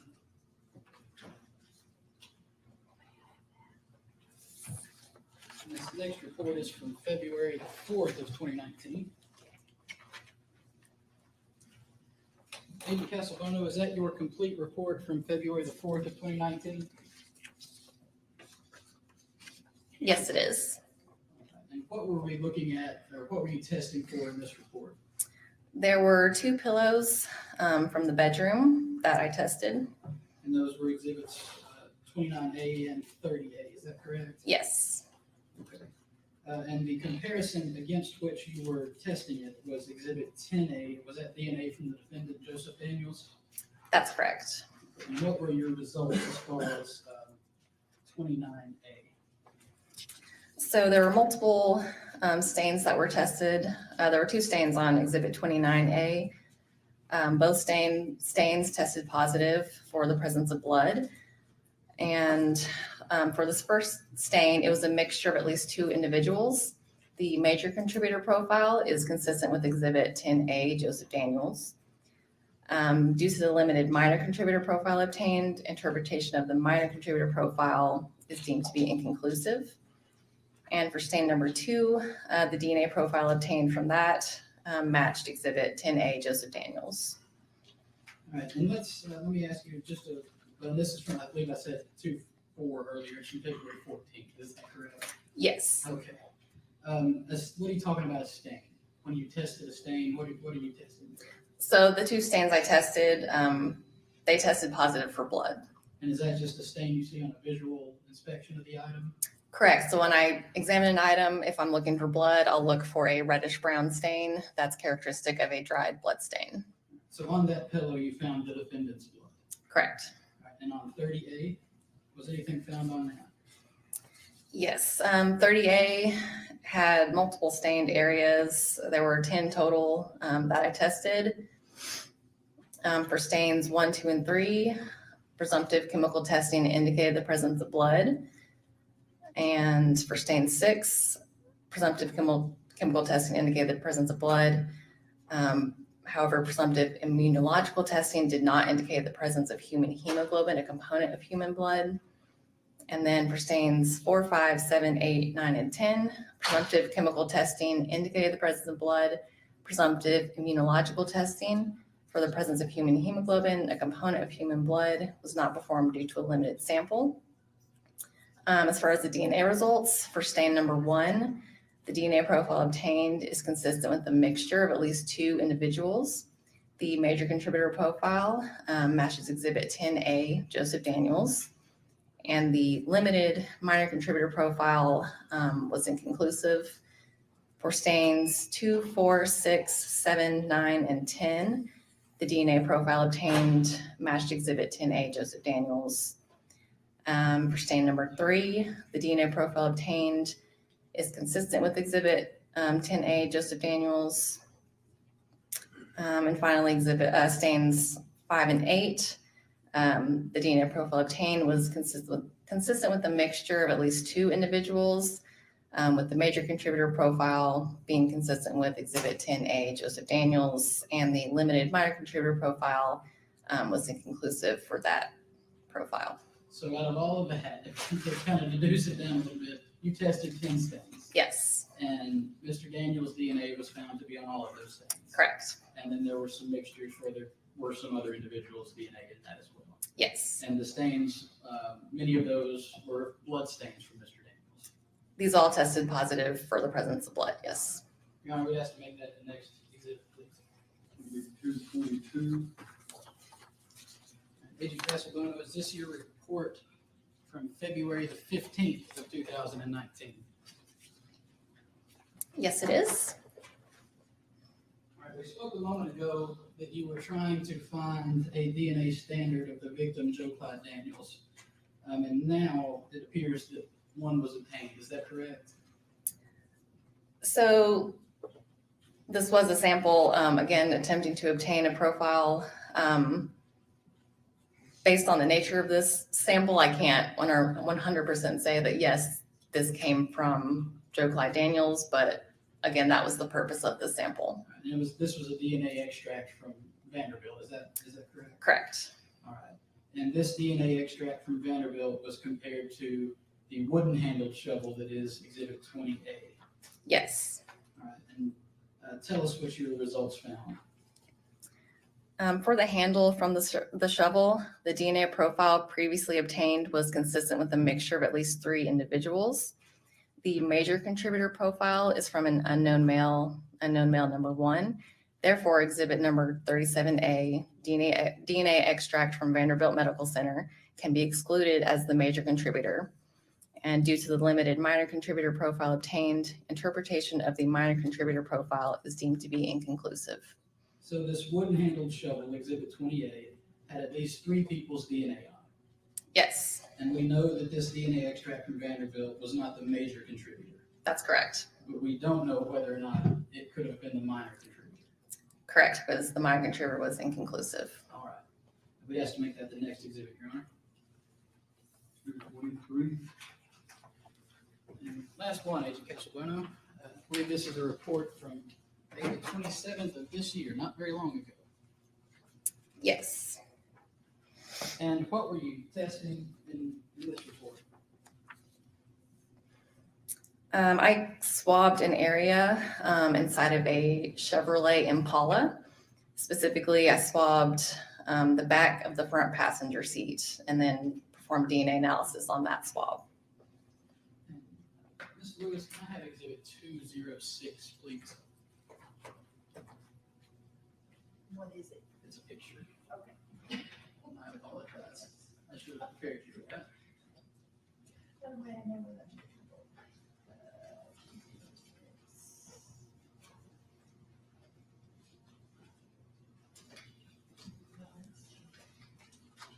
For that, I'll keep asking questions.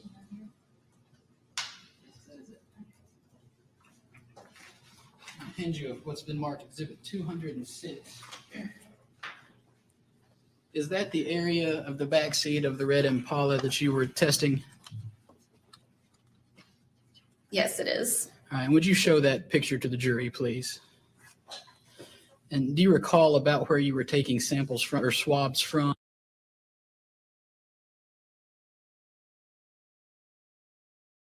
About whitish. All right, thank you, Agent Casalbono. And whose DNA was that found to be? The partial DNA profile obtained is consistent with Exhibit 23A, Alex Nolan. And is this the picture that we just showed to the jury? Yes, it is. So those, you said the white spots up there is what was swabbed for testing? Yes, sort of the curved area towards the top of the seat.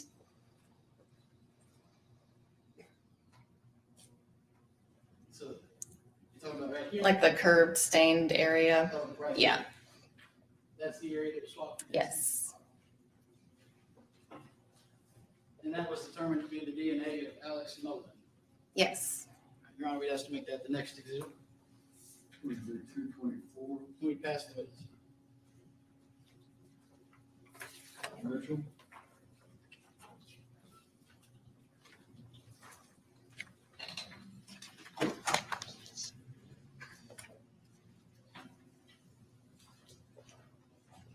Yeah, approach witness, Your Honor. Agent Castleton, do you recognize that image?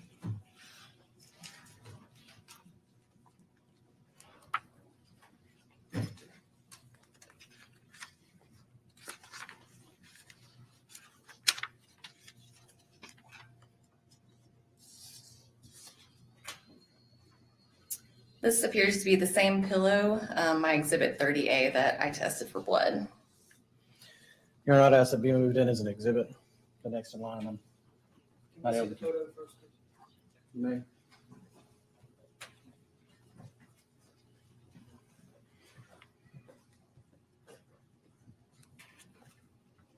This will be 225. This is the photograph of the pillow that was tested. Yes, Your Honor. Not asked to be published to the jury. That photo is the pillow that had a bunch of stains on it that belonged to Mr. Daniels. Yes. Okay.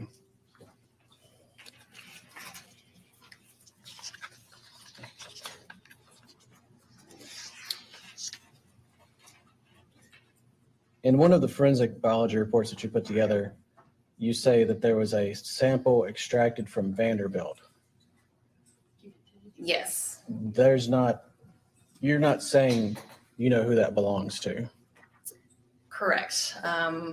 Because it's from a hospital, I don't know how it was generated. I don't obviously have chain of custody or, other than the name written on the side of the tube.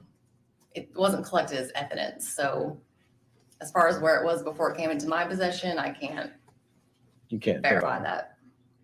But even with that, you compared that to the DNA found on the wooden handled shovel, and it was excluded as a major contributor. That's correct. And you weren't able to determine that it was one of the minor contributors. Correct. The minor contributors were inconclusive.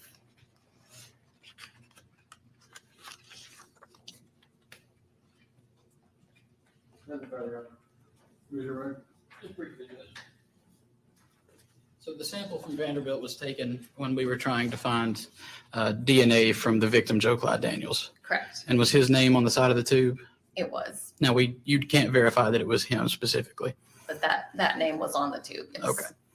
And one more, or maybe a couple more questions about the DNA from the back seat that we referred to in the 52721 report. That was not blood DNA, or not blood on the seat. Correct. Are you able to tell what it was? I'm not, other than it appeared to be a white sort of crusty stain. Okay. And I believe you testified earlier that you're looking for blood, saliva, that kind of thing. Yes. I mean, and saliva also contains DNA. Yes. So if someone were to sneeze from the back seat and get it all over the front seat, DNA is in that. Yes. All right. That's all, Your Honor. Recross? No, Your Honor. Thank you, ma'am. You may step down and you're released from your subpoena.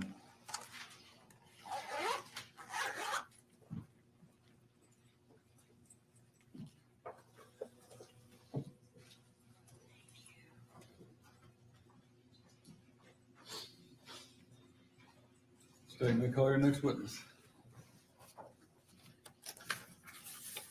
State called Miranda Gaddis.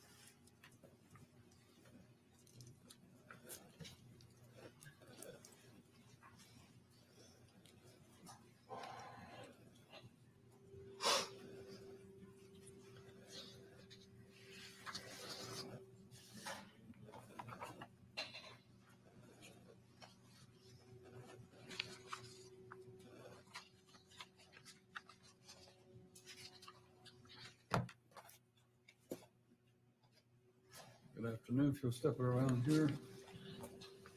Raise your right hand and face our clerk to be sworn in. Do you solemnly swear from the testimony you give in this case be the truth, the whole truth, nothing but the truth, so help you God? Yes, ma'am, I do.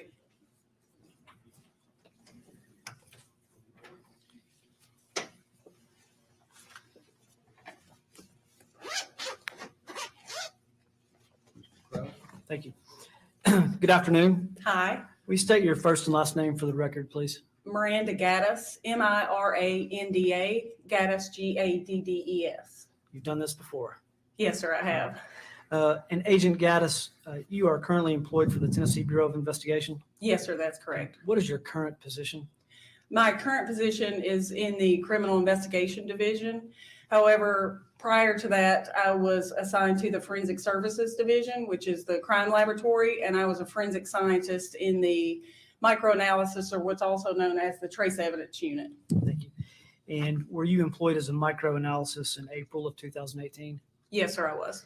And were you also part of the VCRT unit that came to Dixon County and Garners Creek? Yes, sir, I was. And tell us some of the qualifications for becoming and working as a microanalysis, yours specifically. I received a Bachelor of Science degree from Cumberland University in 2002.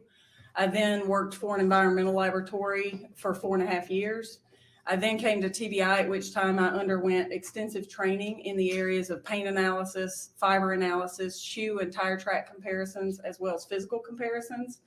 I have also attended and successfully completed training courses at the McCrone Research Institute in Chicago, Illinois, McCrone College of Microscopy in Westmont, Illinois, courses at the National Forensic Science Technology Center in Largo, Florida, as well as a course at the Federal Bureau of Investigation in Quantico, Virginia. During that time of being in the laboratory, I was also a member of the Tennessee Division of the International Association for Identification, as well as being a member of the American Society for Trace Evidence Examiners. Thank you. And I would tender Agent Gaddis as an expert in microanalysis. No objection, Your Honor. You should be qualified as an expert in microanalysis. Agent Gaddis, can you identify this report, please?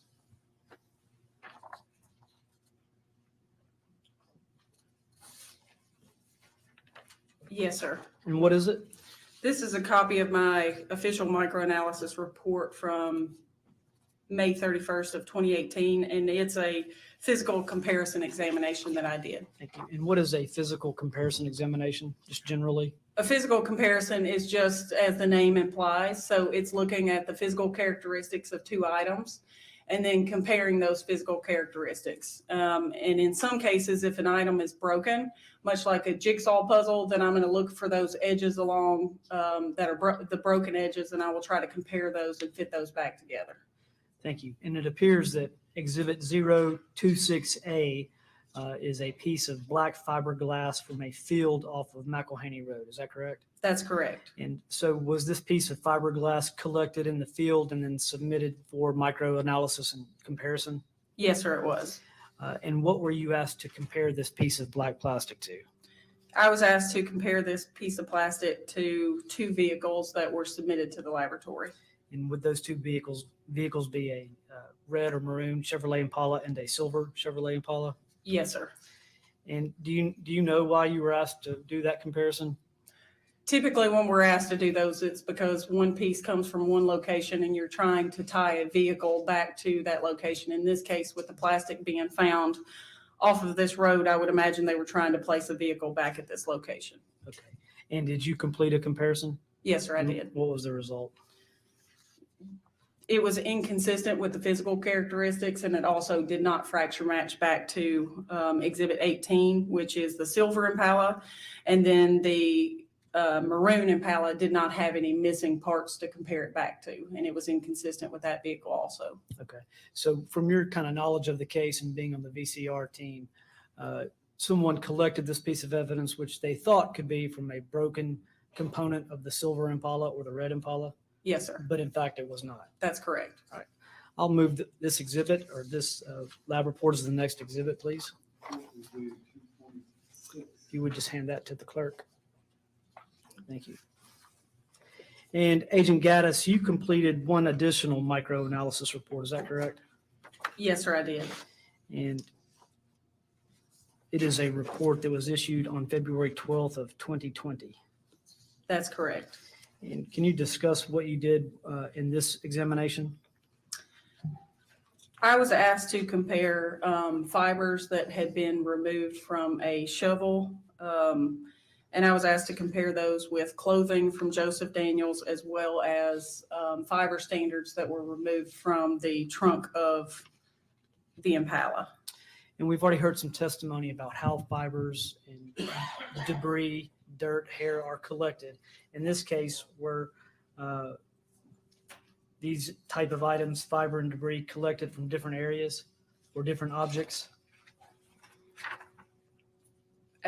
Can you rephrase Yeah, that? sure. Let's start with Exhibit 013A, Trunk Fiber Standards for Impala. Yes, sir. And so what does that mean, trunk fiber standards? So it depends on what the trunk is like. Specifically with this one,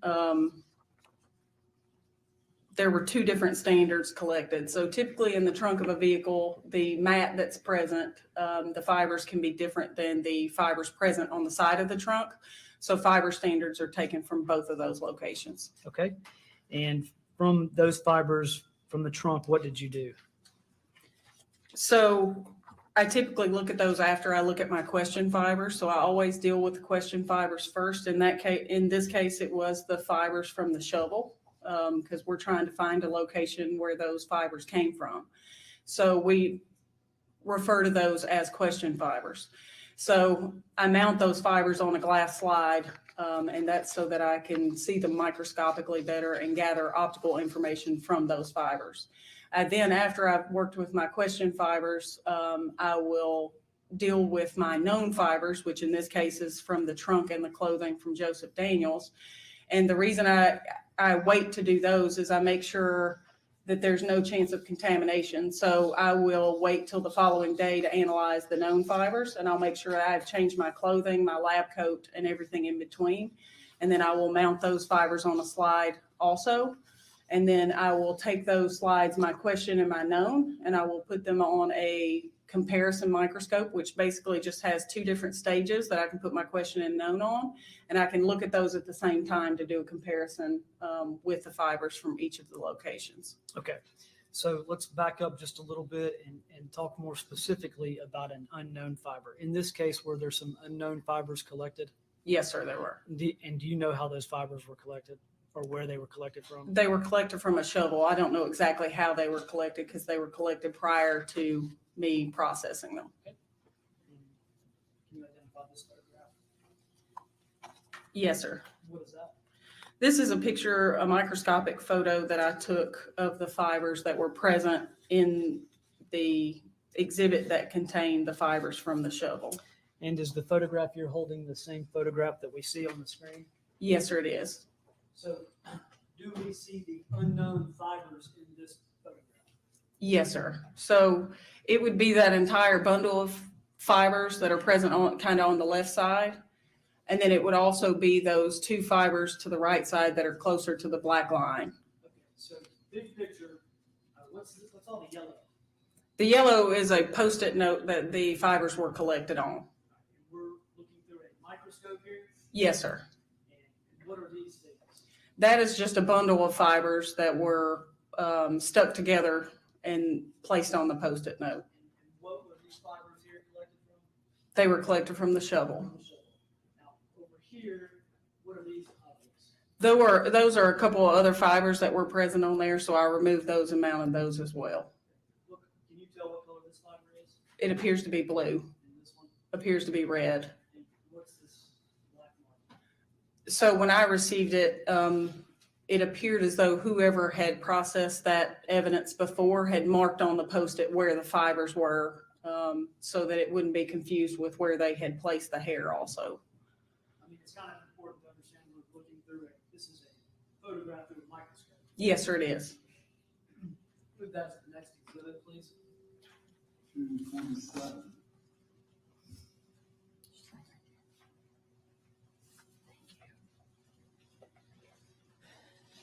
And can you identify this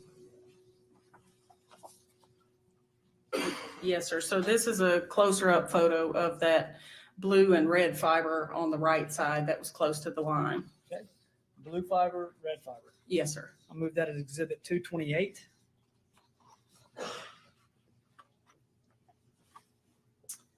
And one more photo.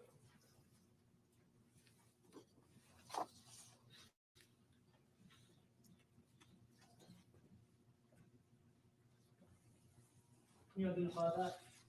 Yes, sir. So this is just a closer up photo of just the debris. So the wad of fibers that were present on the left side of that first photograph. Okay. So our unknown fibers are one's blue and one's red. Yes, sir. And then there are some white tannish fibers, natural fibers that were located in this bundle. All right. So your objective, once identifying these unknown fibers, is then to compare them to any other fibers that have been collected in this case at large. Yes, sir. All right. I'll move that as the next exhibit, please. Yeah, this one we're talking about, this one. Yes, sir. Close up of the bundle of fibers. Yes, sir. All right. That's 229. Thank you. All right. So you've got a group now of unknown fibers, and you're going to go through and see if any other fibers have been collected and submitted in this entire case. Yes, sir. And did you do that? Yes, sir, I did. All right. And so let's start at the top of your lab report and work down as to what you compared the blue, red, and white fibers to. I compared it to the zip-up hoodie from Joseph Daniels, T-shirt from Joseph Daniels, pants with strings in front left pocket from Joseph Daniels, the boxers from Joseph Daniels, socks from Joseph Daniels, a T-shirt from the dryer at 1112 Garners Creek Road, the trunk fiber standards from the Impala, and I believe that's it. Okay. And what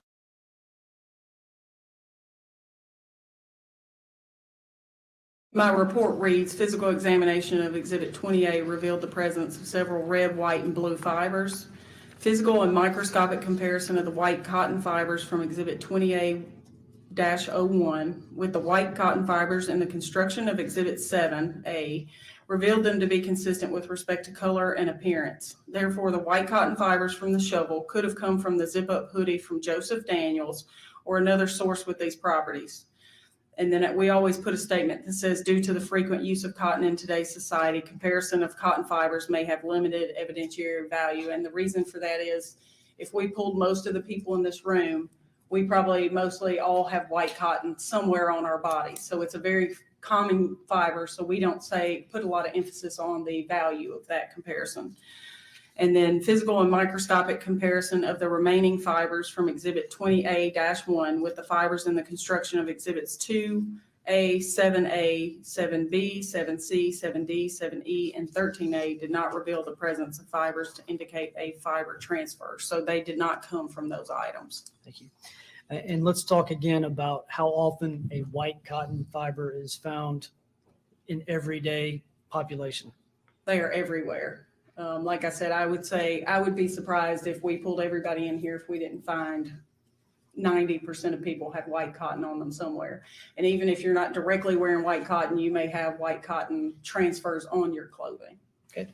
And what about white cotton, how common it is to red and blue? The red and blue fibers in this case are actually synthetic fibers. So there are two main types of fibers, natural and synthetic. And that's why we do the microscopic exam, because there's information we can see about fibers to tell whether or not they're synthetic or natural. And so in this case, synthetic fibers are typically rarer than cotton fibers are, white cotton especially. Okay. And Agent Gaddis, if you could, did I already give you a copy? You did not. Can you identify this guy? Hello, everybody. How are you guys doing? This is an official copy of my microanalysis report from February 12th of 2020. My microanalysis report. Thank you. And I will move Like that. the micro mini machines. I'll pass the witness. Yeah, did you guys want to watch the NBA Your trial first report instead, y'all or are we discussed, doing Krystal Daniels? you were sent a piece of fiberglass from a field in Dixon County, and you were able to Hi, guys. determine that it didn't match the two vehicles you were asked to compare it to. That is correct.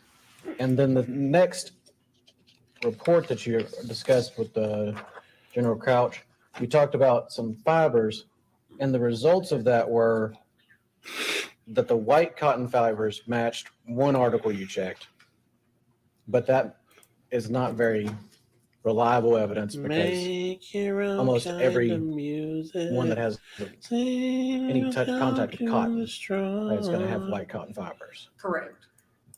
And the other two, the red and the blue, did not match any of the items. Yes, sir, that's correct. So effectively, those did not match anything that was sent to you from my client. That's correct.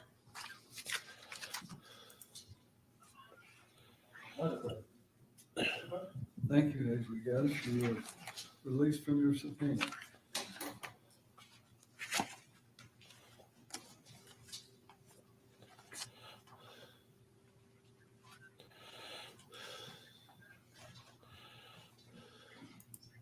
Crouch? State calls John Dunn.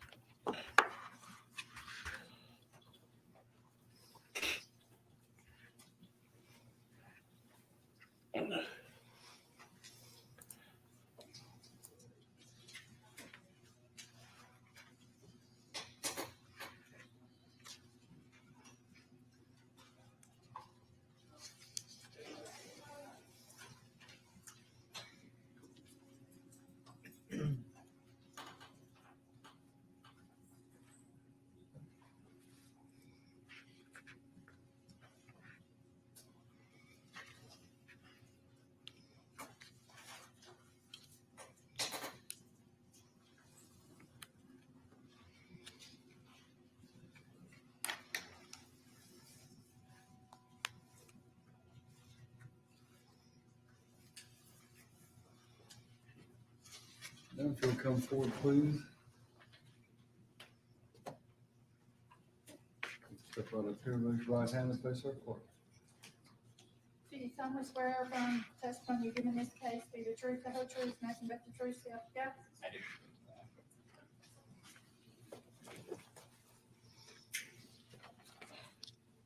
Would you state your full name, please? John Dunn. Thank you. If you want to go ahead and get your stuff out, that's fine too. I interrupted you.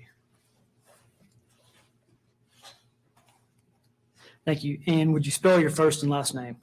JOHNDUNN. Thank you. Agent Dunn, where are you employed? I'm employed at the Tennessee Bureau of Investigation in their Nashville Crime Laboratory. And what's your position there? I'm a special agent forensic scientist assigned to the latent print unit. Okay. And how long have you been working in the latent print unit? Just about 6 years now. So you were working there in April and May of 2018. Yes, I was. And what do you do in the latent print unit? Tell us what a latent print is. So what was the last part of that? What is a latent print and what do you do in that unit?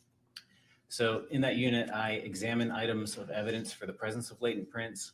I analyze those latent prints and compare them to known impressions.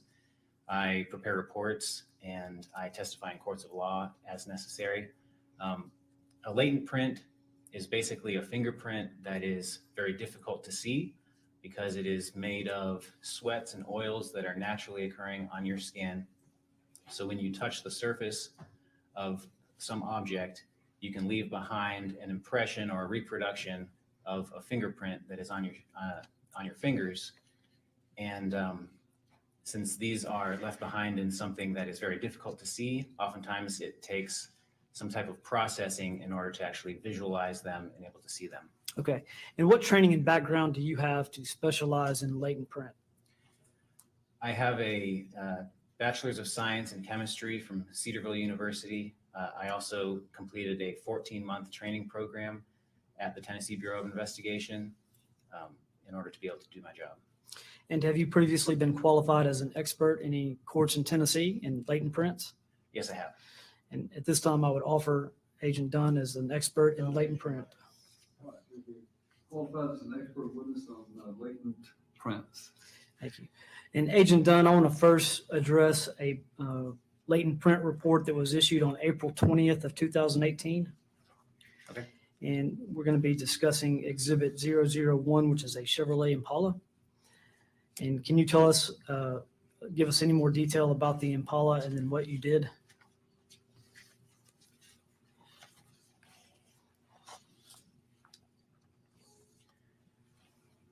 It was a maroon colored Chevrolet Impala. I basically focused my examinations to the trunk area. I did a visual examination as well as a super glue fuming process that can help me to visualize and develop latent prints that might be there. I then did a dusting process that can also help to develop and visualize those latent prints that might be there. My results were that I did not find No, Gabby, any I latent will prints be that were here of use for first thing in the comparison. morning. I will have Is that to make surprising? run out to an errand. It's not but that's incredibly it. surprising. There's lots of different reasons why. Actually, a tomorrow latent I'm print actually going to may be or may around all not be day. So found on a specific surface, including the texture of the surface. St. Patrick's Day, I'll be what the back in the surface is made afternoon. up of, as well as But the I'll start it conditions first of thing. someone's hand when they might have touched that surface. Okay. Tell us about what did you call it? The super glue process in which you're trying to super lift glue prints? fuming actually works. It's a valid The process. super glue process is a fuming process. We'll place super It's pretty glue cool. in a small dish and place that on a hot plate. And that hot I've plate tried it will myself cause the for super fun. glue to fume. And the fumes actually Thank you, attach Gabby. to Welcome back to my these own sweats stream. and oils that make I know, up I've been the gone for a fingerprint. while. It will make it so that that print is easier to see, and it'll develop areas of that print that you wouldn't have seen otherwise. And you did that with this Impala. Yes, I did. And I know you've testified you did that to the trunk area. Any other areas of the vehicle? No, sir. Okay. And other than the super glue fuming test, how else do you look for latent prints? I also look visually using just normal light. I'll use a flashlight or a light bar at various angles. And then I also, in this case, used a dusting process that was just another way to try and develop anything that I could possibly see. Okay. And Agent Dunn, can you identify this? Yes, this is, looks like it's a copy of my report. Is that your signature on the second page? Yes, sir. And I will move that as the next exhibit. 231. If you would just hand that to the clerk. Agent Dunn, now let me refer you to a lab report that was issued on May 25th of 2018. Yes, sir. And as the exhibit, it's marked as 026A, which is a piece of black fiberglass from a field off McElhaney Road. Yes, sir. And what did you do there?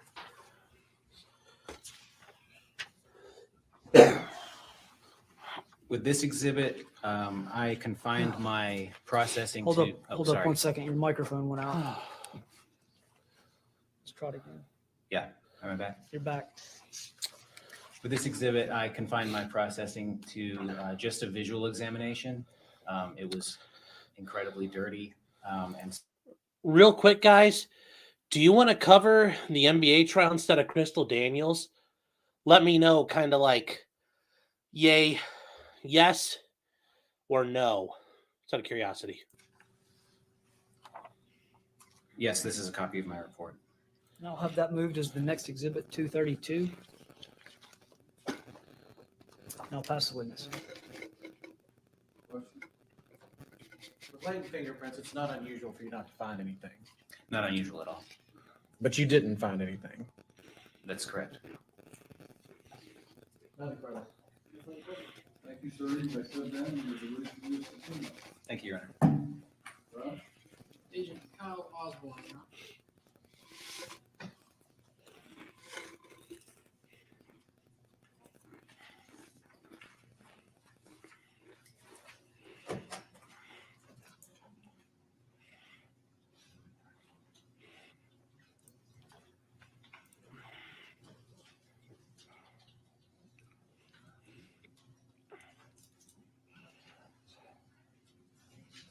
Have a nice night, Matthew.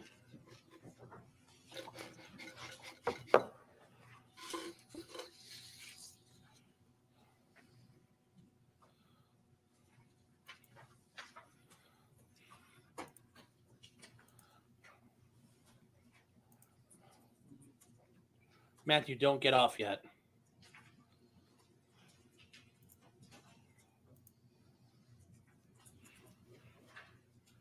Had to fix something for you.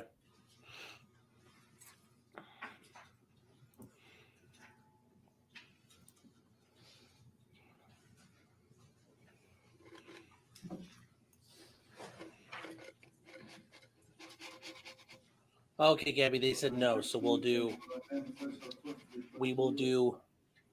Do you solemnly Krystal swear Daniels that tomorrow. the testimony you give in this case be the truth, the whole truth, nothing but the truth, so help you God? I do.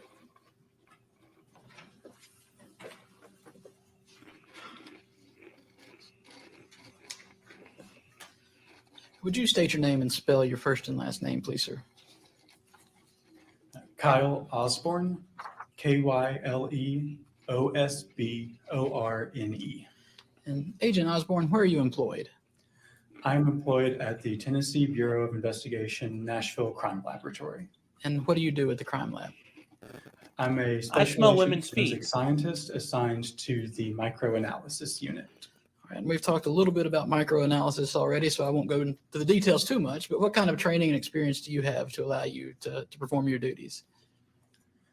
I have a Bachelor's of Arts in Chemistry from Vanderbilt University, as well as a Master's in Science from the Georgia Institute of Technology. On top of that, after I was hired at the Tennessee Bureau of Investigation, I underwent training courses in each discipline in which I do testing. And have you testified as an expert in microanalysis before in Tennessee? Yes, sir, I have. Your Honor, I would tender Agent Osborne an expert in microanalysis. Qualified as an expert in microanalysis. So, Agent Osborne, I'm going to hand you a report.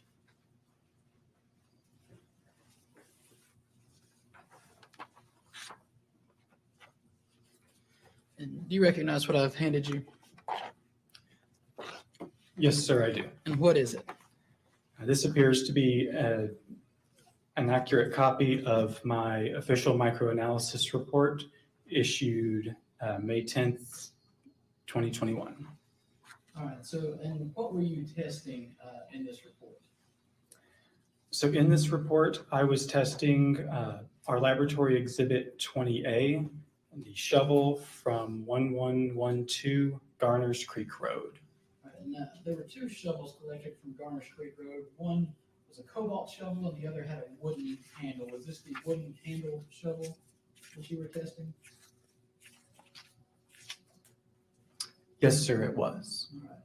And there was a stain on the spade portion of the shovel. Is that accurate?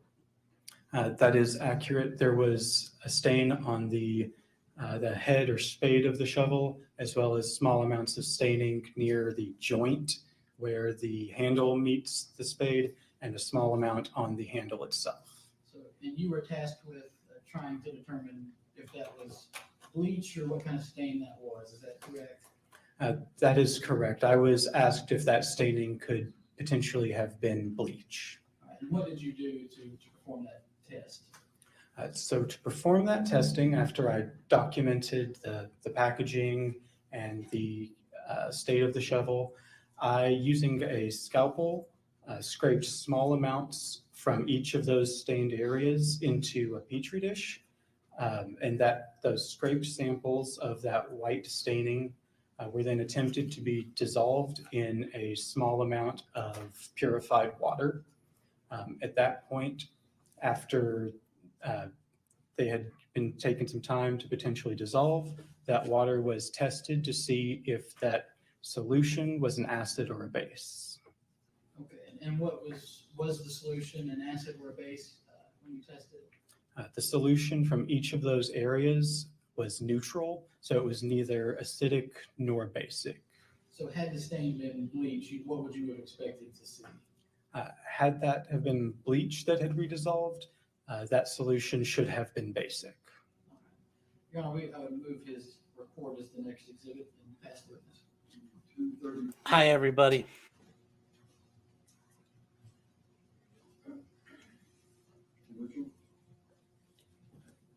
Your examination determined that there was a stain on the shovel, but it wasn't bleached. That's correct. There was staining on the shovel, but It was not acidic or basic, so it Could've- was not bleach. Could have been anything. That's correct. I don't know what the staining was.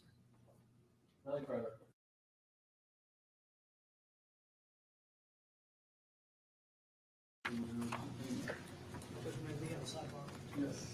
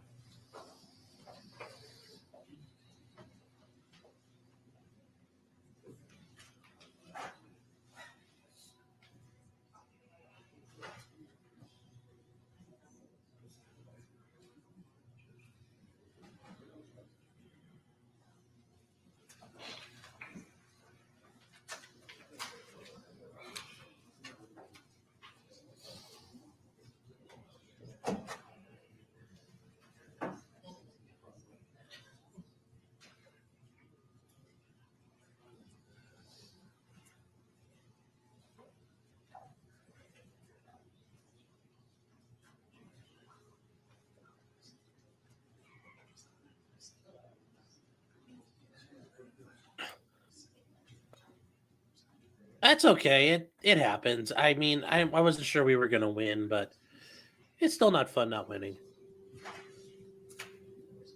So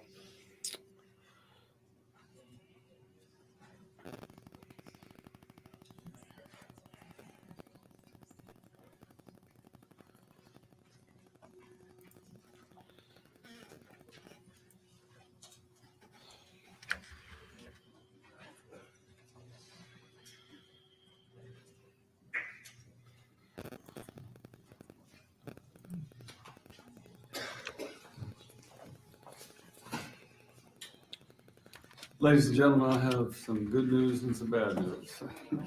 Well, actually, both of them are pretty good. This is our last witness for today, and the state has indicated they have a couple of witnesses for tomorrow, but they will finish their proof tomorrow.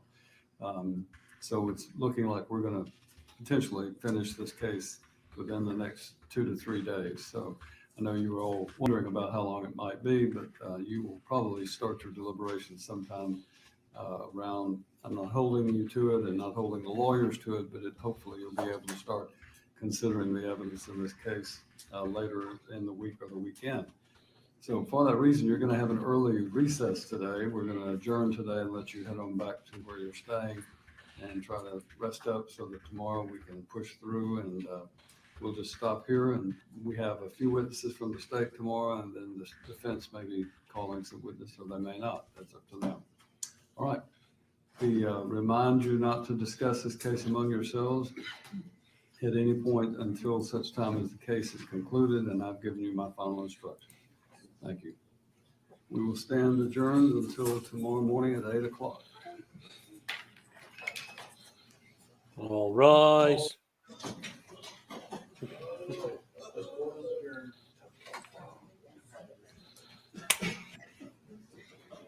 Recording stopped.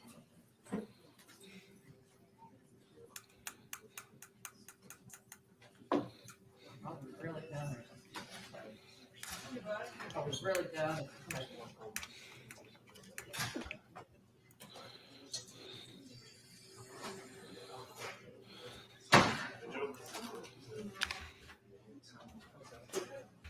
Yeah. Yeah, like.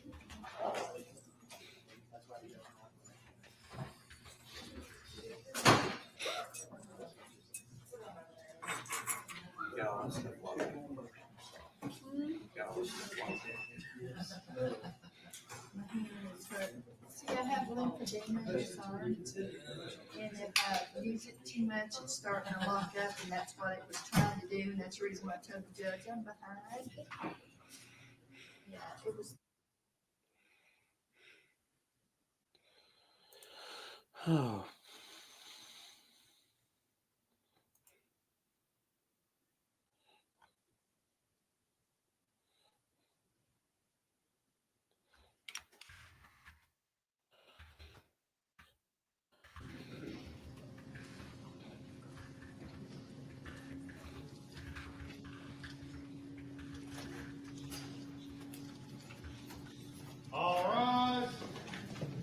Circuit Court of Dixon County is now in session. Dr. Judge Daniels presiding.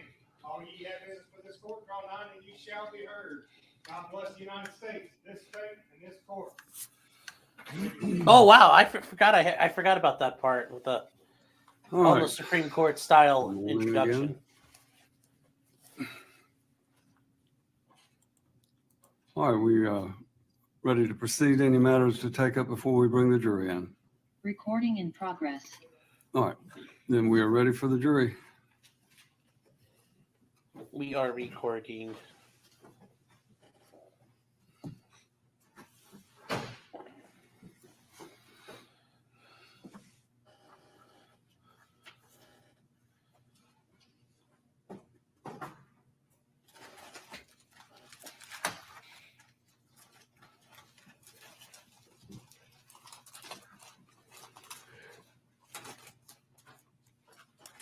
That's a little rustling. That's gonna make me scream.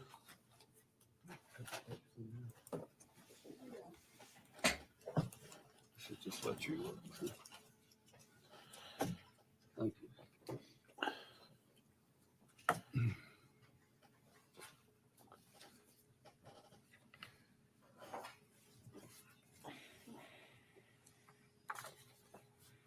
Good morning, ladies and gentlemen. You may be seated. I notice every day that passes, you walk out of that room a little bit slower, a little bit slower. So we're glad to have you back. We are ready to presume the state's proof in this case.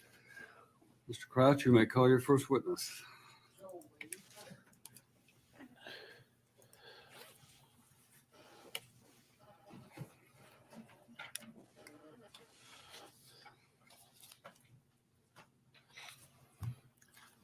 You step right up here, sir, and raise your right hand and face our clerk to be placed under oath.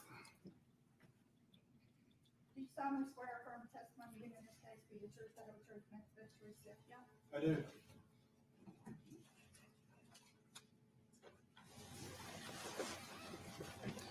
Could you state your name for the court, please, sir? Joel Wade, Joelwade. And how are you employed? I am a special agent criminal investigator assigned to the Technical Services Unit at the Tennessee Bureau of Investigation. So what does the technical service unit, what do they do? We do primarily in my function, I do digital forensics, which would encompass mobile forensics. All right, and in this case, were you asked to essentially do a cell phone extraction for the defendant, Joseph Daniels? Yes, I was. And as part of that was, did you send the phone to a company called Cellbrite? Yes, I did. All right. And I'm going to hand you a document.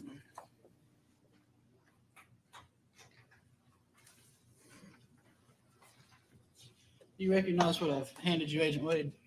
Yes, this is their business record to detail what they did upon receipt of the device. All right. So they sent you back some raw data. Is that correct? Correct. The physical binary extraction. All right. And Your Honor, asked to make that business record the next exhibit, please. This would be exhibit 234. And then upon receipt of that data, what did you do? I loaded that binary extraction into the physical analyzer tool from Cellbrite and parsed out the data and provided it for discovery. And so essentially, is that just putting it in a form where we can read it and use it and go through it? Correct. I'm going to provide you with a copy of the cell phone data. And Your Honor, we asked to move the cell phone data in as the next exhibit. It would be exhibit 235. I need the exhibit, please. And if you would hand this, sorry about that, Ms. Lewis. That's my question, Judge. Is that correct? Or is that- Thumb drive.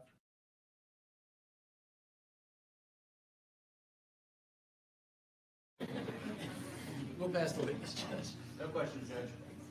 Thank you. And so this is the cell phone data on a memory stick.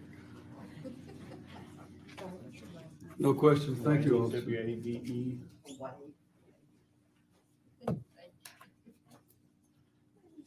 Thank you, officer. You've been discharged. Statement card, next witness. State calls Agent Zach Burkhart.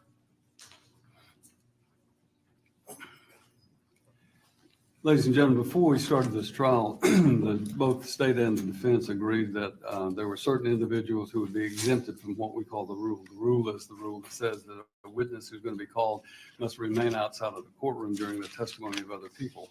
The state has the right to designate someone as a law enforcement person to sit at the table with them and be exempt from that rule. The defense has also had the right to have certain people in the courtroom who sat through this trial, even though they may be potential witnesses. They can have their own We should not investigator. attach any significance to the fact that Mr.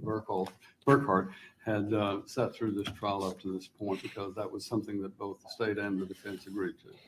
Now you may have a seat. Raise your right hand first and be placed under oath. You solemnly swear or affirm the testimony you give in this case be the truth, the whole truth, nothing but the truth, so help you God. I do.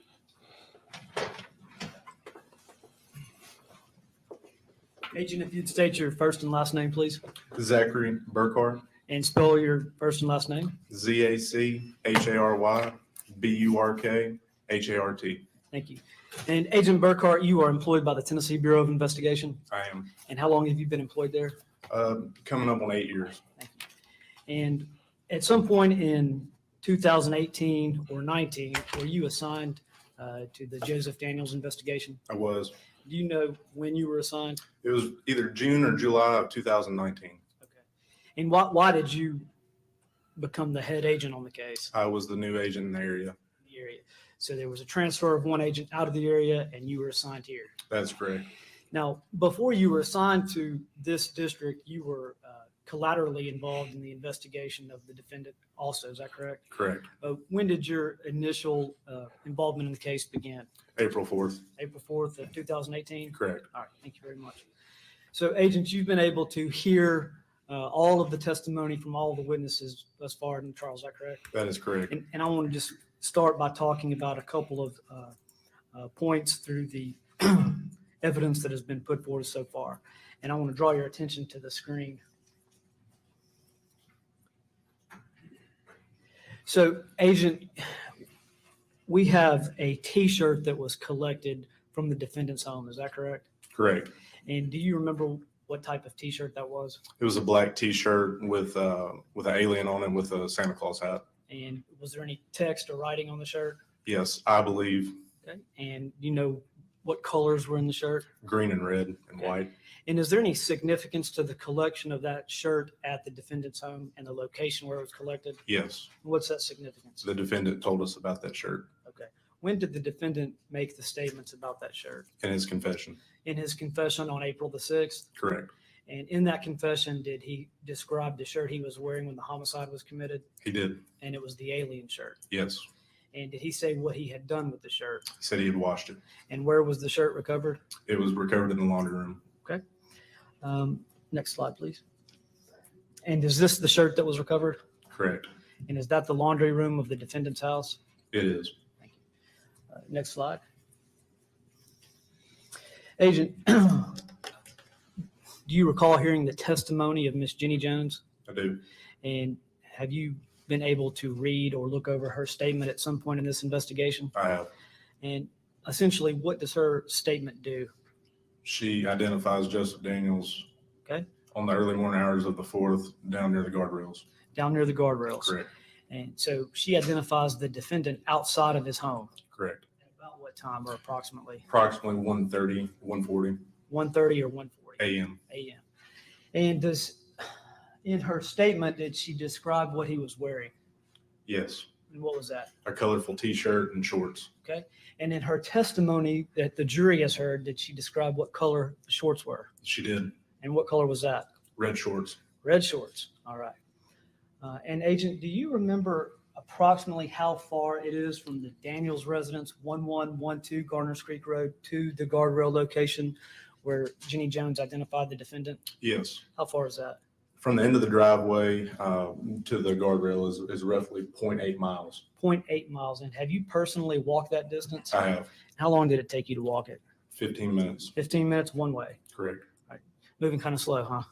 Just a little bit. I'm just checking. All right. And here we have a portion of the transcript of the defendant's confession. Is that correct? That is correct.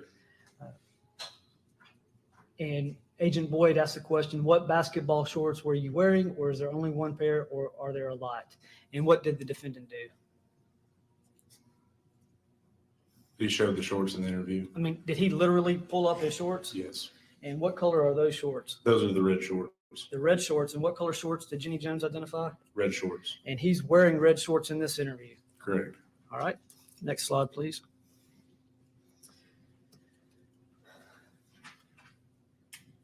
In this portion of the confession, the defendant states, after I yelled at him, I walked over and saw the pee and told them to get their asses in bed, and I got more angry.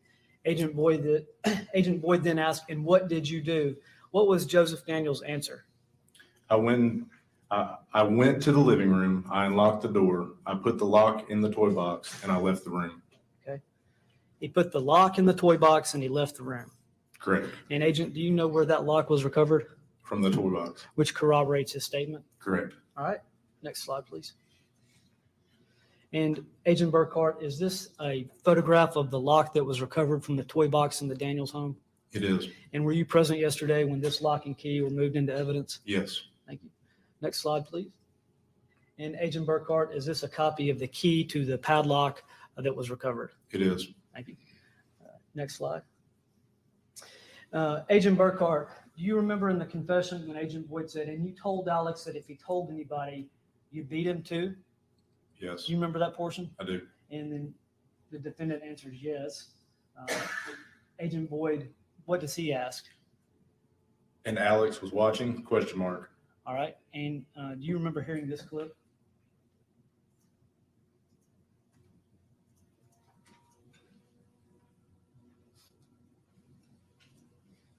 I know they interviewed Alex and made sure he told them everything. What did the defendant say? I'm pretty sure they interviewed Alex and he told everything.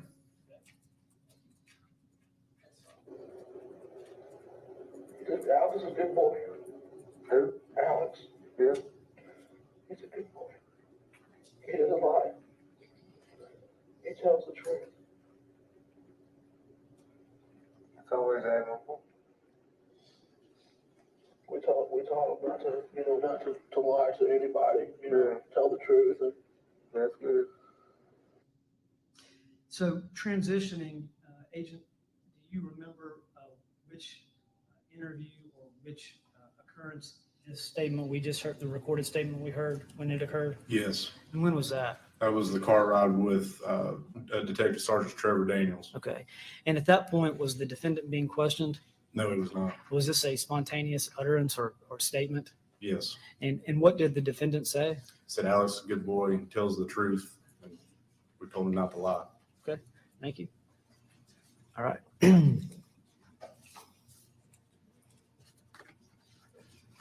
We could go to the next presentation, please.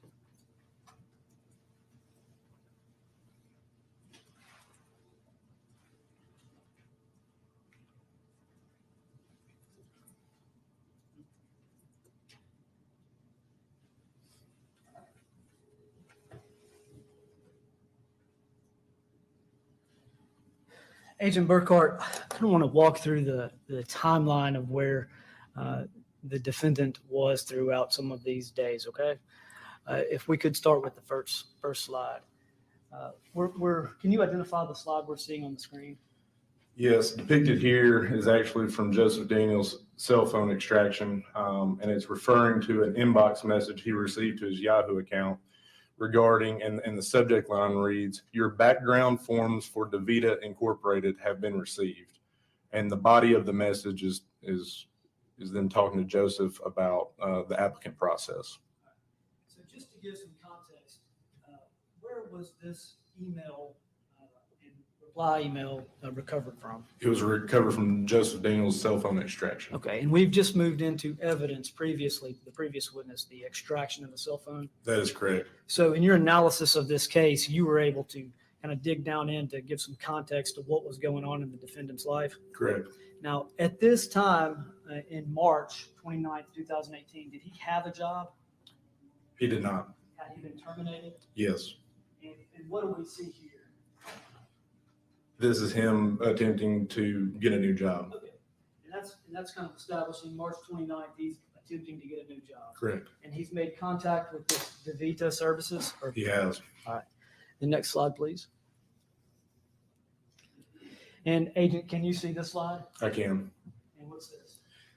The next slide is timestamp 3/29/2018, and it's for Joseph Ray Daniels account, well, Yahoo account. The subject line is again with DeVita Incorporated, background verification consent form. And what are they looking for? They're wanting him to do his application for the background check authorization. Okay, and that's on March 29th, 2018? Correct. Next slide. All right, AJ, can you see the slide here? Yes. And what date do we have? This is 4/2/2018. Okay, and folder says sent, RE DeVita, offer, next steps, timestamp 4/2/2018. Is that correct? Yes. And what do we have in the body? The message reached Cody. I completed more information last week, including my drug test. Is there anything else that needs to be done? Should I receive any phone call? Thanks, Joseph Daniels. All right, and that's on April the 2nd. Correct. Next slide. And Agent Burkhart, can you see this email? Yes. And it's an inbox folder, subject DeVita, offer next steps, date April 2nd, 2018, time 12:09. And what is the body? It's a return email that says, "Hi, Joe. Thank you for the update. It looks like the background check is just processing right now. Typically takes anywhere from 2 to 5 days. You should be hearing from us by Wednesday, Thursday, detailing day 1. Okay. Next slide, please. And Agent Burkhart, can you see these emails? Correct. And what is this? It's a sent email from Joseph Daniels Yahoo account. Awesome. Thank you. That's on April the 2nd, 2018 at 12:18. It is. Next slide. Agent Burkhart, can you identify this email? Yes, this email is from Joseph Daniels Yahoo account again. It's an inbox message and the subject line reads Joseph Daniels DeVita background check, education documents needed. The timestamp is 4/3/2018 at 9:57 a.m. And what is the body? It says, "Hello, my name is Tony Mija and I'm with DeVita People Services. I have been monitoring the progress on your background screening and I need your assistance to verify your background. In order to complete your background verification, we need to verify your education.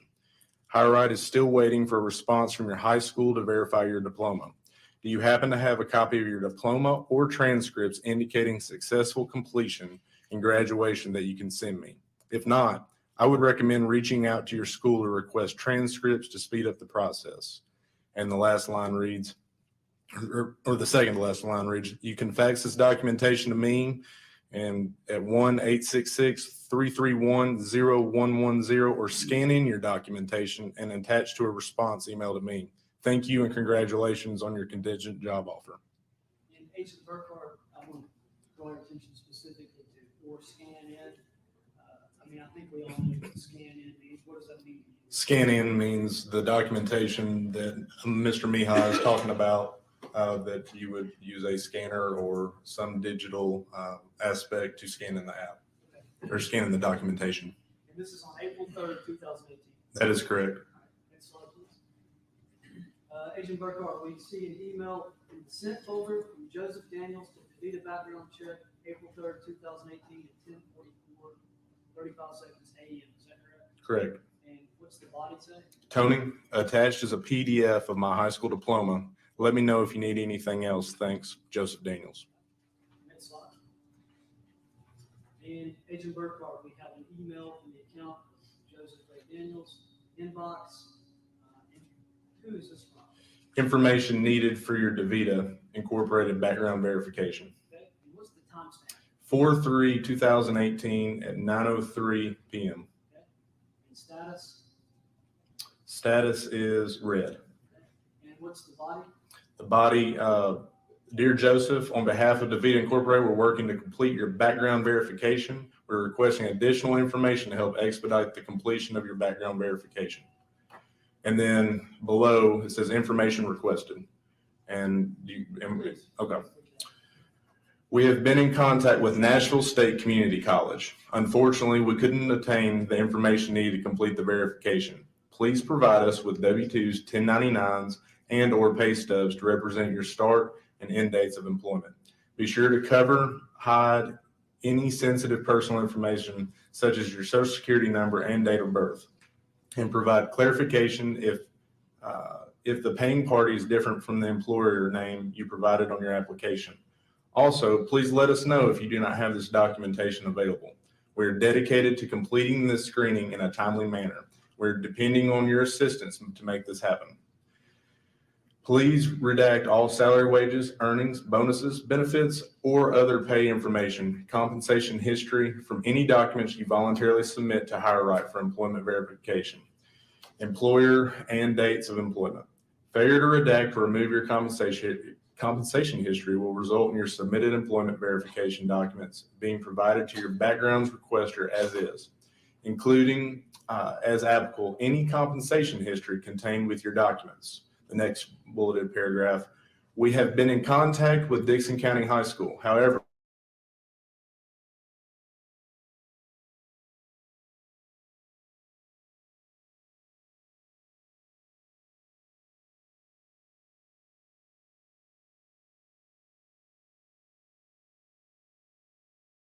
help identify alternative options. And again, what is the timestamp on this? The timestamp is 4/3/2018 at 9:03 p.m. Next slide, please. All right, Agent, can you identify this slide? Yes, I can. What is this? This is Officer Tim Simmons' dash cam approaching the scene on April 4th, 2018, and the timestamp reads 7:33 a.m.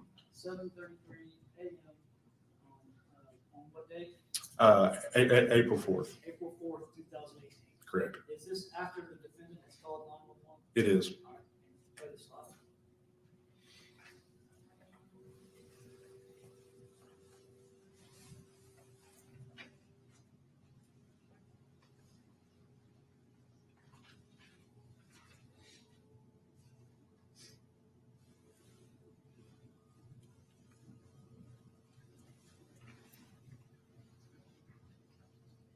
Agent, can you identify that vehicle? Yes. Who is that? This is Joseph Daniels' vehicle. All right, and is it moving? Well, it's paused right now, but was it moving before we paused the slide? It is. It's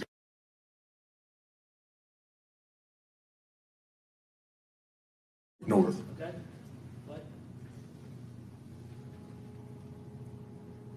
Did there appear to be more than one person in the vehicle? It did. Okay.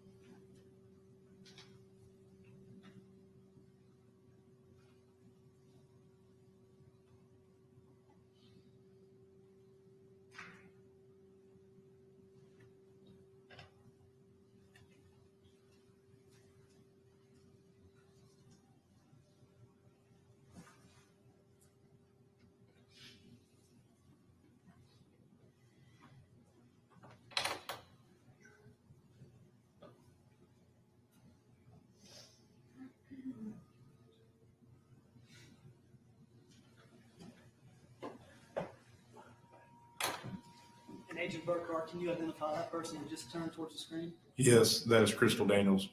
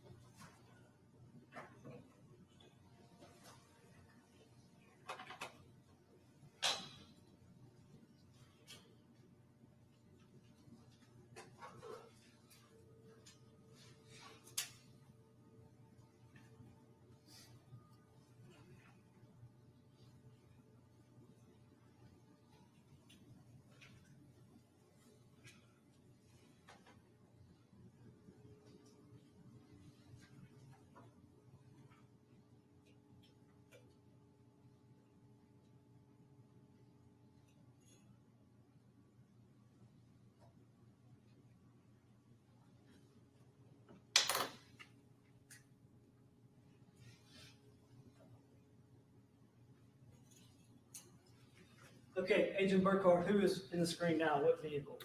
The maroon Chevy Impala. Okay, and what direction is it headed this time? It's headed south on Garner's Creek. Does it stop at his residence?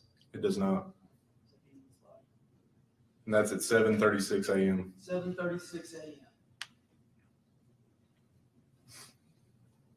You will see it continue down the road, Out of sight? out of sight. And Agent Burkhardt, just for some context, by 7:36 a.m., is there already a significant law enforcement response to the 911 call? There is.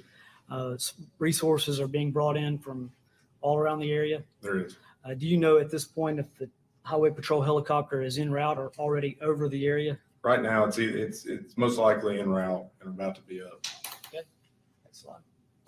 And Agent Burkhardt, can you identify this slide? Yes, this is the Bethany's retreat video. This is going farther down Garner's Creek in the south direction, headed towards Love's. This is still before Harris Road.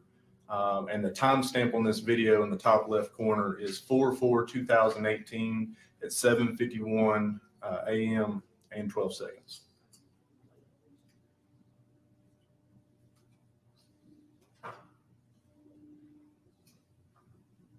And Agent Burkhardt, what did we see in that slide? We saw the same vehicle. And that's the defendant's vehicle? Correct. And what direction it traveled? It's going south on Garner's Creek. And do you know approximately how far it is between his residence and Bethany Retreat? Roughly 3 or 4 miles. Thank you. And the next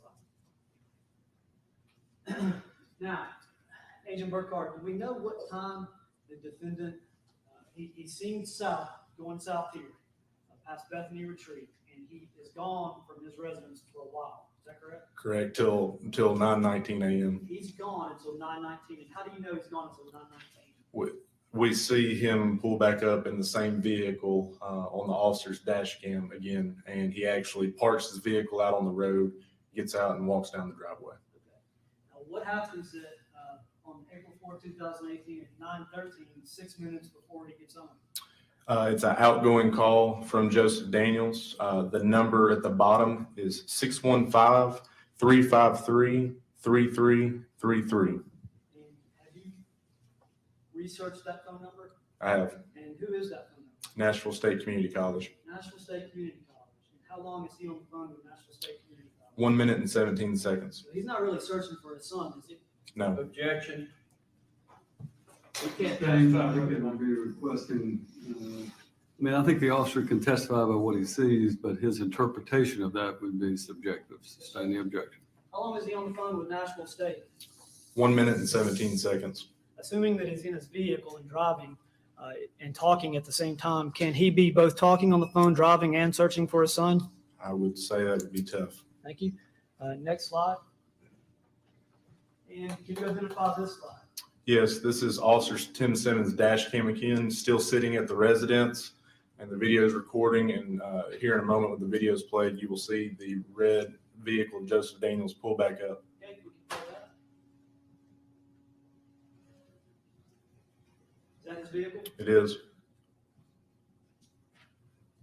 And what's the time indication on the? The current time that's rolling, it says 9:18 and 43 seconds.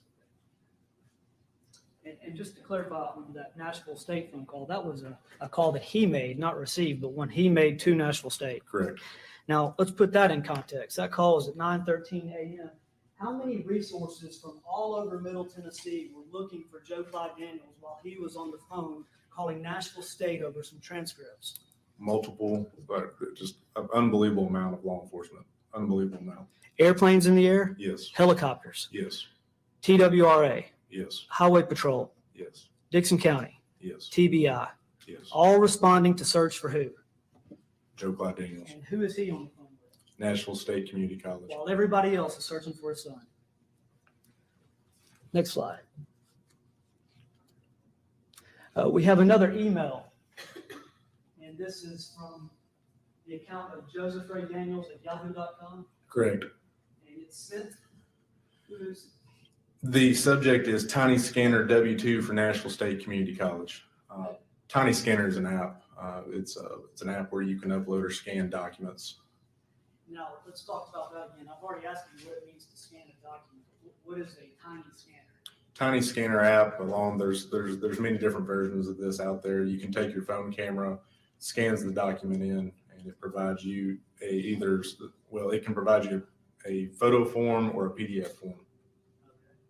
And what do we have this as an attachment? It's the attachment reads application PDF W-2 for Nashville State Community College. And what is the timestamp on this sent email?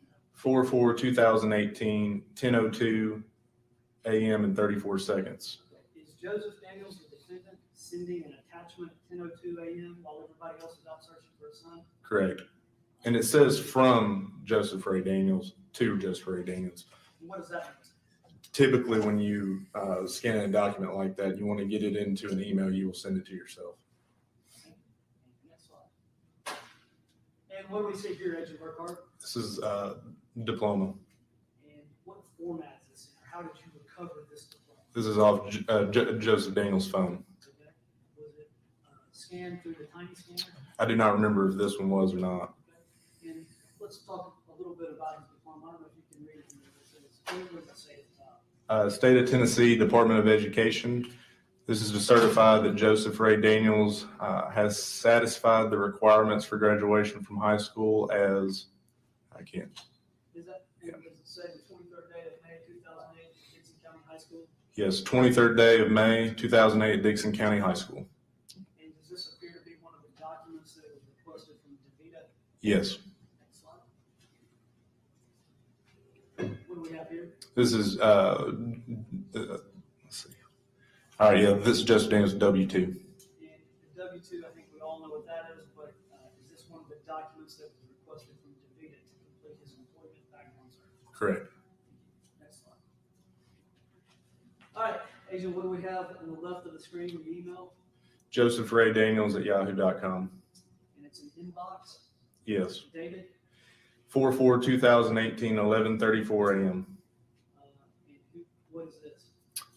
This is a inbox message from DeVita, and the body reads, "Thank you. I will send it to Higher Right." And it's showing an attachment at the top. Correct. So is this a response to Joseph Daniels? Yes. And the status of it is marked what? Red. So this morning, he's calling Nashville State, the morning of April 4th, and emailing documents, reading emails from DeVita, Correct. all while everyone is searching. Yes. Next slide. And what do we have here? This is 4/5/2018. This is the Pruitt Springs camera that y'all have already seen before. This is in the early morning hours, and we need to remember that we need to add 34 minutes to this time. Yes, thank you. And how do we know 34 minutes? Based on law enforcement's arrival to the scene. Now, what is significant about the date here, April the 5th, 2018? This is when Joseph Daniels, after speaking with Agent Kennard, Sergeant Trevor Daniel, and Special Agent Andrew Graves, he leaves shortly after and makes a trip to Love's. Now, we've already heard testimony from Agent Kennard and Detective Trevor Daniel that an interview occurred at the defendant's home. Is that correct? Correct. And that interview ended fairly late that night. It did. And sometime after the interview, what are we about to watch? About to watch down the lower right corner, Joseph Daniels' vehicle leave out of the driveway and turn right to head south on Garner's Creek towards Love's. And Agent, you are better than me at a lot of things, but especially picking out where this vehicle is. Can you come to it? I will.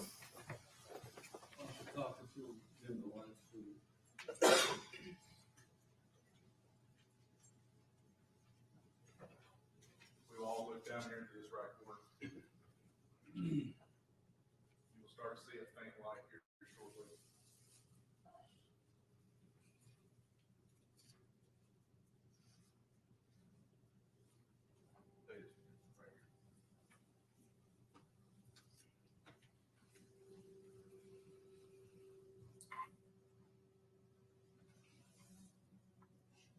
And Agent, do we see a light on in the screen that's created by the defendant's car? Can you point to that light?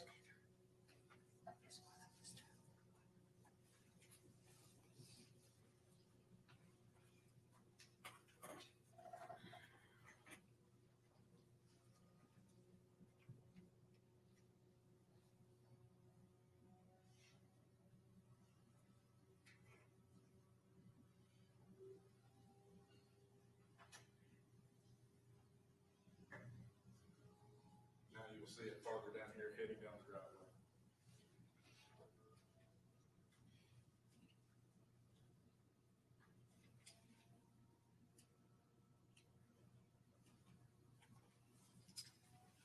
And Agent Burkhart, what direction is the vehicle headed? Vehicle's turning right out of the driveway. You're not gonna see the lights heading down the road, headed, down, south down Garner Street. South on Garner Street. Correct. And the time is 01:49:54 on the screen, so does that put us at approximately 2:24, 2:23 a.m. It does. on the morning of April 5th, 2018? It does.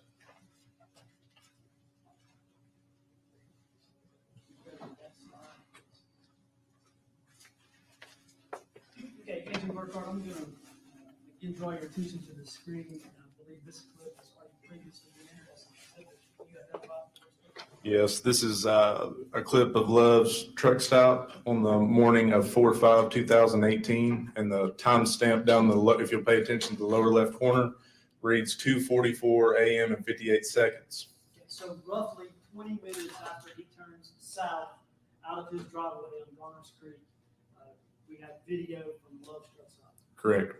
You'll play the video.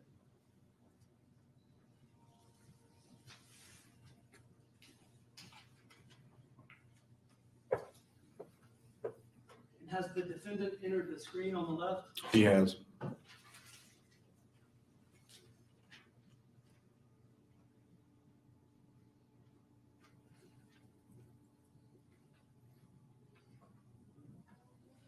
And is the defendant making a purchase? He is.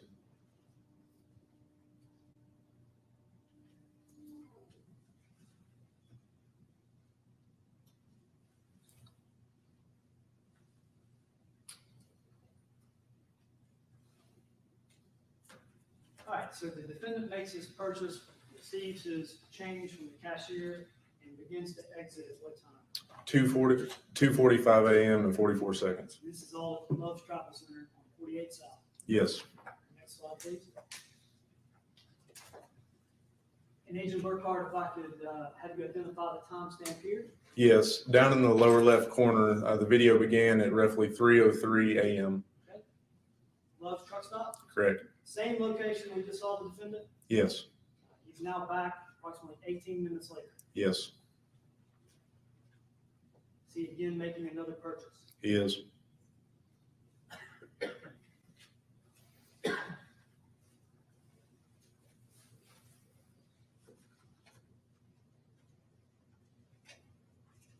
Does it appear what type of denominations he's using to make this purchase?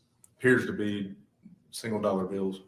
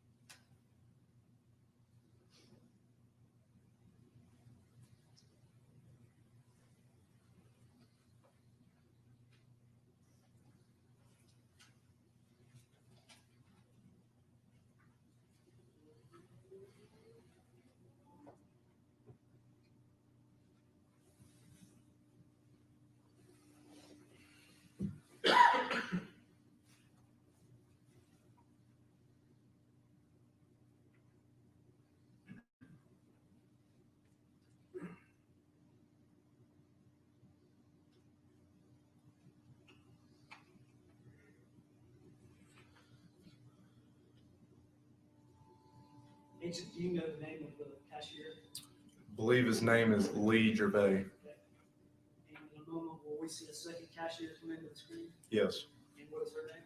Lavon Chapman Robbins. And we previously heard her testimony. Correct.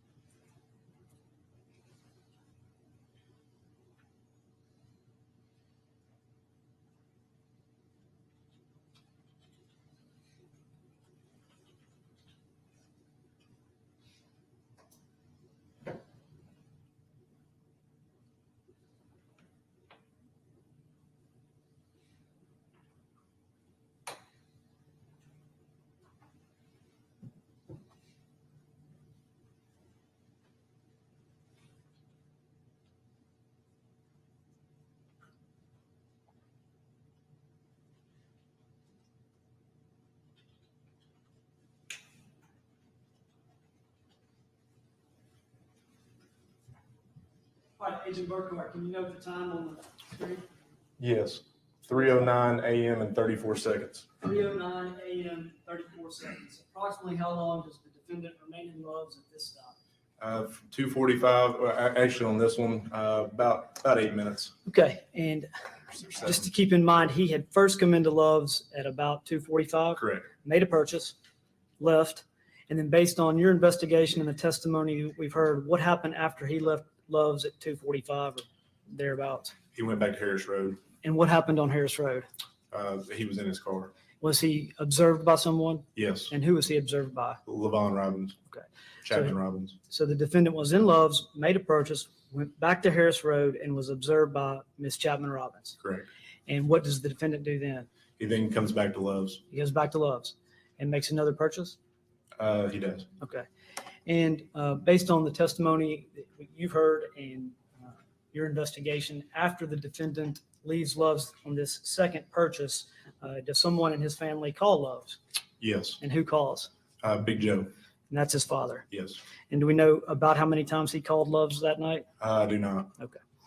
And next slide. And Agent Burkhardt, can you identify this, please? Yes, this is the Pruitt Springs camera again. This is going to be on 4/5/2018. So we're looking at the same day here. And this is going to be right around 3:20. So I had 34 minutes. It's going to be right around 3:28 a.m. in the morning. And we're going to see Joseph Daniels coming back from Love's.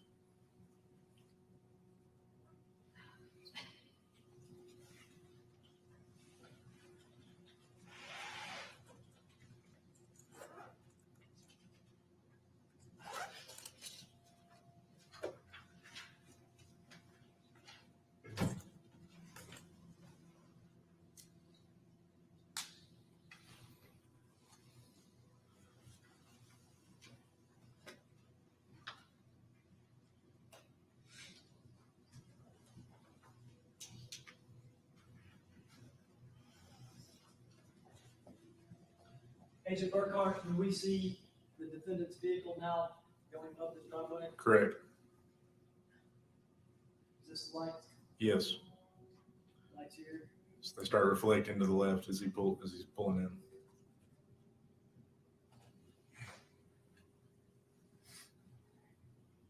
And does this complete the circuit from leaving his home to Love's and back? Yes.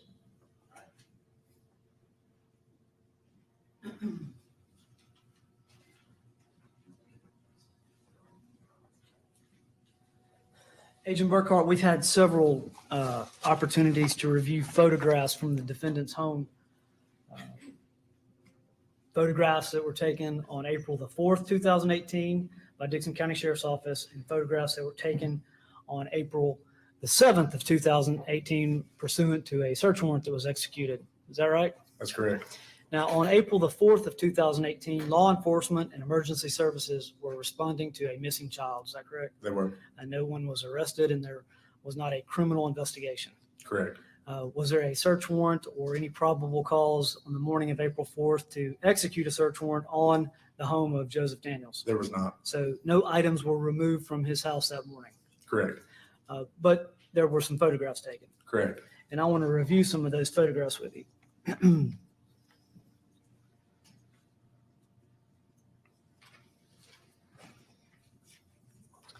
Photos at 1112 Garners Creek on April 4th, 2018.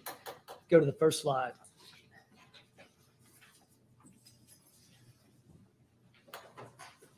Agent Burkhardt, can you identify this photograph? Yes, this is inside of the residence, 112 Garners Creek. This is inside the back door. And that's the morning of April 4th, mid-morning. Correct. And can you describe what is near and around the rear entrance to the home? Yes, there's toys on the ground. There's the toy box. There's also a Rubbermaid, what appears to be like a Rubbermaid container, and a lot of other toys. Okay. I'll move this photograph as the next exhibit. You will just pass. 236. Agent, can you identify this photograph? Yes, this is overall shot of the living room right below the mantle. We have a lot of toys on the floor. Okay. Move that as exhibit 237. And again, that was the morning of April 4th. Correct. And can you identify this photograph? Yes. What is that? This is the coffee table in the living room. I have some clothes on it, a toy truck, what appears to be a baby bottle with some liquid in it. Morning of April 4th? Correct. Move that as exhibit 238. And agent, can you identify this photograph? Yes, this is the inside of the living room again, as depicted. This is a shot of going into Big Joe and Bell's room, and TV. There's also the hutch to the right that's blocking the door. There's a hutch in front of the front door. Correct. Is that a two-piece hutch? It is. And is there an Easter basket laying in the floor? There is. And do we see the reflections of two children in the TV screen? We do. And who are those two children? Alex and Noah. Make that the next exhibit.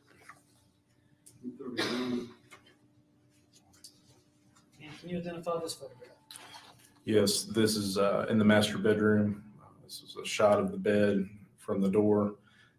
It's a shot of the floor and stuff on the floor.